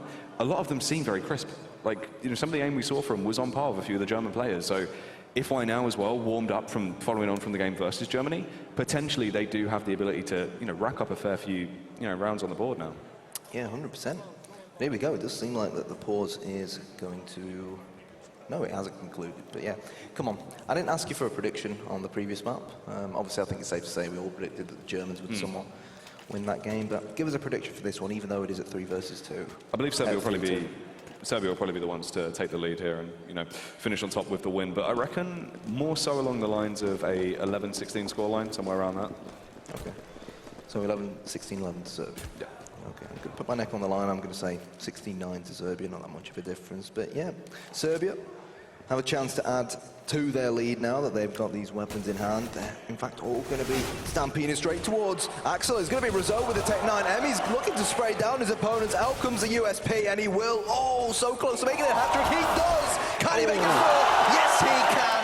Phenomenal play from the Serbian, and Kassad will get the 5th as well. 4-2.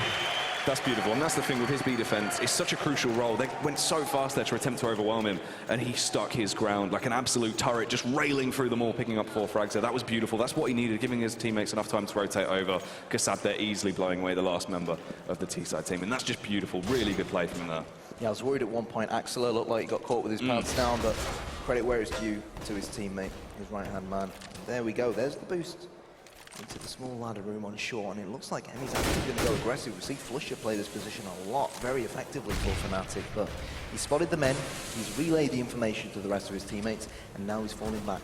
And once again, very aggressive on that mid control.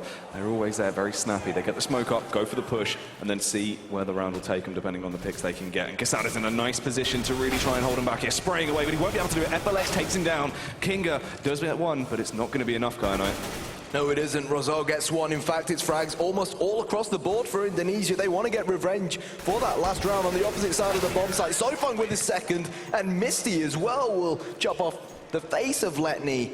And Serbia have no idea what just hit them over on that A bomb site. Yeah, really fast stuff there. They've gone and just busted their way through connector. One player, of course, going through window as well that allows them to catch Kassad off guard and then just take the site from the inside out. It's really good stuff from Indonesia.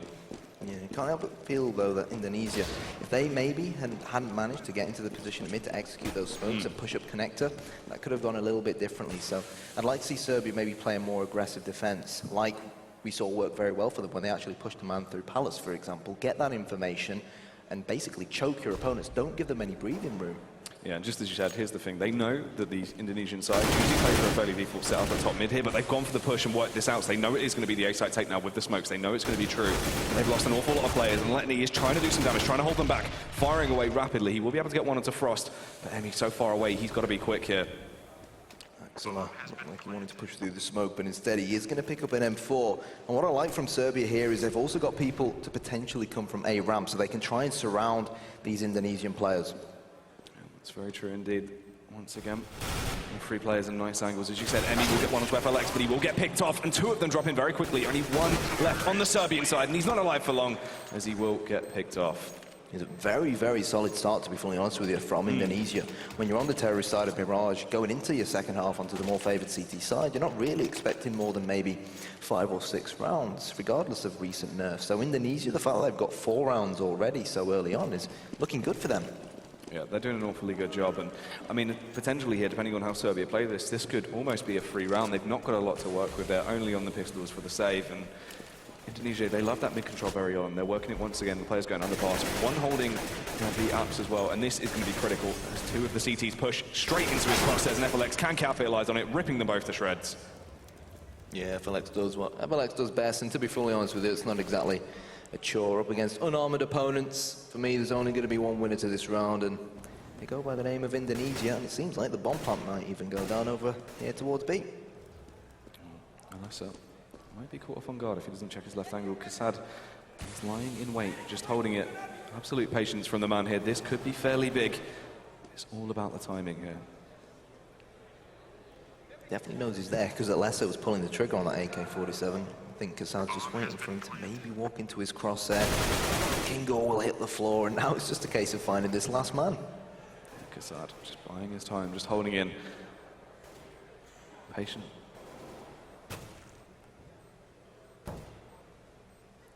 He's gonna get the kill. Oh, no, he isn't. Unfortunate there, snap ripping him to bits. Yeah. But again, going on into the round prior to this one, we said we wanted to see a more aggressive defense from the Serbians, and we actually saw Indonesians, and we actually saw Indonesia execute again on towards them. They smoked off areas like the top of steps, CT spawn, jungle, and really you can't allow. They've covered those crucial spots, and it's incredibly tough to prevent the attack on the A bomb site. But this is interesting. We could see an A fake, because the bomb has been left outside of B. Yeah, and this is the thing here as well. They've gone for the site take every time they've done the smokes. So, of course, Serbia going for the fast rotate immediately to that A site, whilst, as you said, the bomb is going to be rotating off. Everyone is so confused now on that CT side. Yeah, Serbia over-rotating. It's pretty much the entire Serbian army over towards the A bomb site, but Indonesia, they need to act fast and furious before the Serbians realize it's frags traded, and Misty's going to lead the charge here towards B. And Jackie, surely they're going to plant, but Axela has actually realized exactly what's going on. He's gone from mid to underground, and he's getting behind them. Yeah, they wasted far too much time there on the rotate. It needs to be a little bit snappy at the tees, but it's paid off for them. Frost and Lesser being able to get 2 frags. Emmy's gone for a very fast push through the smoke, but it might not work out too well for him. Caught a bit of a crossfire there between 2 of the tees, and the last man standing only has 3 HP, forced to run away and hold on to that weapon for another day. Yeah, right decision in my opinion. But again, questions need to be asked of this Serbian defense. I mean, they didn't even spot the bomb, as we know, because the bomb was left just outside the B hole. So why the over-rotation? Even if smokes and flashes do come over, not even that much was thrown from Indonesia, to be fully honest with you, but they bought it. I mean, this is the thing, though, with Indonesia. Whenever they gone for the O-takes, they conditioned Server into believing. Whenever they did the smokes and they did the flashes, they were going to go for it. They've done it without foul every time they've utilized that utility and gone into the site before. So, of course, you know, imagining, right, they've done the smokes, they're going to execute. This time around, of course, going for the fake. And it's interesting that they did rotate every player off, but it's a risk that they've gone for, and it hasn't paid off for them, unfortunately, on the Serbian side. Massive, massive disappointment if the home team in Serbia. They are favourites for this game as well. They end up getting knocked out of the group so early on. We've got Kassad again at mid, only with that silenced USP. Letney, of course, with the AK that he saved from the last round. And what do you think of this? Going very aggressive down A round. I mean, this could be interesting, but we do see one of the Indonesian players holding the angle, but unfortunately looking the wrong way. He's able to get the pick onto Frost, and this is good. Finally, they've got an advantage on the board. They're the ones getting the first pick, and they can back off now, just play for trades and take things slowly. He can. Oh my God, Emmy's going to actually assassinate Rosser. Oh, can't make it a double. Alessa gets the AK-47 headshot, and now with only these pistols, the question at hand is, can the Serbians hold off the incoming blitz from the Indonesians? No, it's going to be another AK-47 headshot. Kassad gets caught looking away. And 3 versus 2. Letney, he's the man with the firepower here, Jackie. He needs to make a difference. Yeah, being able to get that first pick onto FLX is huge, but he has to keep that ball rolling, allowing his teammate to work with him. Soifong, watching L block, fires away a few shots, but he hasn't been able to connect to him quite just yet. Things are getting very hot on that B site.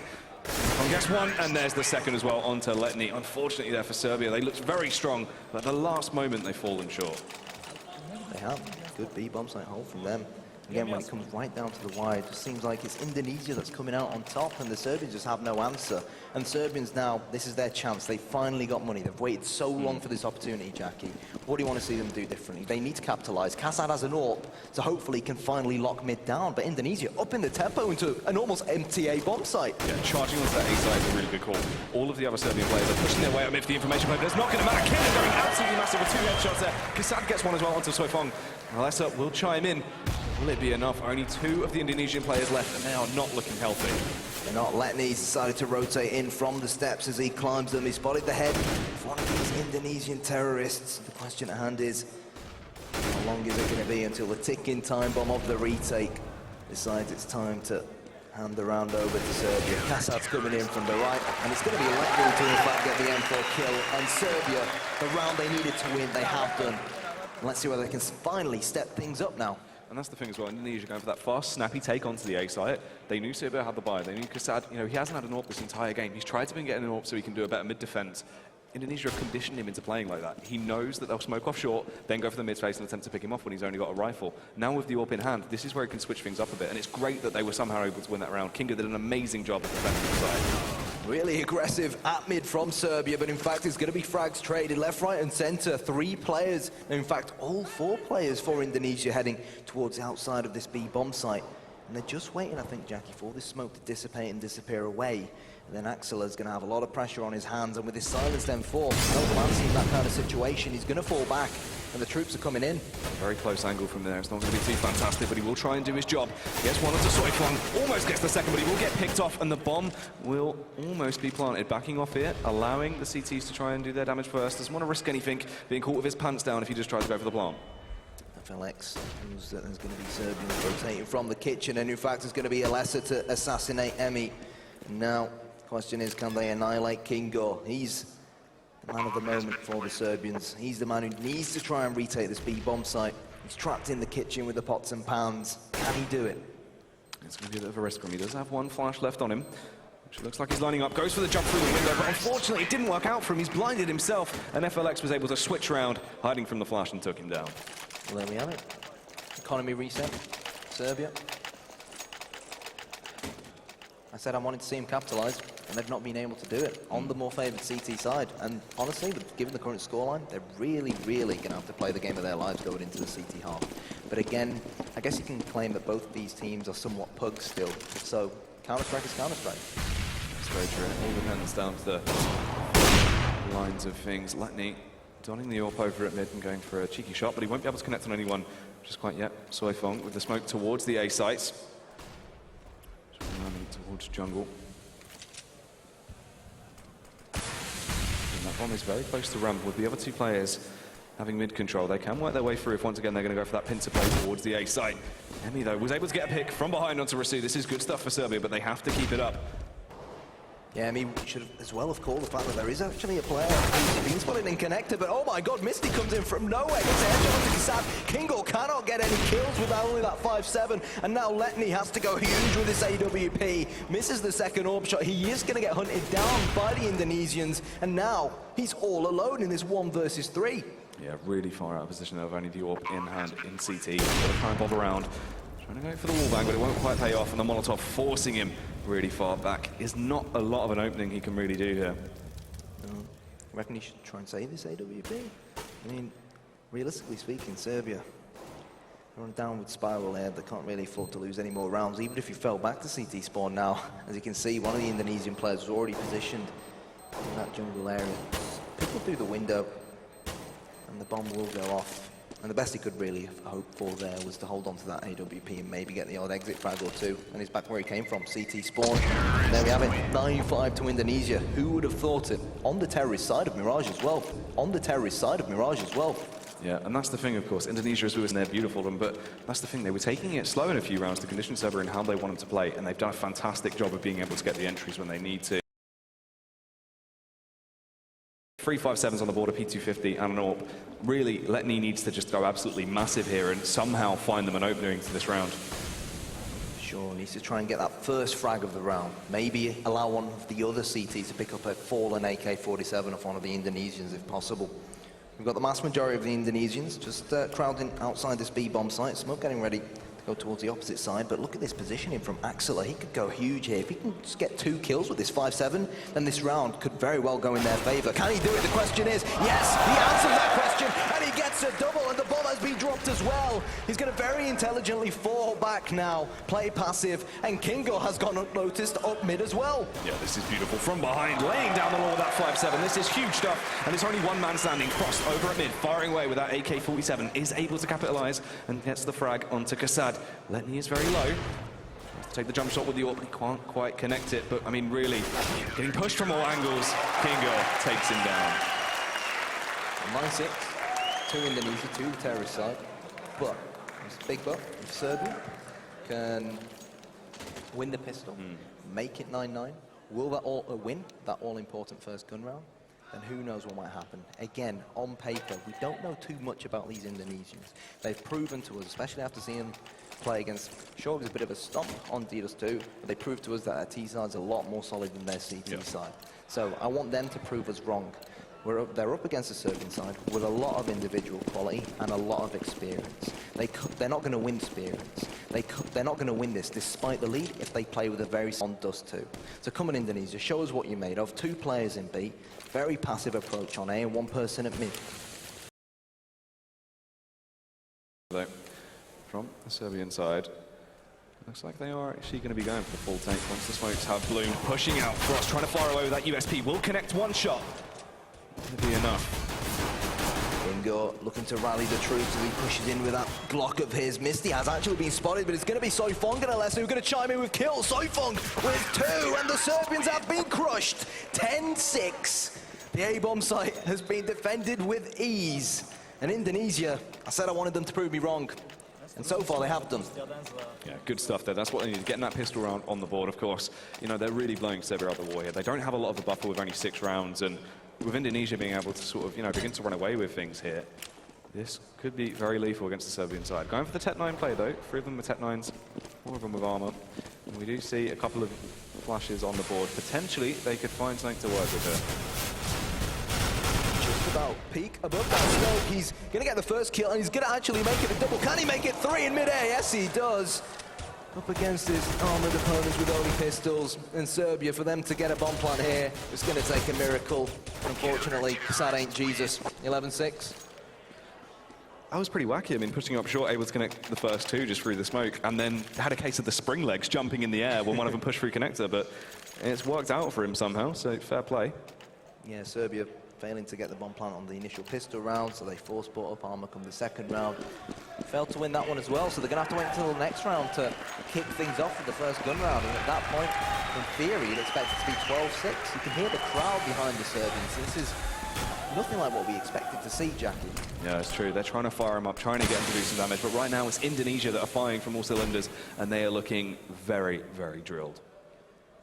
Serbians piling up towards mid-area. Only one person outside of B, though. Here we go.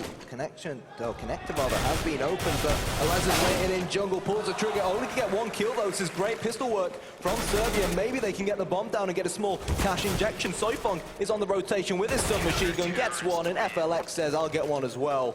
12-6. It looked promising at the start, but again, no armor on those Serbian terrorists, and not much we really expect them to do. And this is the point where they need to step things up. This is the point where they need to show us what they can do with these AK-47s.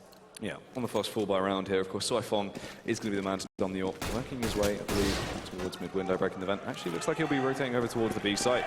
Yeah, going to be facing from short, potentially, here. Alessa, a cheeky face, seeing if he can spot anything here, but nothing just quite yet. Yeah, a lot of smokes from Serbia, because smoke's really important.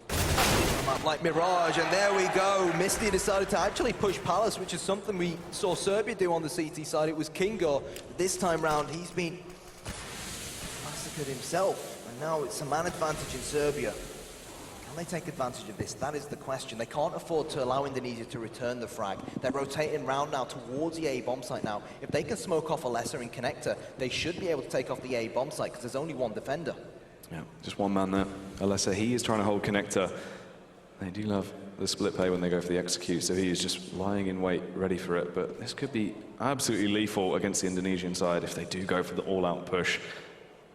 Not a lot of smokes on them, only flashes. So it'll be interesting to see how they go for it. Rushing all together as a unit here.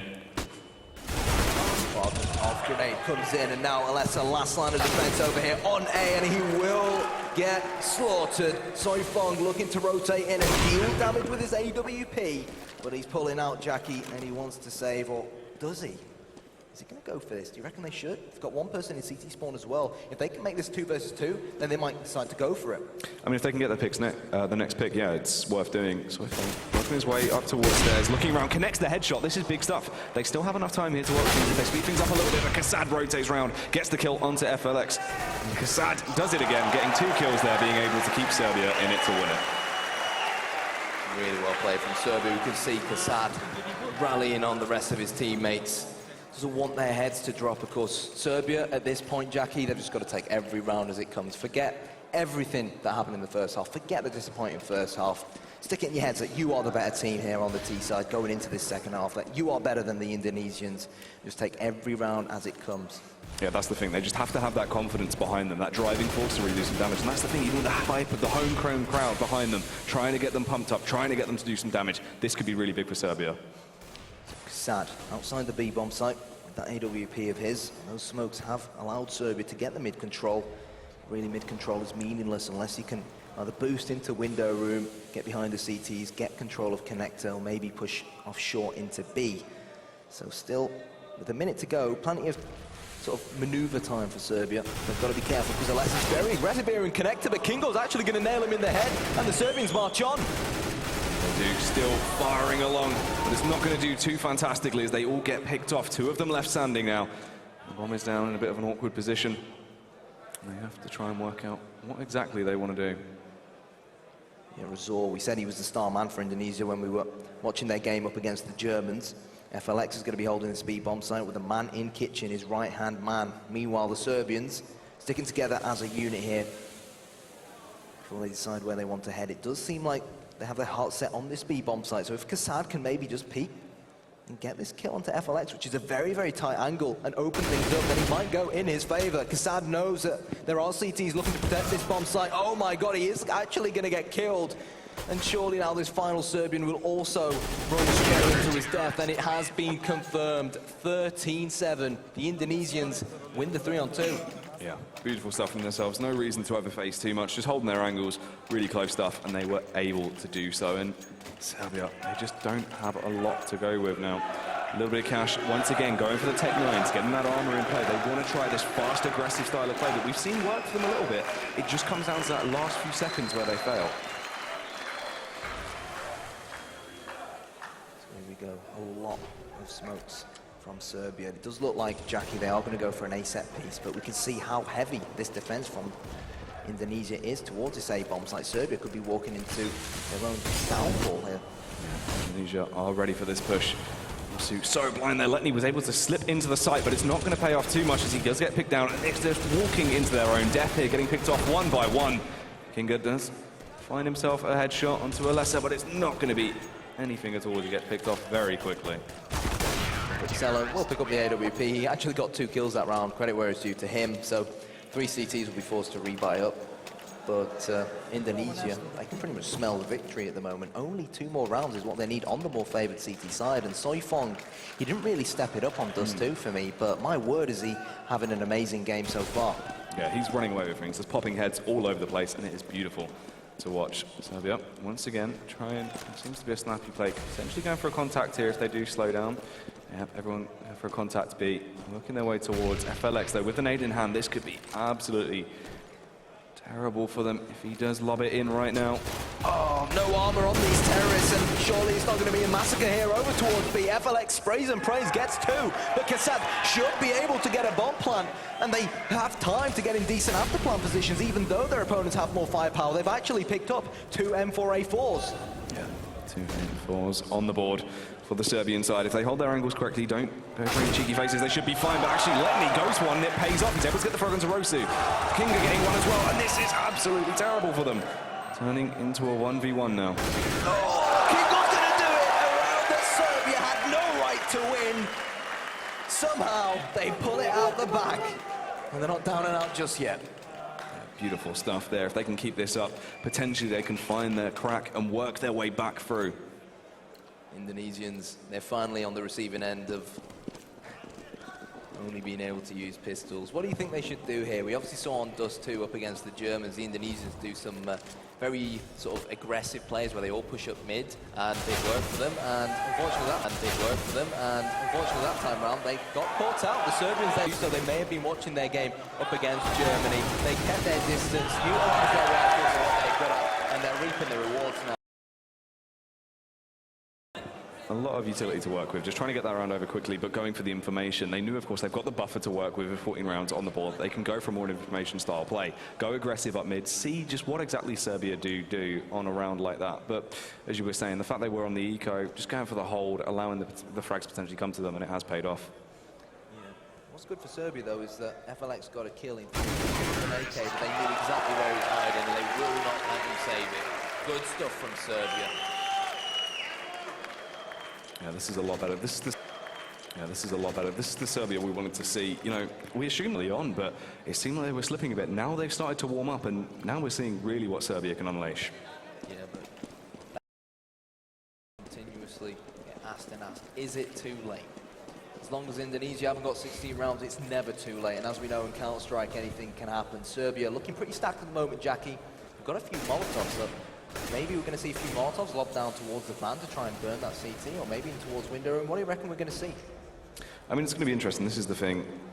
It's how they take this round. They could potentially go aggressive here, but once again, they've just taken that step back, just holding, allowing Indonesia to make the first mistake. So you do see Kinga just holding the angle, seeing if they would go for the peak, and this is good from Serbia. They're just allowing them to really, you know, just gather the information, work out what they want to do here as they work towards that A site. Letney tiptoeing up connector, Resort as well holding an angle towards the A palace, but with the bomb just behind A ramp and the smoke's getting ready to be catapulted over, I do think it is going to be another A set piece attempt. There we go, there's the flash. Resort needs to go big, and he does get the kill, and now he's going to reposition himself. Alessa, oh my god, he's going to get caught, and the Serbians are going to take over this A bomb site. Soifong, is he going to wait for the rest of his teammate? No, he's going to be barbecued instead. And Serbia, they're going to get in terrific after-plant positions. They planted the bomb in a great position as well. And FLX and Soifong have it all to do. Yeah, FLX working his way through CT, though, potentially unaware of his position. Switches over there, though. He was locked onto it and takes him down. Alexa wants to hold off the stairs player, but it's not going to pay off for him. Oh, was behind the boxes, and that forced the Serbian to push up a ramp. Oh, have they got enough time? They just about do. And so anticlimactic, the Serbians let it slip. And the Indonesians, as cool as a cucumber, despite being outnumbered, overtook that bomb site. Yeah, big stuff from them there on the retake. Really beautiful textbook play, and they've been able to bring it back now. 15 rounds on the board for them. This is it. This is really go time. If Serbia are going to be able to do anything, they have to play flawlessly here straight on out to be able to have a chance to take Indonesia to overtime. And I don't know if they have it in them right now. On the head, they have literally no room for error. It's sad again for the AWP, who for me has really failed to make an impact.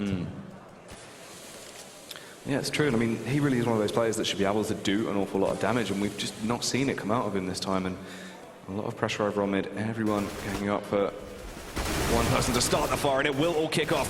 Crossfires across the board as everyone gets traded over. Ingo has to do some damage on the mid push, but it's not going to pay off. He will get taken down, and Serbia, unfortunately, will get beaten.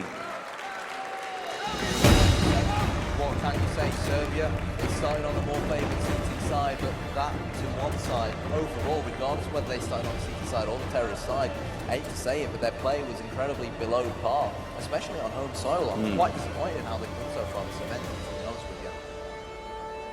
But congratulations to Indonesia. You know, let's take nothing away from them. I definitely didn't expect them to win this game, and they've proved us wrong. They had decent points on the CT side of Dust 2, and they've shown us that they're a very, very strong drilled Mirage side up against us. And on paper, very well stacked Serbia team. So I'm looking forward to seeing how they do in the rest of this event. Yeah, that's true. I mean, that's the thing. Their T side is just really well done. They're able to just get the entries and work really beautifully as a unit when it goes for their take. So fair play to Indonesia there. What do you think the Serbians could have done differently? Because at one point it felt like their CT side was just a helpless. Yeah. It was helpless at one point. It's odd as well, because it seemed like a few rounds here and there they were able to collect the shots. They were able to be really crisp and, you know, looked really drilled, but they were slipping in and out. It's odd, as if they weren't just prepared for the full game. Yeah, for sure. But anyways, guys, we are going to switch back to our analyst desk. I've been Karno, and alongside me has been Jackie. So, analyst desk, over to you. Or maybe not. Okay, maybe not. So, Jackie, which other team are you looking forward to seeing for the remainder of this event? Hopefully to see some gameplay coming out from the Russian side. Also really beautiful to watch, but yeah.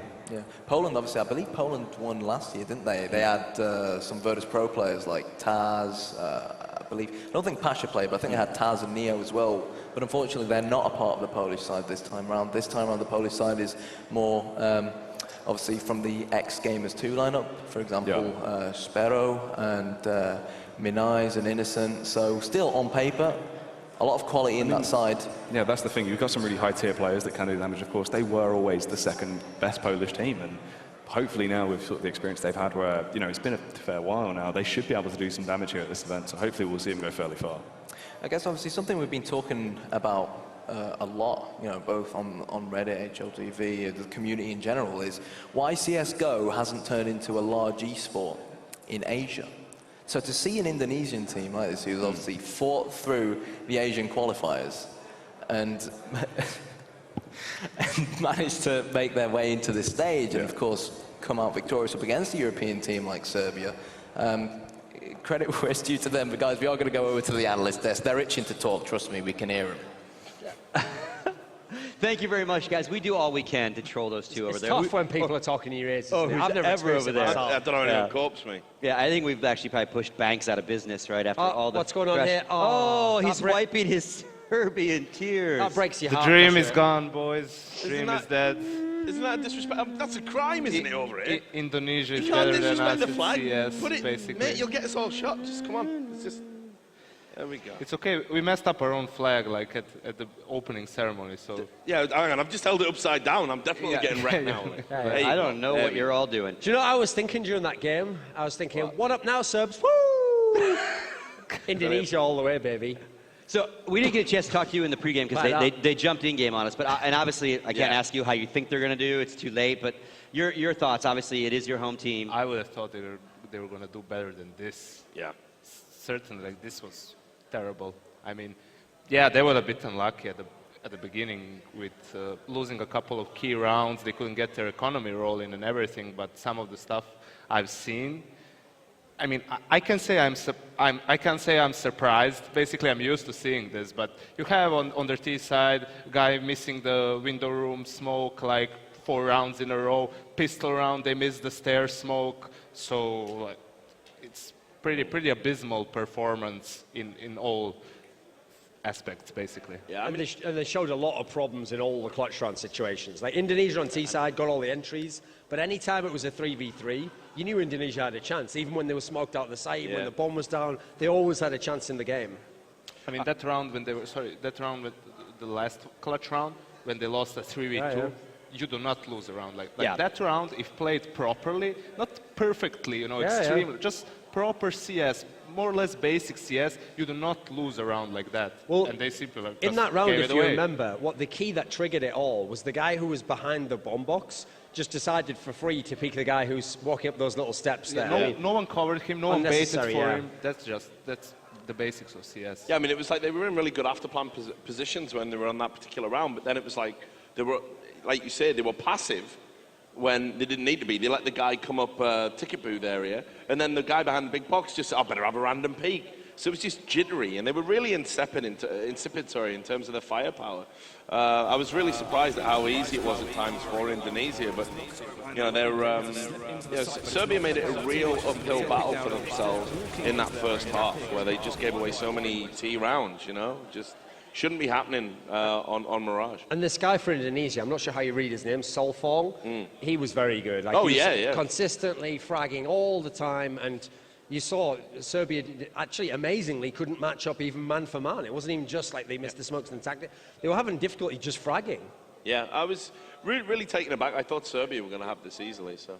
Now, again, not too familiar with this region when it comes to Counter-Strike. Why isn't, you know, we see some Eastern European countries, it's huge, right? And it definitely is embraced. Lots of teams competing to be the best team. It seems like your country maybe just, is there just obviously less population, but on top of that, why internet issues? What, because I mean, we were actually addressing this. I was asking him how many people live in Serbia. There's a lot less than some of these countries like Ukraine, Poland, right? Yeah, it's between 7 and 8 million probably, but everything's backwards here, you know. We had like more teams. CSGO was more popular in 2013 than it is now. We don't have a single team, like a real team in Serbia. We don't have that. Like, it's enough for you to see that I was playing for the national team, Kasa, these guys.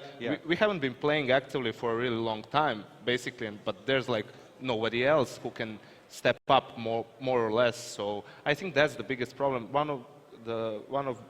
Another problem that is that people here, not a lot of people have the PCs you need to have in order to play CSGO, you know, standard of life and everything. So that's a problem as well. That's a problem as well. But I think more than anything else, it's a lot of young talents who are willing to work hard for it. It's like you have in every country, in every region,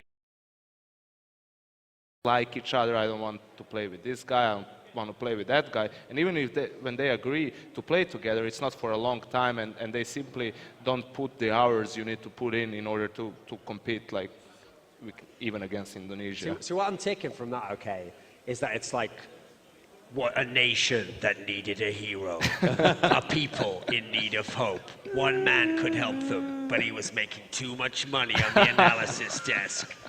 Yanko is Yanko, the traitor.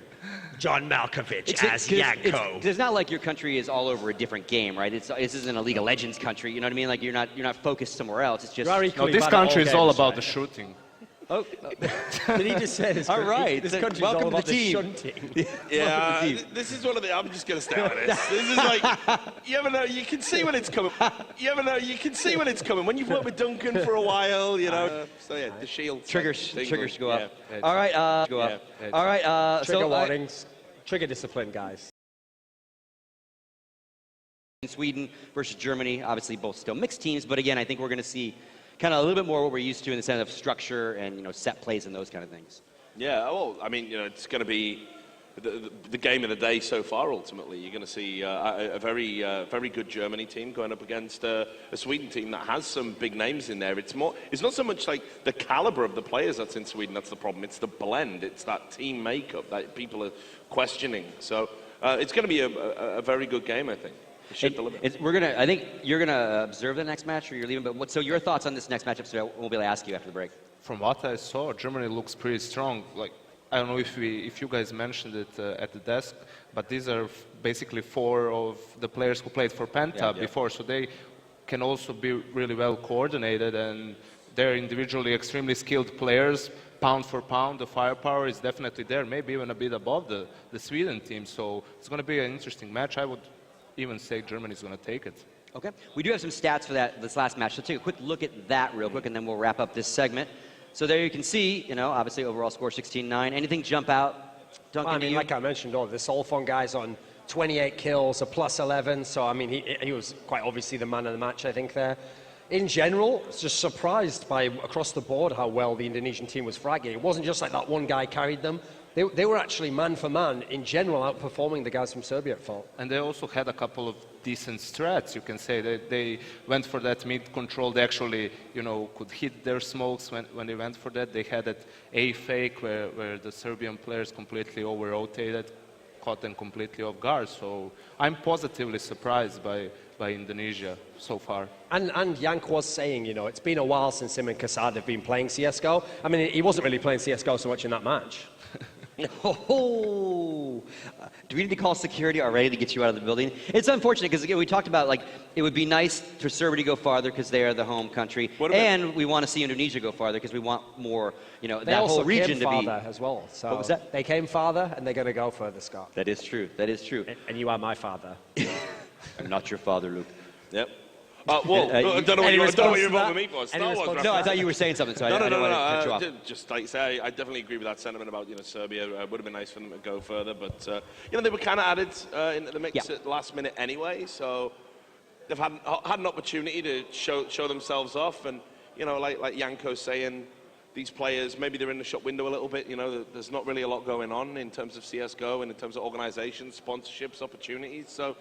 Maybe something like this being here in town helps a little bit, maybe a little exposure locally. Yeah, exactly. Maybe we could make a new team. It could be like some of these Serbian guys, Fox, Freiburg, could make like a super team. Hunden, the new super team. The tactician. Yeah. Oh man.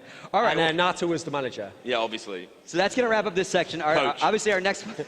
Oh, poor Natu. Our next segment is going to be obviously Germany versus Sweden, and then Indonesia will wait for the loser of that match for the decider match of Group A. And again, Group B is also happening on the second E-Frag TV stream, number 2. So check that out, and we will be right back after this break to bring you the next match.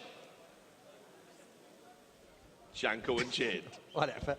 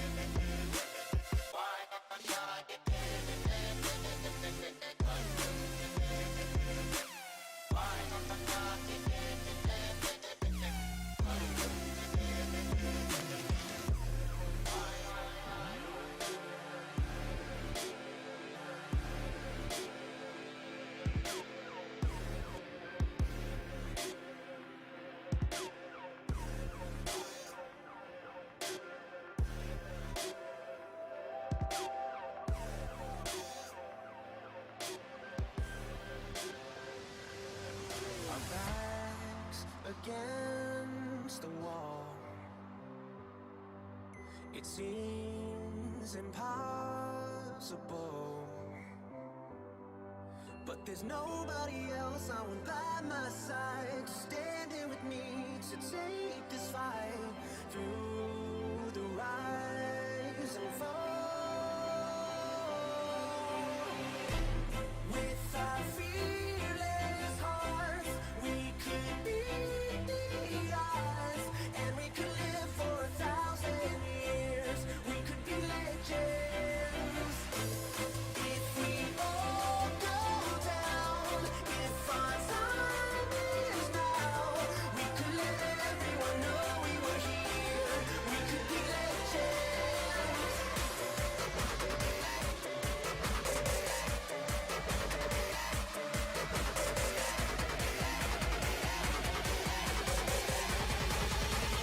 We can live forever.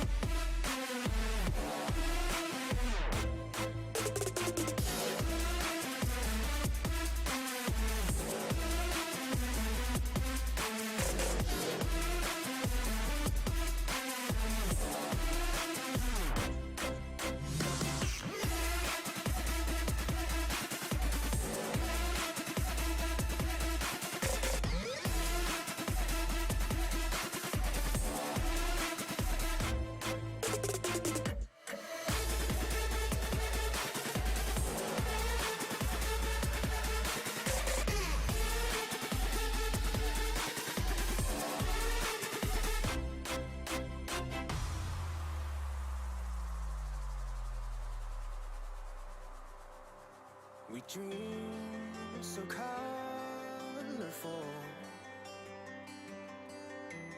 Oh, we love so strong. The world is relentless, the city won't sleep. It hardens your soul, brings you to your knees. But we can face it all. With our fearless hearts, we could beat the odds, and we could live for 1,000 years. We could be legends. If we all go down, if our time is now, we could let everyone know we were here. We could be legends.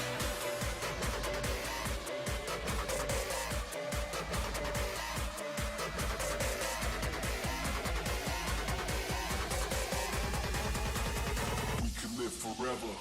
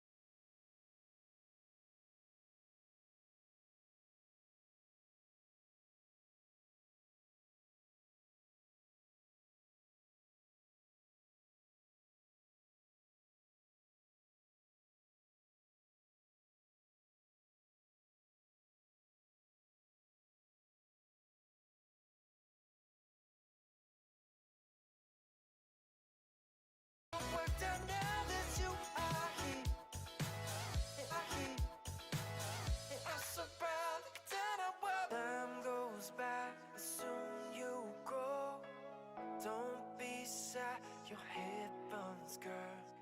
I hope that I can do this right. Make sure you feel safe tonight.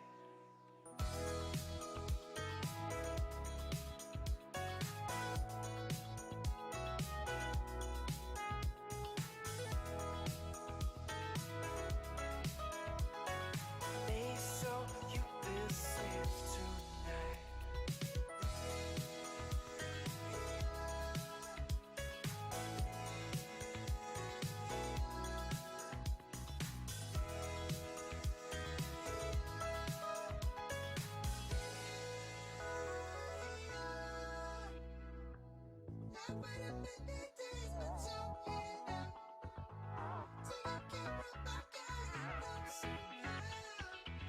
And it's all worked out now that you are here. And I'm so proud that I wipe my tears.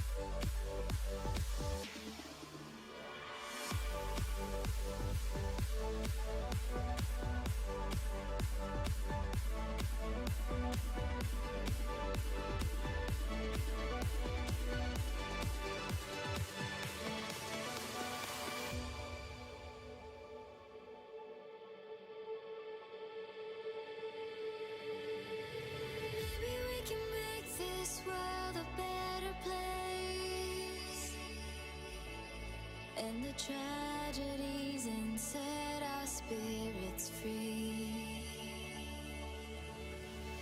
Together we can bring back home the ones who've lost and give them love, and give them love. They can try to bring us down, but we know we're much too proud to lose faith. We have what it takes. We have what it takes. 'Cause we are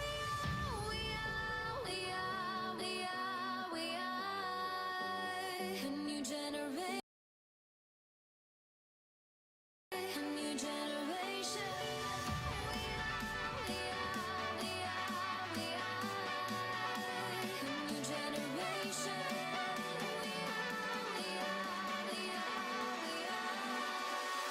A new generation.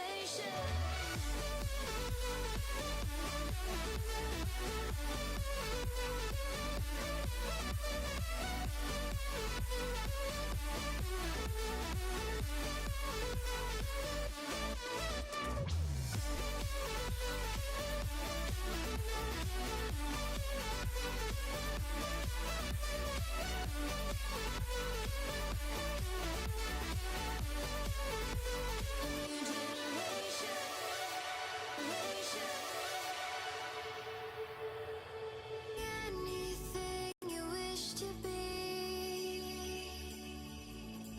Don't let anybody tell you differently. Because in this world there are no limitations. We can make our names live on through time and space. They can try to bring us down, but we know we're much too proud to lose faith. We have what it takes. 'Cause we are a new generation. We are a new generation.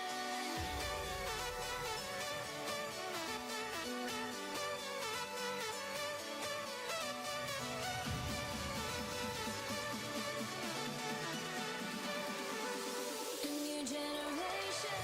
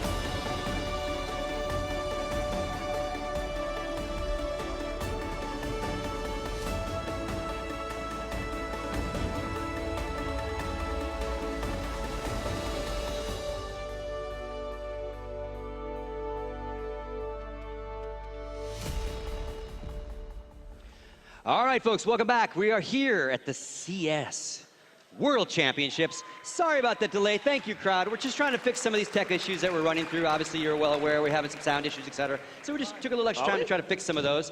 So now we get into some good stuff. No offense to the teams that played before, but these are solid Counter-Strike Go teams, so to speak, with tier 1, tier 2 pros, without a doubt. Sweden versus Germany. Starting with you, initial thoughts on this. I mean, these are teams where you could definitely be seeing one of these teams in the final to compete for the title itself. Now, the makeup of the two teams is quite different, because actually what's funny is, when you had this event last year, if you'd had these two teams battling, you'd have probably gone the other way. You'd have said, right, there's a lot of talent in the Swedish side, a lot of firepower. Meanwhile, you go over to the German side, and at the time, Germany didn't have any top representatives. It was only actually around I think it was actually this event last year, I think, was after the DreamHack where Penta first broke out and had that top 8 finish. So we didn't really know much about the German scene at the time. They hadn't been at the top level for a long, long time. Now, you look at the lineups, and I'm feeling like Germany's the stronger team at the moment, not just from the matches we saw before. Sweden's not really sent so many talented names. It's very experienced, very accomplished players, but more in the supportive roles, and they've got a majority of them. Meanwhile, over on the German side, we've got Nex, we've got Crystal, we've got players who we've seen be skilled, and then we've got players who've played with them as well. So I think a lot of good factors going on the German side here, actually. So I think form's on their side. I think the teams overall are maybe favouring them. Experience, okay, we can give that over to Sweden, but I'm feeling Germany for this match. Okay. Yeah, I mean, the key factor is firepower. Like, you look at Sweden, you know, he said it was a strange makeup. You've got, like 3 people who've worked as in-game leaders for their teams. You don't have a designated AWPer either. You've got support players. You've got players who've been out of the top tier scene for a while in the form of Anders Lovechild, aka Palf, right? You know what I mean? Just, he would never shuts up about. And it's, love you, Anders. But the point is, like, you know, I look at that makeup of the team and I just don't see where the firepower is going to come up against a team like, you know, Germany, who've got, actually, it's like the opposite problem. The question is, have they got a great tactical mastermind? You know, Sweden have potentially 3 of them, although you would dispute me using that label for exist, no doubt. But, you know, they haven't got anyone like that. They're relying on Crystal, who, as Vendetta pointed out earlier, yeah, he's called in the past, but I wouldn't call him a top-tier caller. I'm sure it's something he'd rather not do as well. So it's 2 contrasting team makeups here, but just on the nature of this tournament, what it's going to be about, again, you've got to favour Germany here. That's just, I can't see it going any other way. Yeah, it's really, that's really the key point. You know, given the setup of the tournament, it's a nation tournament. It's not well-practiced teams, so you kind of have to give, you know, the favorite stamp to whoever's got the most firepower, and I think that's Germany in this case, by, you know, a fair margin. Versus Indonesia, obviously not the biggest testing ground for Germany, but, you know, Nex had, you know, didn't have the strongest performance, but, you know, he has opportunity to ease into things, and now he's going to play another game versus a lot better opponent. And this is where we can see him shine, because they beat Indonesia handedly without the help of Nex, really. Like, he was slow to start, all that stuff, and if Speedy can maintain the form he had in that game, have Nex with him, you know, by his side, that could be really scary for Sweden, because as you guys all said, you know, where's the firepower going to come from Sweden? Yeah. It's Pyth, isn't it? Pretty much has to be. Yeah, and they were joking, like, Pyth was like tweeting Devil Walk, basically saying, you know, you're a terrible Devil Walk, and by the way, let me off next game. Right? So they're having some fun, like, team banter back and forth. So we're going to throw to the game real quick, but again, it's only best of 1, and obviously mixed teams, but I'm going to, as always, ask predictions. I'll say 16-11 for Germany. I think Germany's going to take this one. Okay. Yeah, right about there. I mean, it might even be a bit more coming to like 16-8. I think if Germany gets rolling, Nex gets going, it could be bad for Sweden. This is also a map that actually Penta used to be good on. It used to be a good cash team. Oh yeah, absolutely. I'm going to go same direction, Germany. Okay. I'm just going to give Sweden a couple more rounds, so 16-13. All right, unanimous for Germany. All right, that's going to wrap it up for us. We're going to throw it to the casters. This time we got Natu and Avalera. Take it away, gentlemen. Thank you very much, Scoot. It's a Vela. We'll let him off. Anyway, welcome back, ladies and gentlemen. We hope that you've been busy during the break, but we're back with some more CS. Germany versus Sweden. It's the winners' final. Winner will go on to the playoffs as the first seed, and the loser will have to go to the loser brackets final, which will be a best of 3. I guess it's kind of a middle ground, having best of one group stage and then best of three decider. Yeah. Just based on the schedule, if you want to do best of three with that, it takes quite a while, as we saw with the DreamHack qualifiers recently. It took quite a couple of days. But it's going to be interesting. I would have liked to see more of the analyst desk. I think they had a lot to say. But I guess it's your moment to talk a bit now. Let's start off with Sweden as a lineup, and what, based on what you just saw, how far do you think they're going to get in the tournament? I think the thing with the team is, having talked with them briefly before this match, actually, is that they're really having a lot of fun together. They feel like there's the good synergy going together with this team, and everyone's playing for one another. So that's an asset that can really take you far. 'Cause in this tournament format, you really have to make sure that you're going to be playing well together as a team with very little practice, if any. Yeah, well, we start off with the knife round. Just to go through the Swedish and German lineup once more really quickly. We've got Pith, Pronax, Everwald, Pauf, and Exist. Only that Tassi, next, Spitty, Dennis, and Crystal. We've got 3 mouse sports players there. And Crystal, these players have played with each other on different lineups before, haven't they? Yeah, Panda Sports, it was next, Speedy, Dennis, Crystal, who played before in the major fall tournaments as well. So they have a lot of experiences together. They used to be the very aggressive kind of team, very simple strategies-wise, but very hard to play against. Not the most sustainable way of playing, but in this kind of tournament format, it could really be good, actually. Yeah, I do remember Pentasports when they played in the major, and they had that massive comeback. I think it was against Hellraisers or Flipside. It was one of the CIS teams, but no, it wasn't. It was against the Canadian side, not Canadian side, iBuyPower, what am I saying? Steel's team, iBuyPower, where iBuyPower were on Inferno, and they were winning like 14-something. And they caught up. When they went CT side, they caught up. So they were known like, oh, Pentasports have got an amazing CT side. And I guess that's because they just had really good individual aim as players. But Crystal, as an AWPer, one of the best in Germany. What do you think? Oh, yeah. I mean, I have to also underline the fact that he was calling for Penta as well previously and AWPing at the same time. That's you don't see that a lot from a lot of people. Yeah. You think maybe Fallen is one of those, but yeah, that's... It's rare. On the top level, it's rare. Yeah. So that's the German side. And they were mentioning earlier, Spitty, who isn't usually the kind of firepower player or the player who performs really well for Pentasports, doing very good against Indonesia. But now they've got more of a challenge. And Sweden looked a bit rocky at the beginning of their first game, but then they warmed up. Do you think they're going to have the same problem here against Germany? Well, I have to point out from Speedy, actually, it was fun to see. He was, after Mousesports switched him, the Nico in the lineup instead of Speedy, he was actually playing very well for Mousesports in a couple matches of PGL in the online stages. So he can definitely do his job.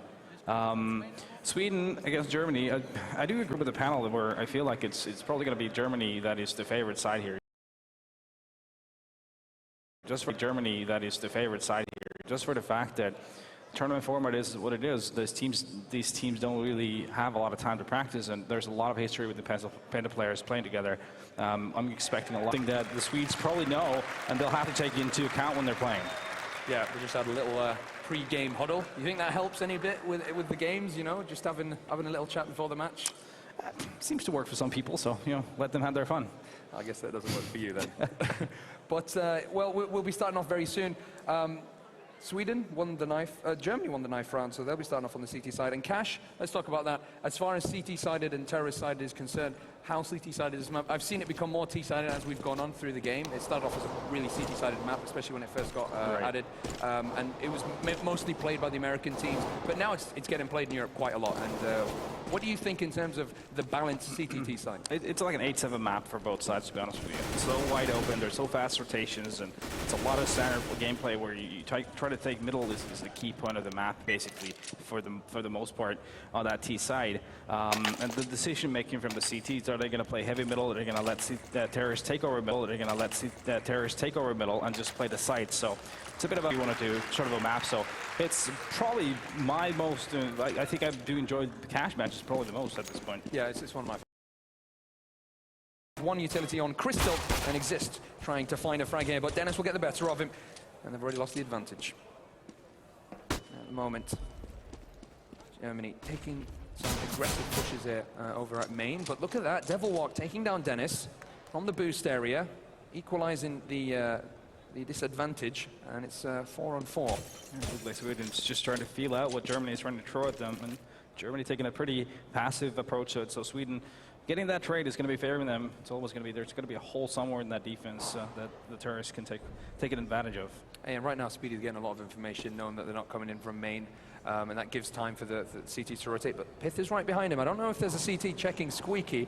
I mean, pretty bad if he gets pushed from behind and flanked by Pith, and that would open it up for the Swedes on the A side. It seems like the bomb is rotating towards soon. Germany need to make sure that they've got Speedy's back. Regardless, it doesn't matter because Pronex is going to get the entry frag. Next, though, from this position. Regardless, it doesn't matter because Pronex is going to get the entry frag. Next, though, from this position, the USB is really, really powerful. Beats the clock 9 times out of 10, but he's not finding the headshots. And they do have control of the site, so the CT is playing on the retake. And Natu, I mean, playing retake on the A site is not bad on the pistol round. No, it's fine. It's fine. They don't have any utility to work with, though. That's going to be the problem they're going to be running into, and being outnumbered as well. So it's going to be a pretty hard retake. And they're playing it smart here. The Swedes just hiding, not going for not trying to peek them when they're pushing forward. And it's just Tassin is on his own. Now, I was speaking to Tassin at the beginning when they first came to the event, and I was asking about their lineup and why they were playing, for example, that God B. And he was telling me that he, you know, God B, like, didn't want to play.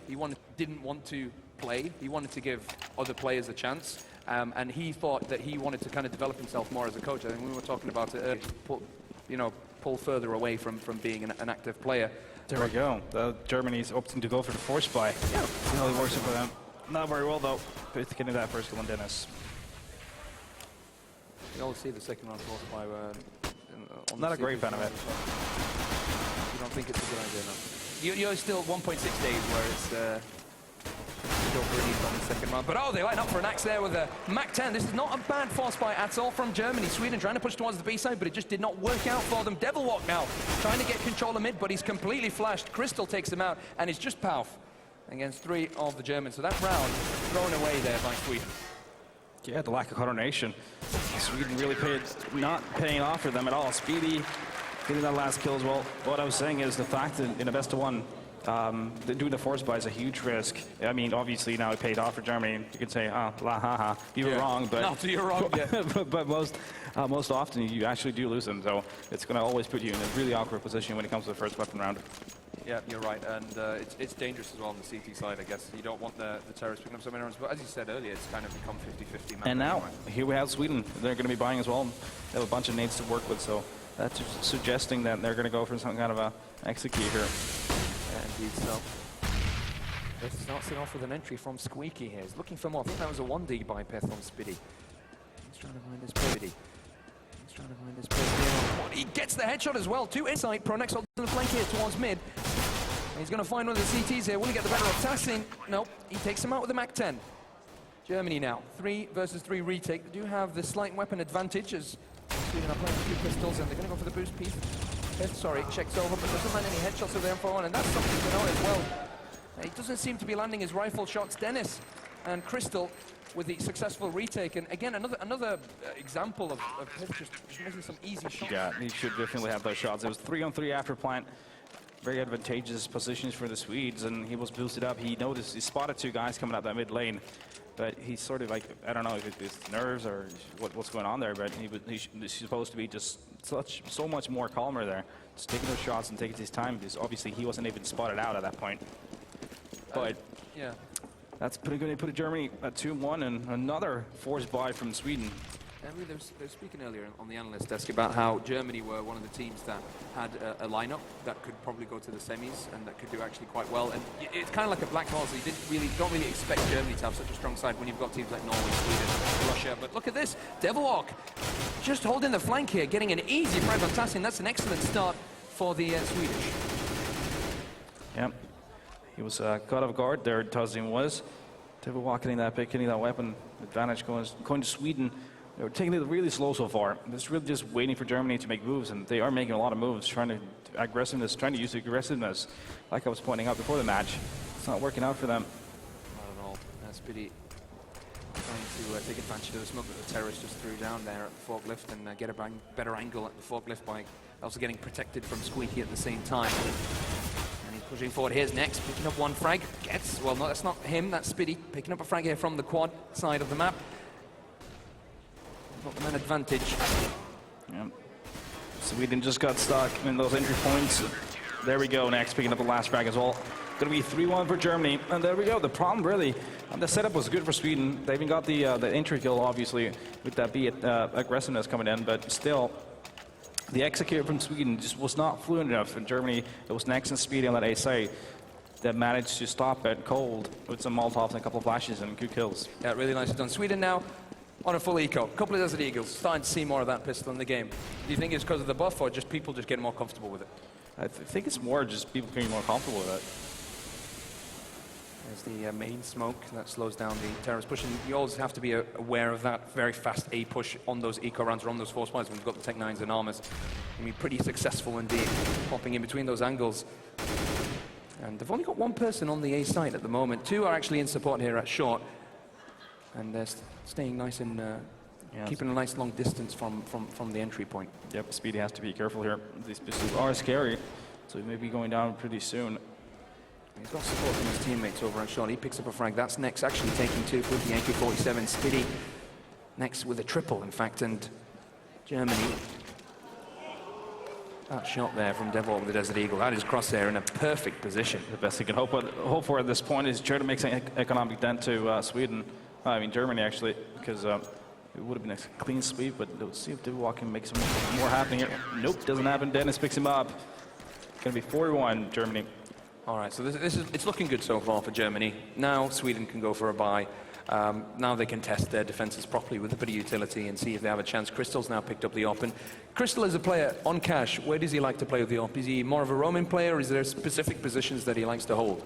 As far as I know, he could be very much everywhere, pretty much on the A side, back up on the quad boxes, the middle, take an aggressive peek towards B. So also you have to be versatile with A to P basically on this map. That's how you get the most out of it. There are so many great positions as well on cash using that op on the B side, A side. You can even go for the double op setup on this map as well. Yeah, for sure. Well, look at this Speedy, actually super aggressive. I don't know if the terrorist are really. Oh, it doesn't look to the right. And the other terrorist is actually looking away, and he's taking his time here. Speedy playing it nice and smart, and nobody sees him. Very nicely done there by Speedy. And look at the position. He's just getting so much information, ninja style, and nobody knows where he is. He starts it, gets the first, gets the second. Speedy's done the damage, and he knows that somebody's on his right over towards Squeaky as well, and that's the bomb down. That was perfect. I mean, you can't really do it better than that. Speedy, just that patience is next level. Seeing so many people making those 2 kills, and that's going to be ending the whole attack. He knows the bomb is down as well, I think. Yeah, he saw it as he crossed over. There's a lot of information. He's going to get yet another frag. Speedy single-handedly taking down Sweden this round, and they're not even allowed to use those weapons in utility. Go for executes or do anything. Pop flashes, he's looking for the fall. Speedy with a 4K, absolutely demolishing Sweden. They have no idea how to deal with him, and he's just there on mid, just taking out half the team. What's going on here? It's just he got, but there we go. Ace is happening. Speedy, wow, what a play! Fantastic. Just the timing, the patience that's what was key, and it's exactly what I was expecting to happen from Germany as well. These sneaky little pushes, and the pushing their luck basically. That's what Penta used to do, and that's what Germany is doing right now. And it's working very well. Sweden not getting caught off guard. Yeah, Sweden not being able to deal with the pressure of those aggressive pushes. Sorry. From the German side. Now we have Sweden. They've lost so many rounds in a row right now, so they can afford fine here. Plenty of nades to work with. Well, not plenty, but enough to make it a viable attack. Seems like they'll be heading for that A side pretty fast. And Germany got everything they really need. It should be their round here if they continue to hold this. We've got one person rotation as well. Yeah, big problem is they have so many utilities. They have a lot of Molotovs to work with. Gets one, only one though, in that position. Next, helps him out though from quad. And there are 2 terrorists now stuck in the middle of the site with nowhere to go, smoked off by themselves. And they've still got the bomb, maybe they're hoping to get the bomb plant. There is a trade kill. And Crystal with a nice shot on Exist to finish it off. Great defense together. They're just playing together, not over committing to any peaks. Playing together, it seems like they're communicating really well, making sure that they're playing for one another. When the Swedes are attacking that site, making it super hard, they're basically not getting any bomb plants even. So it's always going to be 4 round. That was 4th round in a row that there was no bomb plant even for Sweden. So they're going to be going for that semi-buy. A few pistols, a couple of smokes and Molotov and a flash to work with. Seems like they're going to be heading for that A site. It's not looking too good. Oh, look at this next, just trying to fire away through the smoke and pushing forward. He's going to throw a Molotov down. He's probably heard quite a couple of terrorists in main, and there's 2 kills already here on this anti-eco round by Germany. Now, at the moment, Sweden losing a lot of rounds very quickly on this T side, running out of options, and they're not looking fresh, they're not looking creative, they're just doing the same thing, and it's not working out for them. Yeah, I mean, what I was suggest actually is to just try to go for that middle more. I mean, they got unlucky in that round where Speedy was pushing, you got all those kills, and that's what basically just stopped it. Why don't you try go for that mid control? That will enable them to do a lot of things. That's what causes chaos in the CTs, and that's when the rotations and the communication is really tested. But the thing is, right now, Sweden is a side that doesn't have a lot of entry frag power, they don't have a lot of firepower in general, and I think that's the issue that they're having. They don't have a confident player who can just get those entries towards mid, B site or A site, and I think they're all kind of just relying on each other to find something and not really kind of putting the responsibility on their shoulders. I mean, they don't really have somebody who's playing as an entry frag at the moment. It's always a different player getting killed as they enter the site. And honestly, on paper, I think the Germans have got more firepower. Oh, they do, actually. That's a fair assessment to make. Speedy here, getting the last kill as well. It's going to be 7-1. Yeah, I agree. I mean, you can tell as well. When they're doing Sweden's taking their attacks, you see a lot of situations where they're not really, like, there's not that one guy just going to be going full Rambo, just going to be pushing an area. They're sort of getting stuck in that entry point when someone has to take a risk. Even if there's a huge risk of dying, you still have to make that move. For now, they're not making those. Well, we see Pronax actually picking up an AWP this time round. It's not something you usually do see. According to Flasha, he's the 7th best AWPer on Fnatic, after the Vogo and Karn. So go figure. Well, yeah, being 7th best on a team is not always a good thing. Anyway, but we'll see. Maybe he can do something. I guess they're starting to get a bit desperate, aren't they? Probably are, right? Well, that's talking about Fnatic. They're a team that have so many really, really good AWPers. I think as far as teams are concerned, they've got like the largest amount of amazing AWPers in the whole CS scene. I mean, even Flusher when he picks up the AWP. I mean, a lot of the top teams nowadays do have, actually, when you think about it. Like, for example, Virtus Pro, there's like 3 players that can pick it up the AWP. They're pushing towards the A site. Next actually holds them off, taking down Pith. They're rotating. It's kind of a good idea. They've got Pronax here looking for some entries, and with this rotation, they've completely done Sweden. Germany, sorry. Germany don't know what's going on, but look at this. Crystal pushing mid, getting a lot of information. He sees the rotation, knows that they're moving towards the B side, and he's already popped down in the vents. Pronax struggling to find the shot, but he will take him down. 2 versus 3, and the CTs are actually nowhere to be seen in the side. They're just going to drop down here from vents, and nobody's checking, but he completely flops the shot. Exist takes him out, and Next will clean up the job regardless. 8-1 for Germany, and it's looking like a very, very easy game for them. Seems like they might even be the first seed out of Group A. Yeah, it's looking very hard for Sweden. They're not getting any entries into sites. They're getting denied. On that A side, it seems like there's a stop sign somewhere there of both entries. So maybe try to do their attacks towards that B side more. Maybe even speed up their game a bit.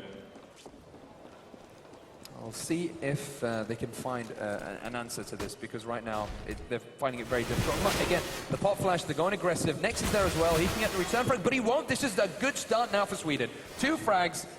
Tassin is still there, and they just have to get the 3rd here, but Tassin makes one. They've still got the advantage. They've made the trade. They should be going into the B side pretty easily. Crystal's already rotated, and look at this, super aggressive, already on the side of the smoke. It doesn't matter that he's got an AWP in his hand. He's just changed to the 5-7. The terrorists, though, changing their mind, perhaps, by going towards the B side. And it is the right call at the moment. Yeah, take it easy. They have a lot of time to work with. They have the numbers as well. The risk is if Crystal's going to be able to get this information and the frags, it's maneuvering. Super aggressive here, Crystal going for the information straight away. Now he's going to be pushing on 2 players. There's crossfire set up here by the terrorists. He's done considerable damage with a 5-7. Devilhawk down to 1 health. But it's not good enough, because now he's just put Spiddy in a 1 versus 3 situation, and a difficult one at that as well. It's interesting, again, they slowed down because they wanted the CTs to not be 100% sure that they're moving towards the B side, making them split up into 2 basically solo players on each side. Speedy's going to go for the retake here. They've got a lot of money, and he's just going to get 1 kill before Pip takes him out. That makes sense. Getting the frag there, but mostly probably due to Germany's super aggression. Yeah, I mean, that's what they've been throwing at Sweden all the time, but Sweden just not being able to capitalize from those situations. This time around they did, managing to get the 3rd kill, even the 4th, and then being a 1-on-3 obviously is not going to be feasible in a B site unless the defending team at that point, being the terrorists, are going to be fluffed around, but obviously that's not happening. But this is where it gets really hard for Sweden, because obviously they are in a big a hard situation when it comes to their economy, obviously. This one would be huge. Yeah, it'll be. They'd have to play on a full eco, and it'd just be 10-2 already. They need at least 5 rounds now with what they've got left, and we'll see if they'll be able to pick it up. P90 wants the Devil Walk, and Pith here holding the flank. We've not really seen Pith and Pauf perform at the level that we would expect them to be and exist as well. It's been relatively quiet. Devil Walk with 5 kills. I mean, it's not looking too good. Next, though, back to his correct standing as the top fragger. The scoreboard just goes to show that they're very, very equal, in that matter. Not sure if it's a positive thing for Sweden. Yeah. They probably could use an intro-fragger kind of a guy. But Tossing get that first kill on Pith. Tossing doing a good job here playing the A side. He's got support from Dennis, and the teamwork on the German side, on the CT side, really looks nice and refined. And it's to be expected. These people they've played with each other for a long time. Also, they're not pushing this round as much as they have been before. After losing that one, but they're still making it work. Tossing picking up yet another, and there's the cleanup from Nex and Dennis. Now you just saw Sweden there waiting for that aggression, never came in, and Germany, it was basically Sweden just trying to force the occasion toward that B bomb site. It's very well defended from Germany. It's going to be putting Sweden into a very rough situation. Now the interesting thing is the only reason they really lost that round was because they got pushed. They've not had any success with entries. The only round they've won properly was the pistol round, which is, it was a bit all over the place. So it just seems like Sweden cannot win their firefights against the CT players at the moment. That's pretty much it. Yeah, I mean, like I said, someone needs to be that guy that just goes in, doesn't matter what the situation is. They're sort of getting stuck into these choke points, right? This A main and the A door, instead of someone just forcing the situation going in. At least even dying and allowing his teammates to doesn't matter at that point. Exactly. Yeah. Oh, they're lining up for Spitty here. 2 eco frags in here, improving his rating. And interesting to note that in the World Championships, Tassim is actually the best rated German player at the moment.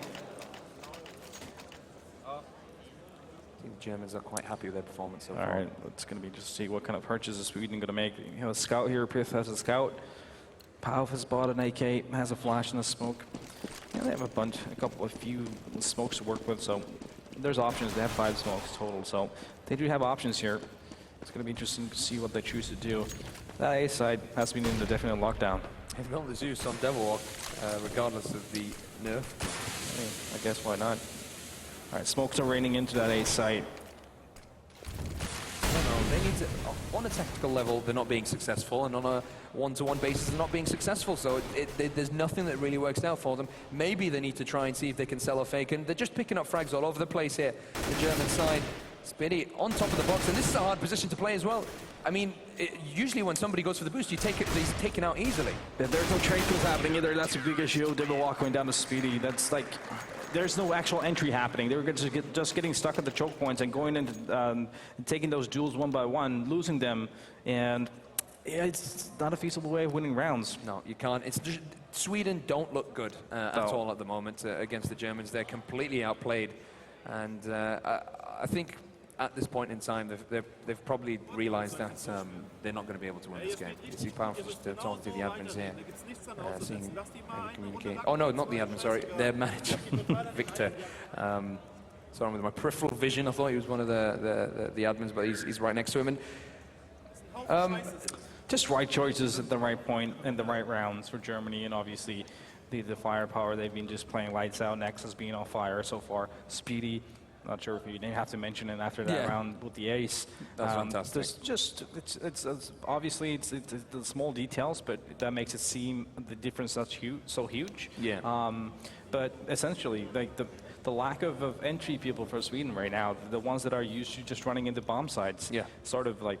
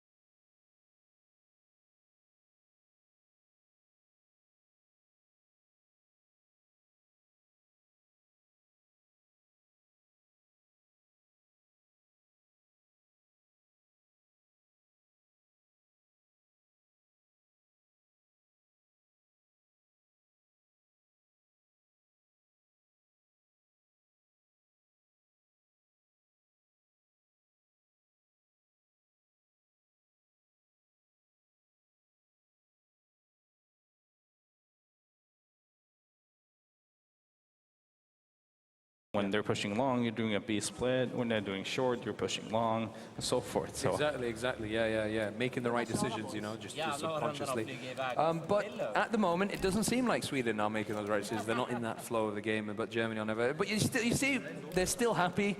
The morale is up. They're having Lars Pronak smiling as usual, with his cute smile. But Pauf, very serious, wants to start performing better. And I think, Pauf is the kind of player who can be pretty hard on himself if he's not performing well. I think I think pretty much everyone. Yeah, in CS it seems like everyone is like You need to have an ego.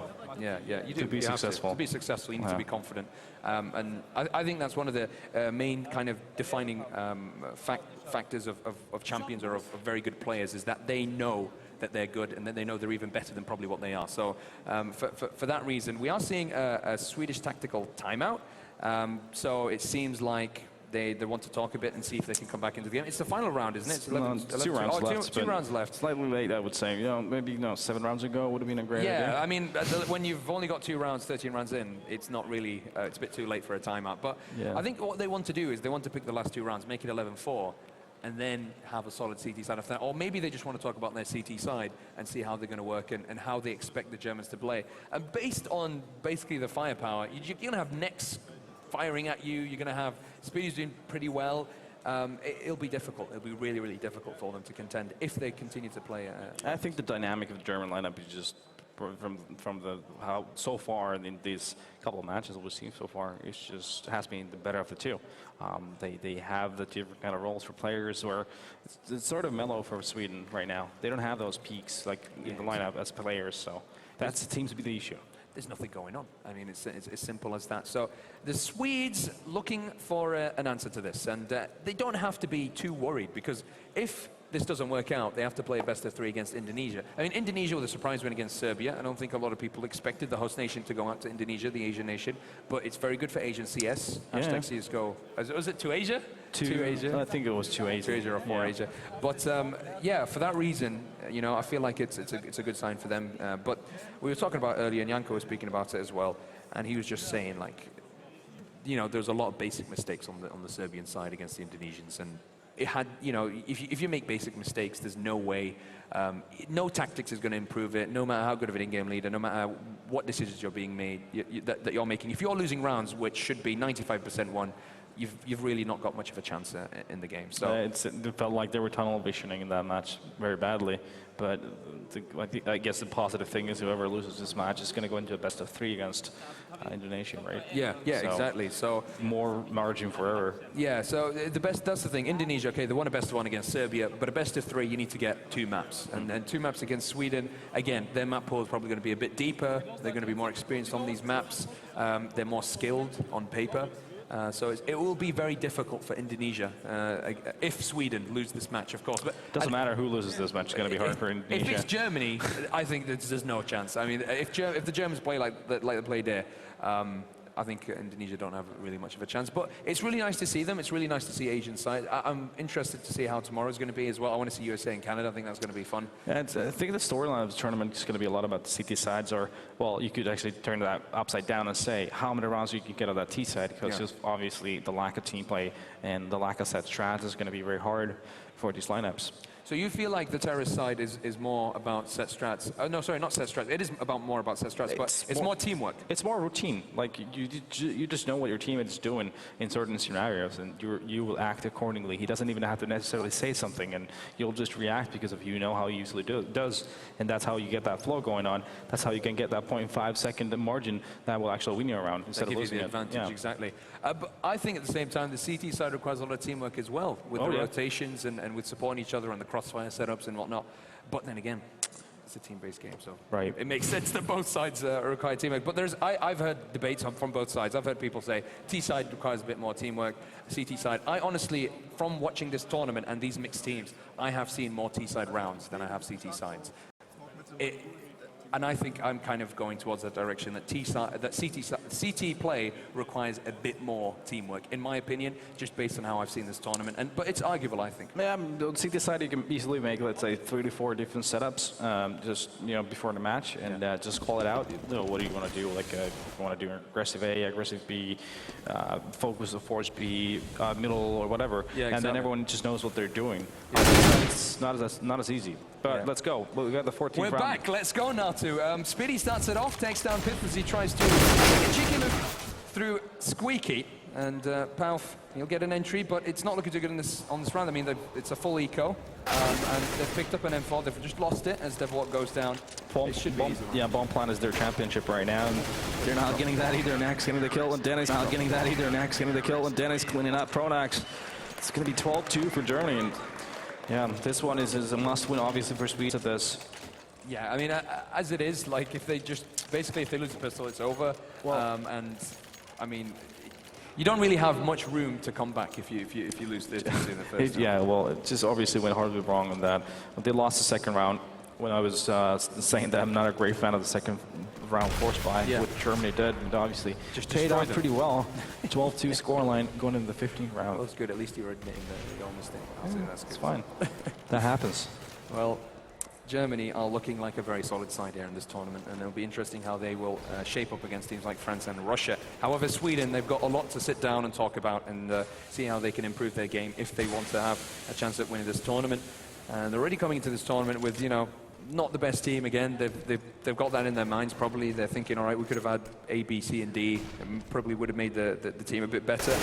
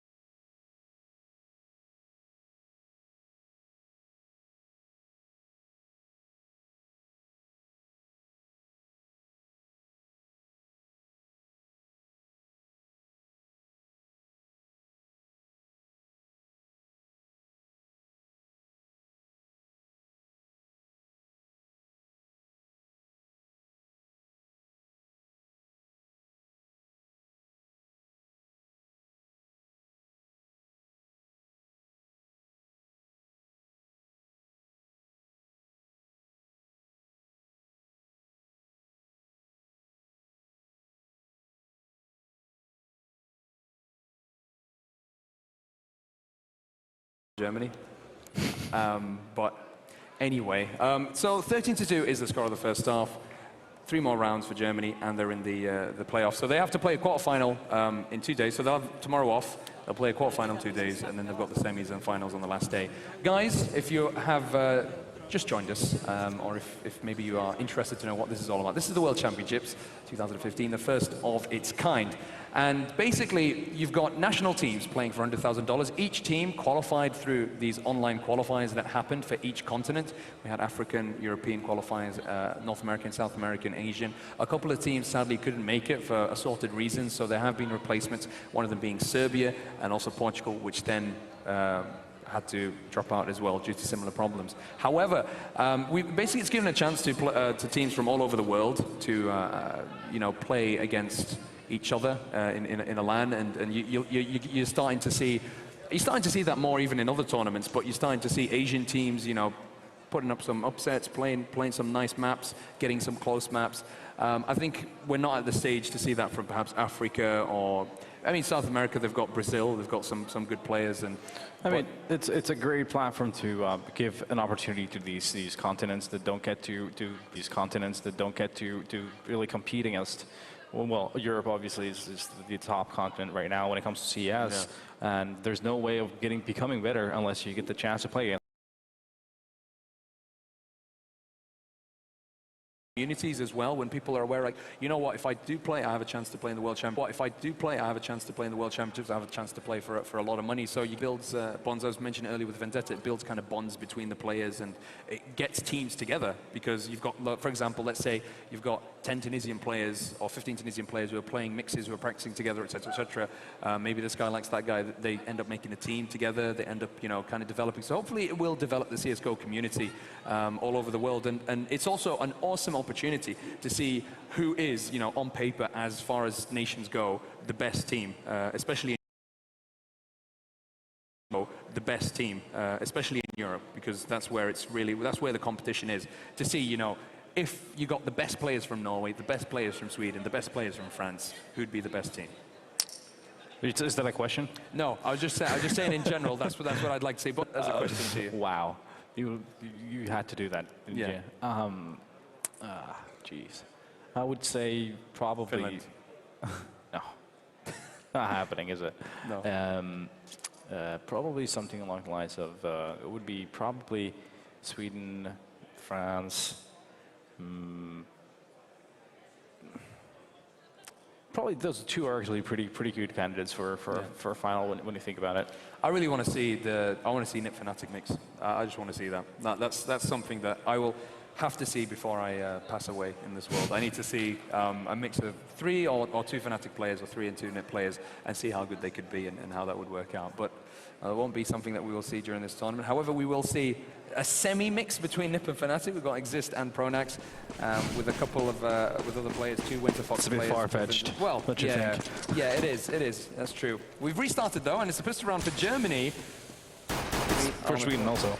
And well, for Sweden, well, the camera's on Germany, so we had to mention Germany. And as it is, Sweden, if they lose this, they've lost the game, and they have to go back to the drawing board, think about the next match, think about their best of 3 against Indonesia, and hope that they make it through to the playoffs. Never know with these mixed lineups, though. Anything can happen. That's true. Coming back from a 2-13 would be doable, but there's an plan on the 8 side already, but still a bunch of 8s for Sweden to use. Not exactly.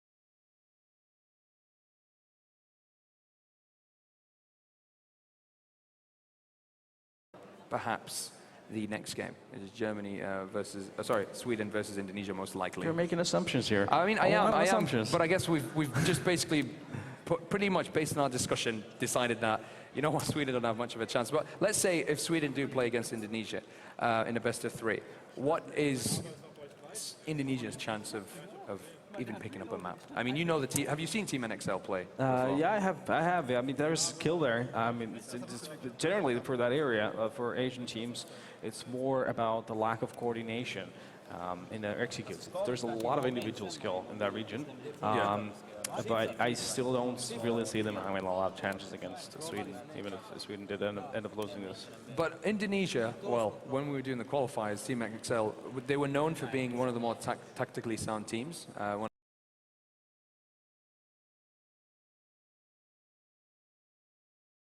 Firepower behind them. They still, Team NXL they've not had amazing kind of, they're not like the best ever team in Asia, but they're our top 3. But that's the thing, like it's a different animal when you're playing against the European players that have a lot of experience playing a certain style of Counter-Strike. There's a difference when you're playing your local competition compared to when you're playing these players that have so much experience playing the certain meta of the game. The thing is, the only kind of benefit you can get from not playing on this high level is that you have the benefit of surprise. Now, do you think, honestly, that if you get like really good players, okay, let's say you got amazing players and you just got unknown players who were, let's say, half the skill, that the element of surprise would have an effect? Is there something like that in CSGO? That if people don't know who you are or how you play, that it would actually give you an advantage? Or is it just really down to how good you are as a player? I mean, if you just have the basic sound, you'll always win every single situation. It's also going to be a matter of being able to adapt, basically.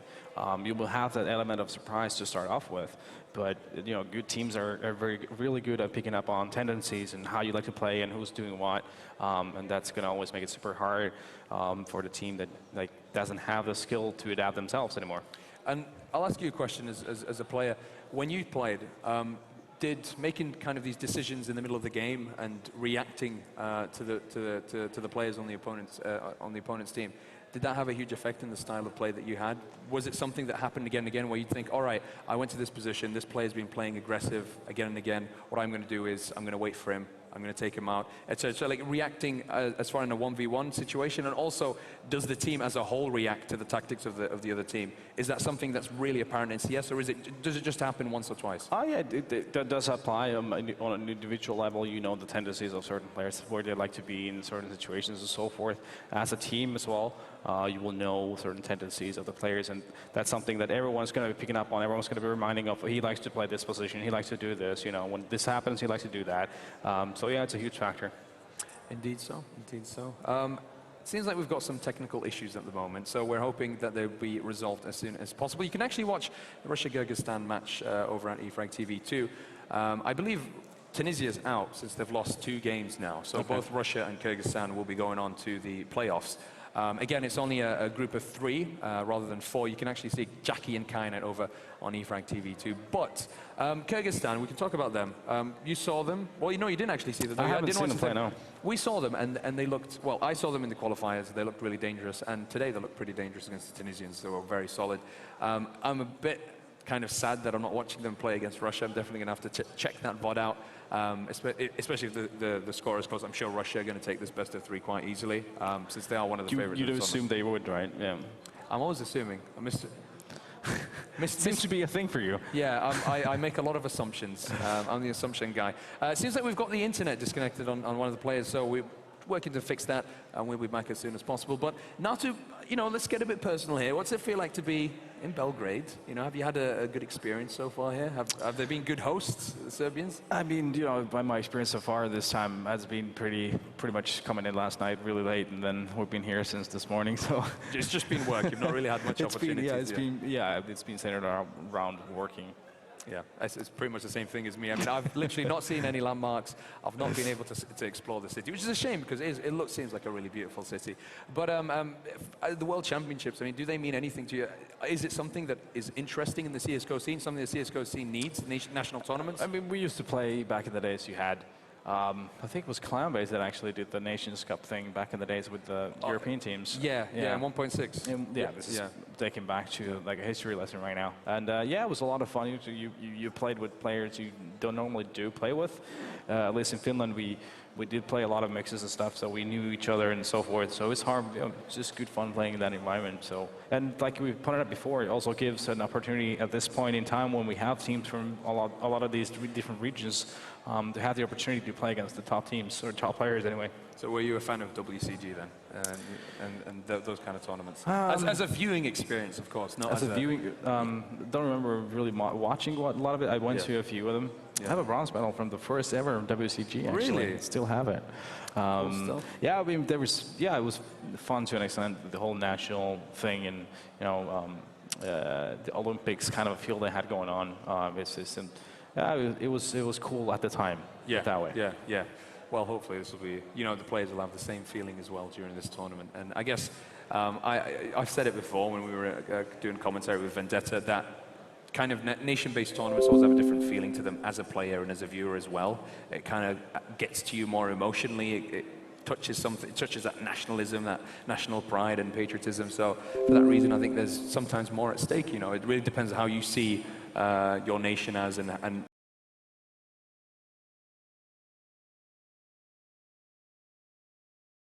I think that, of course, there is a discrepancy. Some players do see this more of a, I'm performing for my nation, etc., etc. I really need to do well. And some people see it as like, just having a mix with some friends, not really that important. I think it could be same. Pretty Navi 5-1, like they've got plenty of room, but like Nip right now they're right on the edge, 3-4. It's true. I feel a bit more worried about NIP just because one more loss, two losses, and it's going to be really hard to make that land. Giving up on NIP. Giving up on I got called out the other day, and I was like, because I've given up on Titan, right? And a fan was like, well, Assembly gonna have to swallow those words, right? Because they just beat Fnatic. And I'm like, yeah, they beat Fnatic in a best of one online. And I think they went down to lose some pretty awful matches after that anyway. They got shattered by TSF right after.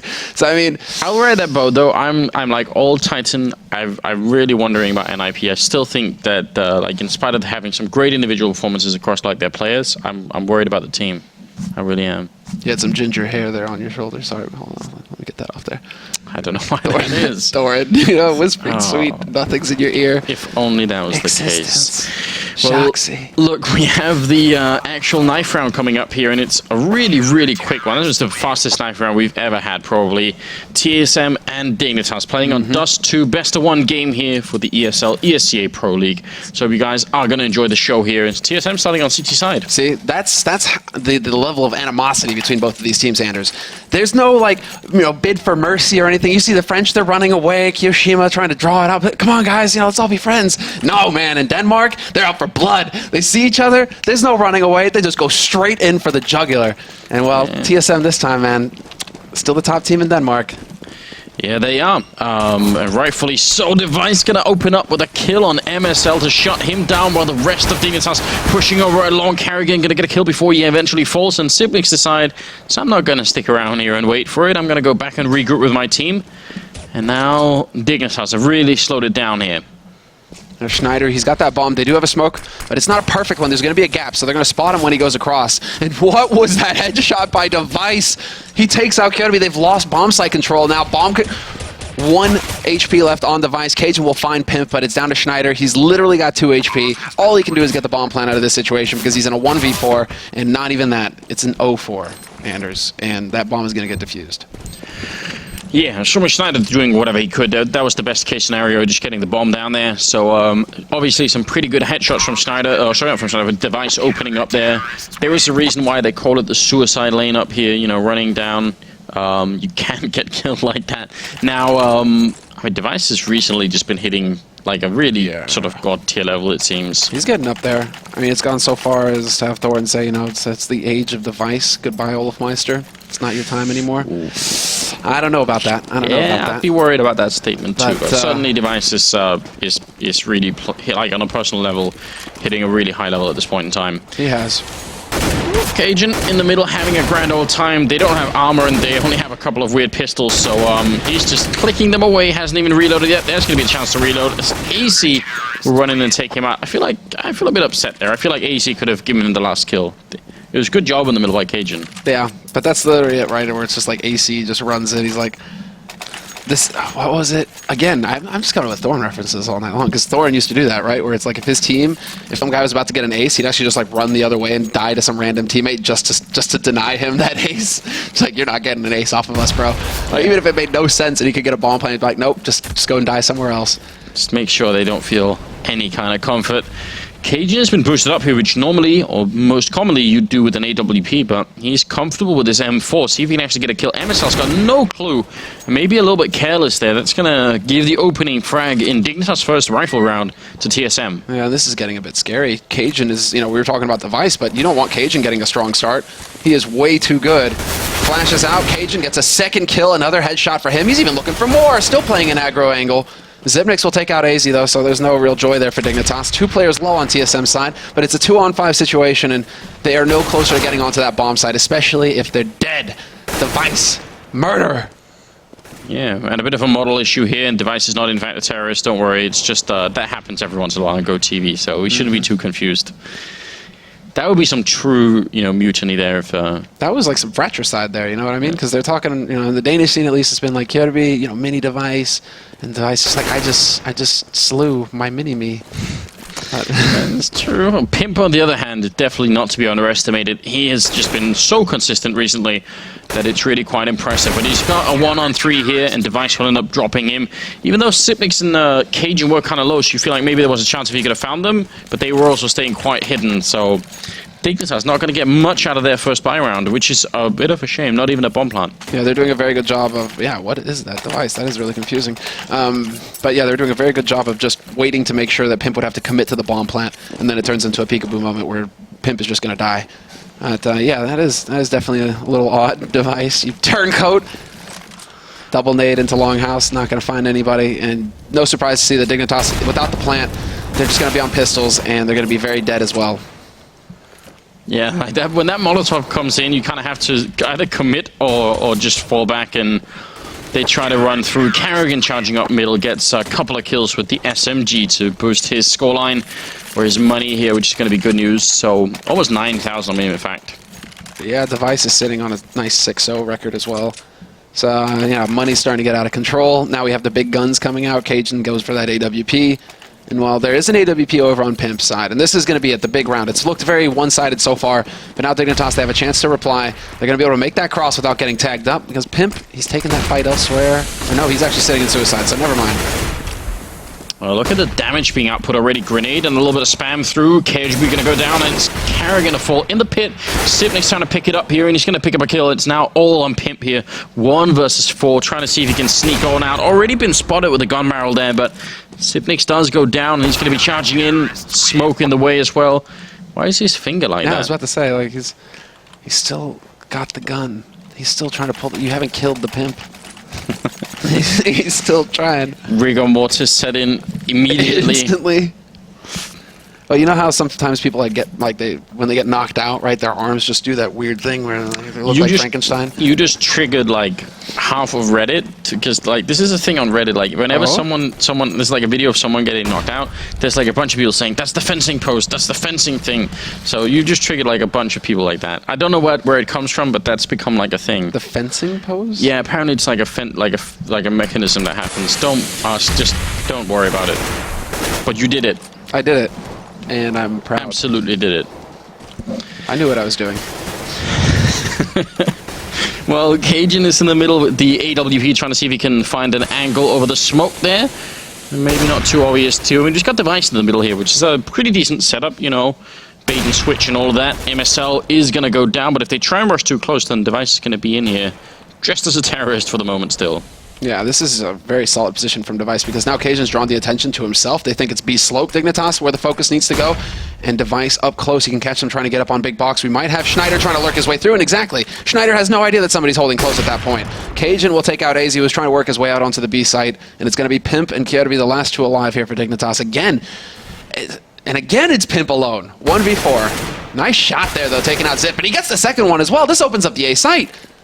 Oh, yeah, this could be a really, really good moment here.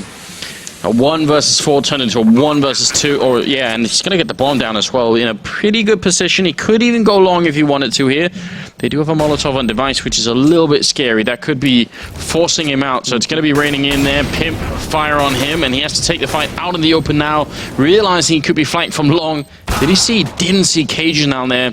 And he's going to end up going down. That one Molotov really making a big difference. That was huge, you're right. Without that Molotov, he can dance around the boxes, try and turn it into a 1v1, maybe come out ahead. That is really weird. How did that guy get a kit? I didn't know that terrorists could pick up kits, Anders. Apparently they can. Traitor. I'm wondering, because the defuse kit is still, you know, a kit, but it's obviously the wires. Can it change? You know? Instead of being like pincers. Yeah. You would think that they would have done that, right? The guy's like twirling a pair of pliers in his fingers or something. I don't know. That's how it works. What I do know is that Device is still unkilled. 9-0. And he's looking pretty damn good. AC though, what a shot. That was sick. Takes out Kerrigan. Big spray, and Schneider finds Zipnix through the smoke as well. But look at all the damage they've taken, Dignitas. They're not out of the woods yet. AZ down on 5 HP, Kerrigan on 18. Schneider's been tagged as well. They all are kind of low. There's no HE grenades left on the CT side. Device is going to be pushing up and actually jumping over the ledge here. They might have seen him coming, but it's an instant headshot. He might be able to do a lot more here. She said they're all so low. Device spraying and missing, and finally, it might be working out just a little bit here for Dignitas. Jesus. And now we have to see Pimp attempts the shot, but Dupree, I mean, he shuts down Schneider. It's going to be Pimp and AZ. Somehow we wind up again in a 2-on-2, all thanks to Device. Device has died for the first time, but it was a worthy death. And well, now we have to see if they can actually make their way up long. 45 seconds, and they are going to try and press forward. AZ making use of that information, spotting it out, and there we go. Great headshot onto Cajun B. And now it's all on Dupree, who's going for the long con. He's going all the way around long. Oh, might be making too much noise. He probably thought they were moving up, so interesting play here. Dignitas coming out on top. AC, who got the entry frag, also closes off the round, makes it a triple for himself, 6-1. Finally, Dignitas are on the board. Do have a double up set up here on the CT side, and something really confusing. Pimp, I think, is going to be running for people. What was really confusing is that Zipnix was going to be, he stayed at long to fight while Cajun fell back instead. It felt like maybe there was a little bit of miscommunication on the CT side then, that, you know, half the forces there were like, we'll stay and fight, and then Cajun was like, no, I'll run away. Yeah. Probably worried about the cat push if it was going to be a split of some sort. This is interesting, though, because, well, no, not really. Well, Cat be coming in and making it interesting again. But then Zipnix making it boring. And now let's see, does AZ make it interesting? He's gonna His commentary. We need to end up with something interesting here, especially because if Dignitas lose this round, then this whole first half could sort of like just be a landslide for TSM, and that's exactly what's going to happen. Device with a double, Cajun picking up 1, so the double up setup paying off. I mean, look at this here, 13 on Device and Cajun both. I mean, this is ridiculous. That's truly terrifying. Those are the two heavy hitters on this team. I mean, in Cajun, it feels like he's been kind of left by the wayside for a while now, where we're not really expecting to see those big numbers where he just dominates a team.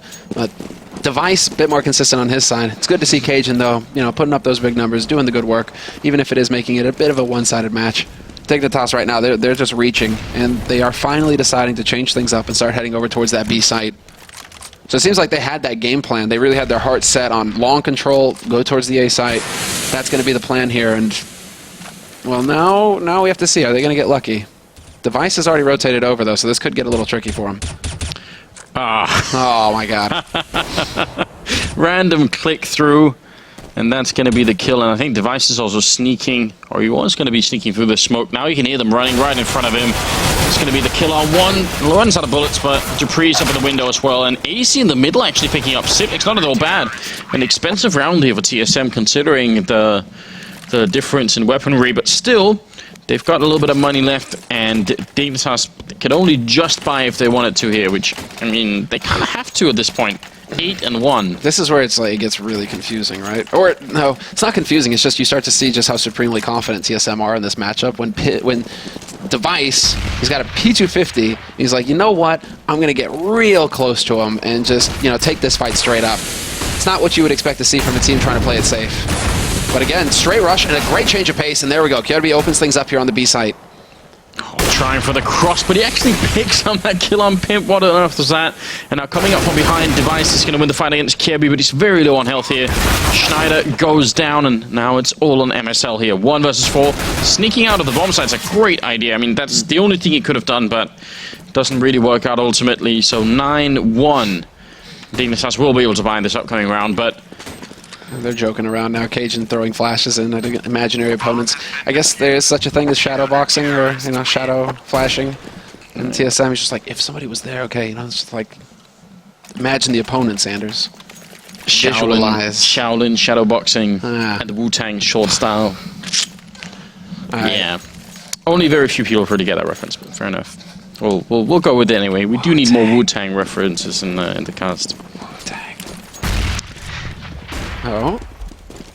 Spotted Cajun. He should have seen that. Curious to see, though. The man at top mid, this could get interesting. Kirby is working his way close, though. Is that a flash through? No. Smoke, flash, and they're going to start pushing up Cat once again. That's awkward. Just a little bit.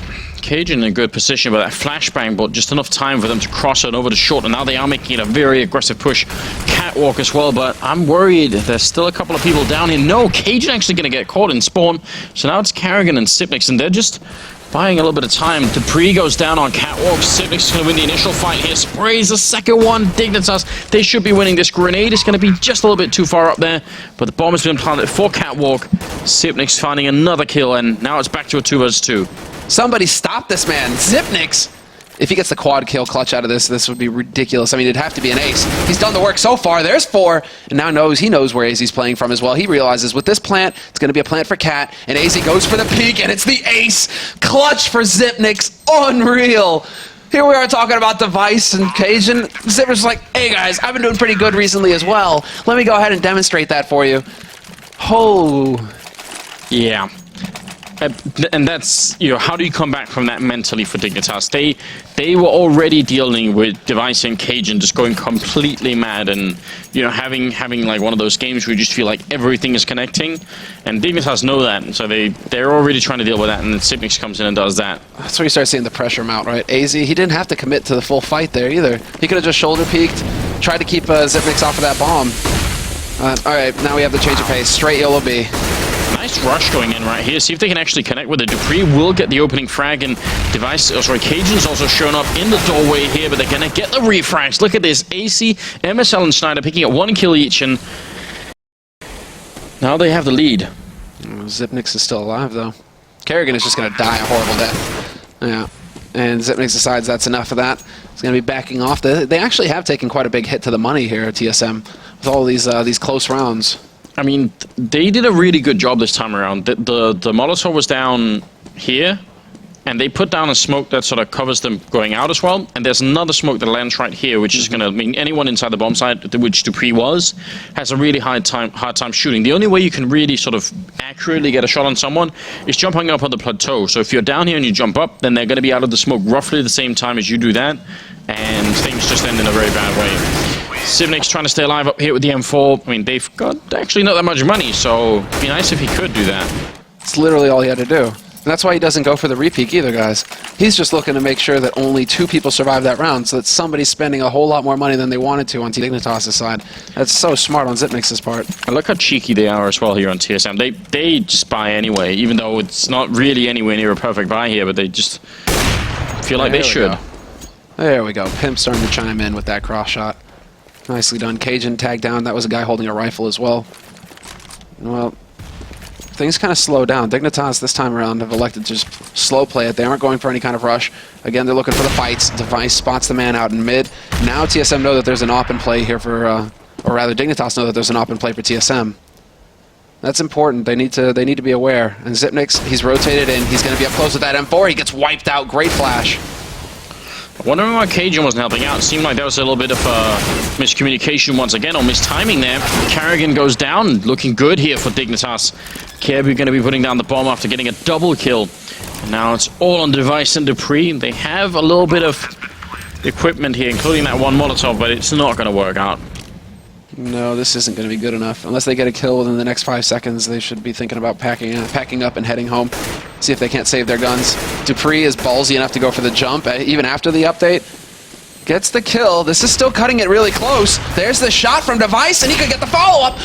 How do they lose this control of this situation? There's no kit, though. Yeah. Yeah, the lack of kit might actually make this here.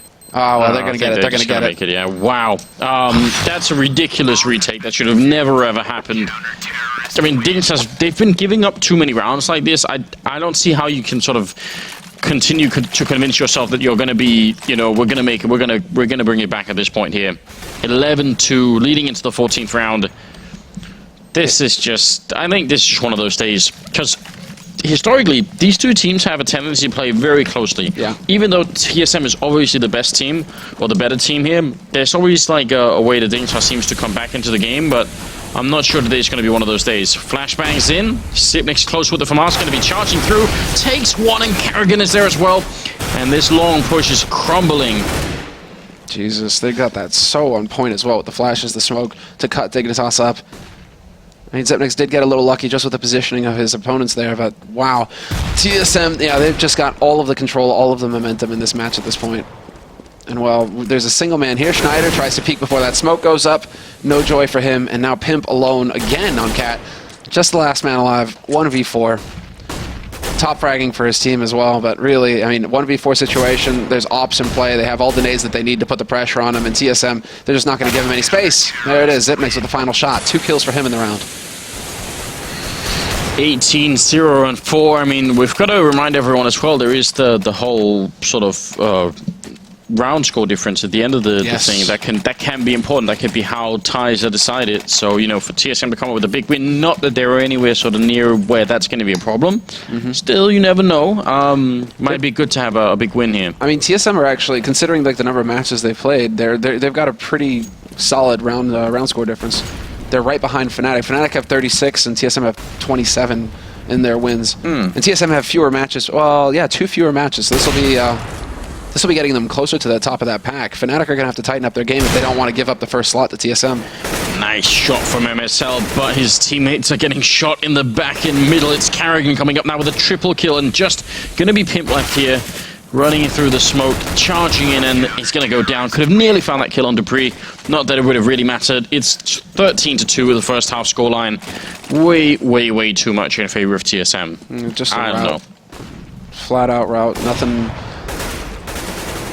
really. I mean, Dignitas are always capable. CT side, it's going to come down to aim rather than tactics. I mean, maybe we can see something special out of them here, where they just start. This felt like you know.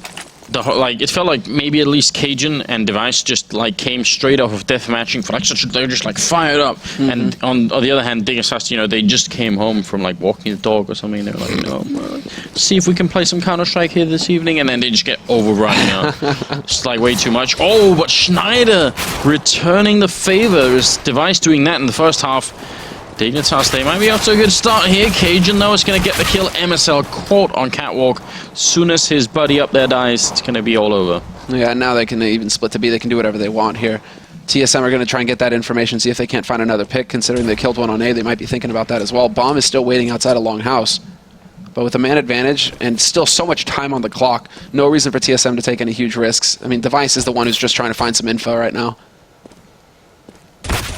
And he spots 2 at long. That should be it. That should be the tell. Well, now they can go wherever the hell they want. It's even. 1 on A, 1 on B here for Dignitas. And so TSM, they're just going to bring the numbers to bear. Device, come on. Like, the first kill there, that wasn't even like an attempt to kill someone. That was just like, I'm running away, but I might as well shoot. And then, like, he gets the headshot. Kerry doing his best to survive, but he's going to go down to Dupree. Device probably changing that around quite a bit and putting himself at 21 kills in just 16 rounds. 21 kills, 5 deaths. And just 2 auto shotguns, 3 My God. And a sawn off. You know what this is? If we could be tuning into TSM's TeamSpeak right now, we'd be hearing vacuum cleaning noises. That's exactly what this is. This is Dupree. For anyone who's ever tried matchmaking with Kerrigan or Dupree, that they'll know what this is all about. And then, well, I mean, Dignitas still don't have any idea, but there we go. Kerrigan just annihilates Schneider. You know who's happy right now? Chris. Oh, yeah. He's going to be watching this thinking, sweet, I started something. Oh my god, and now they've actually gotten onto this B site. They're going to be able to play close angles if Dignitas try and retake. Dignitas, do you dare run into this? Just you're at risk of farming. Like, you're just going to feed them. There we go. Kerrigan finally perishes, like, rather punishes Kerrigan for the impertinence, but then Cajun, yeah. Showing up with his sawn off instead. Oh my god. And So AC, much money. This is the right response, though. Sydney's going to take him down. Just might as well try and knife these fools. What is going on? 15 to do. Can we see, like, a bunch of snipers in the middle? No. Okay, they don't have the money. Yeah, they don't. Scouts? I mean, that's like the anti-hack solution, right? Yeah. If somebody's walling on T side, everybody buy scouts on CT, peek them at the same time. But we do have the big guns, Sanders. Oh God. Okay then. I don't know what this is. I mean, given that we only had, I actually thought looking at this match, I was like, all right, we only have one match this evening, but at least it's going to be a pretty good one. Like, yeah, it's been close so many times between these two teams, and now it's more like, yeah, TSM stealing it from us. Yeah, they're just having a ball right now. Once that smoke clears, hell, they don't even need to wait for the smoke to clear. There we go. Cajun's just so excited. He's actually taking so much HP off of Kerrigan. But Kerby, he gets forced out of the B site. Now, well, they're going to be able to get close. Nice shots, though, by Kerby. Doing great damage. But then Cajun, Zip, there's no way. No, he can't make it out of this one. He's going to end up going down. I mean, yeah, maybe they called in. They're like, we need suppressive fire. And then, you know, Cajun just has no idea what that means. So he's just shooting at them. Yeah, exactly. He didn't help at all there. Oh, they picked it up. No, easy. Suppress them. Yeah, there we go. Not us. I'm glad that AC's holding on to this, yeah, M249. That's right, it isn't even Alright, well, pushing into the middle. It's going to be a bit of a battle here, but Schneider and AC will go down, and over at the B, it's Kirby to fall. So now MSL winning a fight with the Sipniks, and Pimp trying to push up onto Catwalk here. 2 versus 4, 15-3 scoreline. Guess what's going to happen? Oh, that wasn't what I was about to guess. Okay. No, MSL being a savior. Pimp picking up a kill here. Now it's down to Kerrigan and Cajun B. 2 versus 2. Trying to see if they can get the bomb down. They've got a smoke here, and they're going to try and fake it out. No, they're going to go straight for the plant while covering. Smoke Interesting. going on. They put the smoke up on window. Pop flash in. Kerrigan gets overwhelmed, and it's going to come down to Cajun B. Now 1v1. The fight is on. Now MSL, he has to find the angle to work here. Look for that element of surprise, but it's just not going to be there. Cajun just too consistent in this map. That's got to put Cajun up around like 25 frags at the end of this map. I mean, him and Device just had a field day. Well, that was quick, Semler. It was maybe a little bit too quick. Yeah. It's done. Well, you know, maybe it was their first time. Yeah. So, there you go. No stamina. Yeah. I don't know what to say. I mean, I was expecting something closer when these guys have been playing best of threes. I feel like it actually usually finishes like 2-0 for TSM, but it's usually like 16-14 both maps, and you know you feel like, oh, we got something out of it. Yeah. Could just have been an off day for Dignitas as well. I feel like it's a combination of like those two players just showing up on TSM side, and then Dignitas probably being just a little bit cold and not really ready for it. So I don't know what to say about that, really. Do want to remind you guys, because we don't have any more games for you tonight, but you guys should go and check out the Score Esports, and also download the application, obviously for iOS and Android. It's right there. Go and check it out. Keep up with what's been happening. This has been week 4. Are you all right? You figuring it out? It's like, you know, like just go there. All right. That somewhere down there. Yeah. But it's been the 4th week here of Pro League, and obviously, yeah, more is coming up, much more, in fact. We're only we're not even halfway through. No, we're not. I mean, just like what? Well, we're kind of, I guess, 10 weeks of content, 9 weeks of content, something like that. Yeah. There's a lot of content, guys. This says next Tuesday. Is that true? Apparently. All right. Some pretty good games, I can tell here. I'm excited. 2 Mouse Sports games as well, and 3 Titan games. Yes. Yeah. Yes. Yeah. That's it. I'm excited. Fnatic are going to be playing. Versus Titan that they lost to last time. Yeah. And I believe, if I'm not mistaken, each team plays each other twice, so this could be the chance for Fnatic to rectify things, to restore balance to the universe.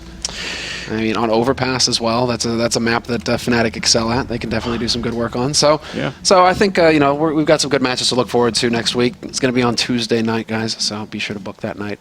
And of course, like Wednesday, Thursday, there's going to be content as well. So many games, a lot of games in the E Pro League. Yeah, absolutely right. Well, you guys have a good time until we see you then. Obviously, again, go and check out the scores. Keep what's happening in the league so you guys know exactly where your favorite teams are standing. Semler, what's our plan now? What have we got to do? Is it pizza? Is it burger? Like what are we looking for? Food, man. Food, any food. Yeah, any food. All right. I have some schnitzel and sauerkraut. We are in Germany. We're in Germany, right? So what do Germans eat? I think schnitzel and bratwurst and all that sort of thing. Okay, we'll find something German. Some of that. All right. Well, thank you so much for being with us, everyone here, and we'll be back soon enough. We'll be covering future weeks as well. So come back and join us. We'll be back 17th. 17th, yeah, exactly. So right. I'll see you guys then.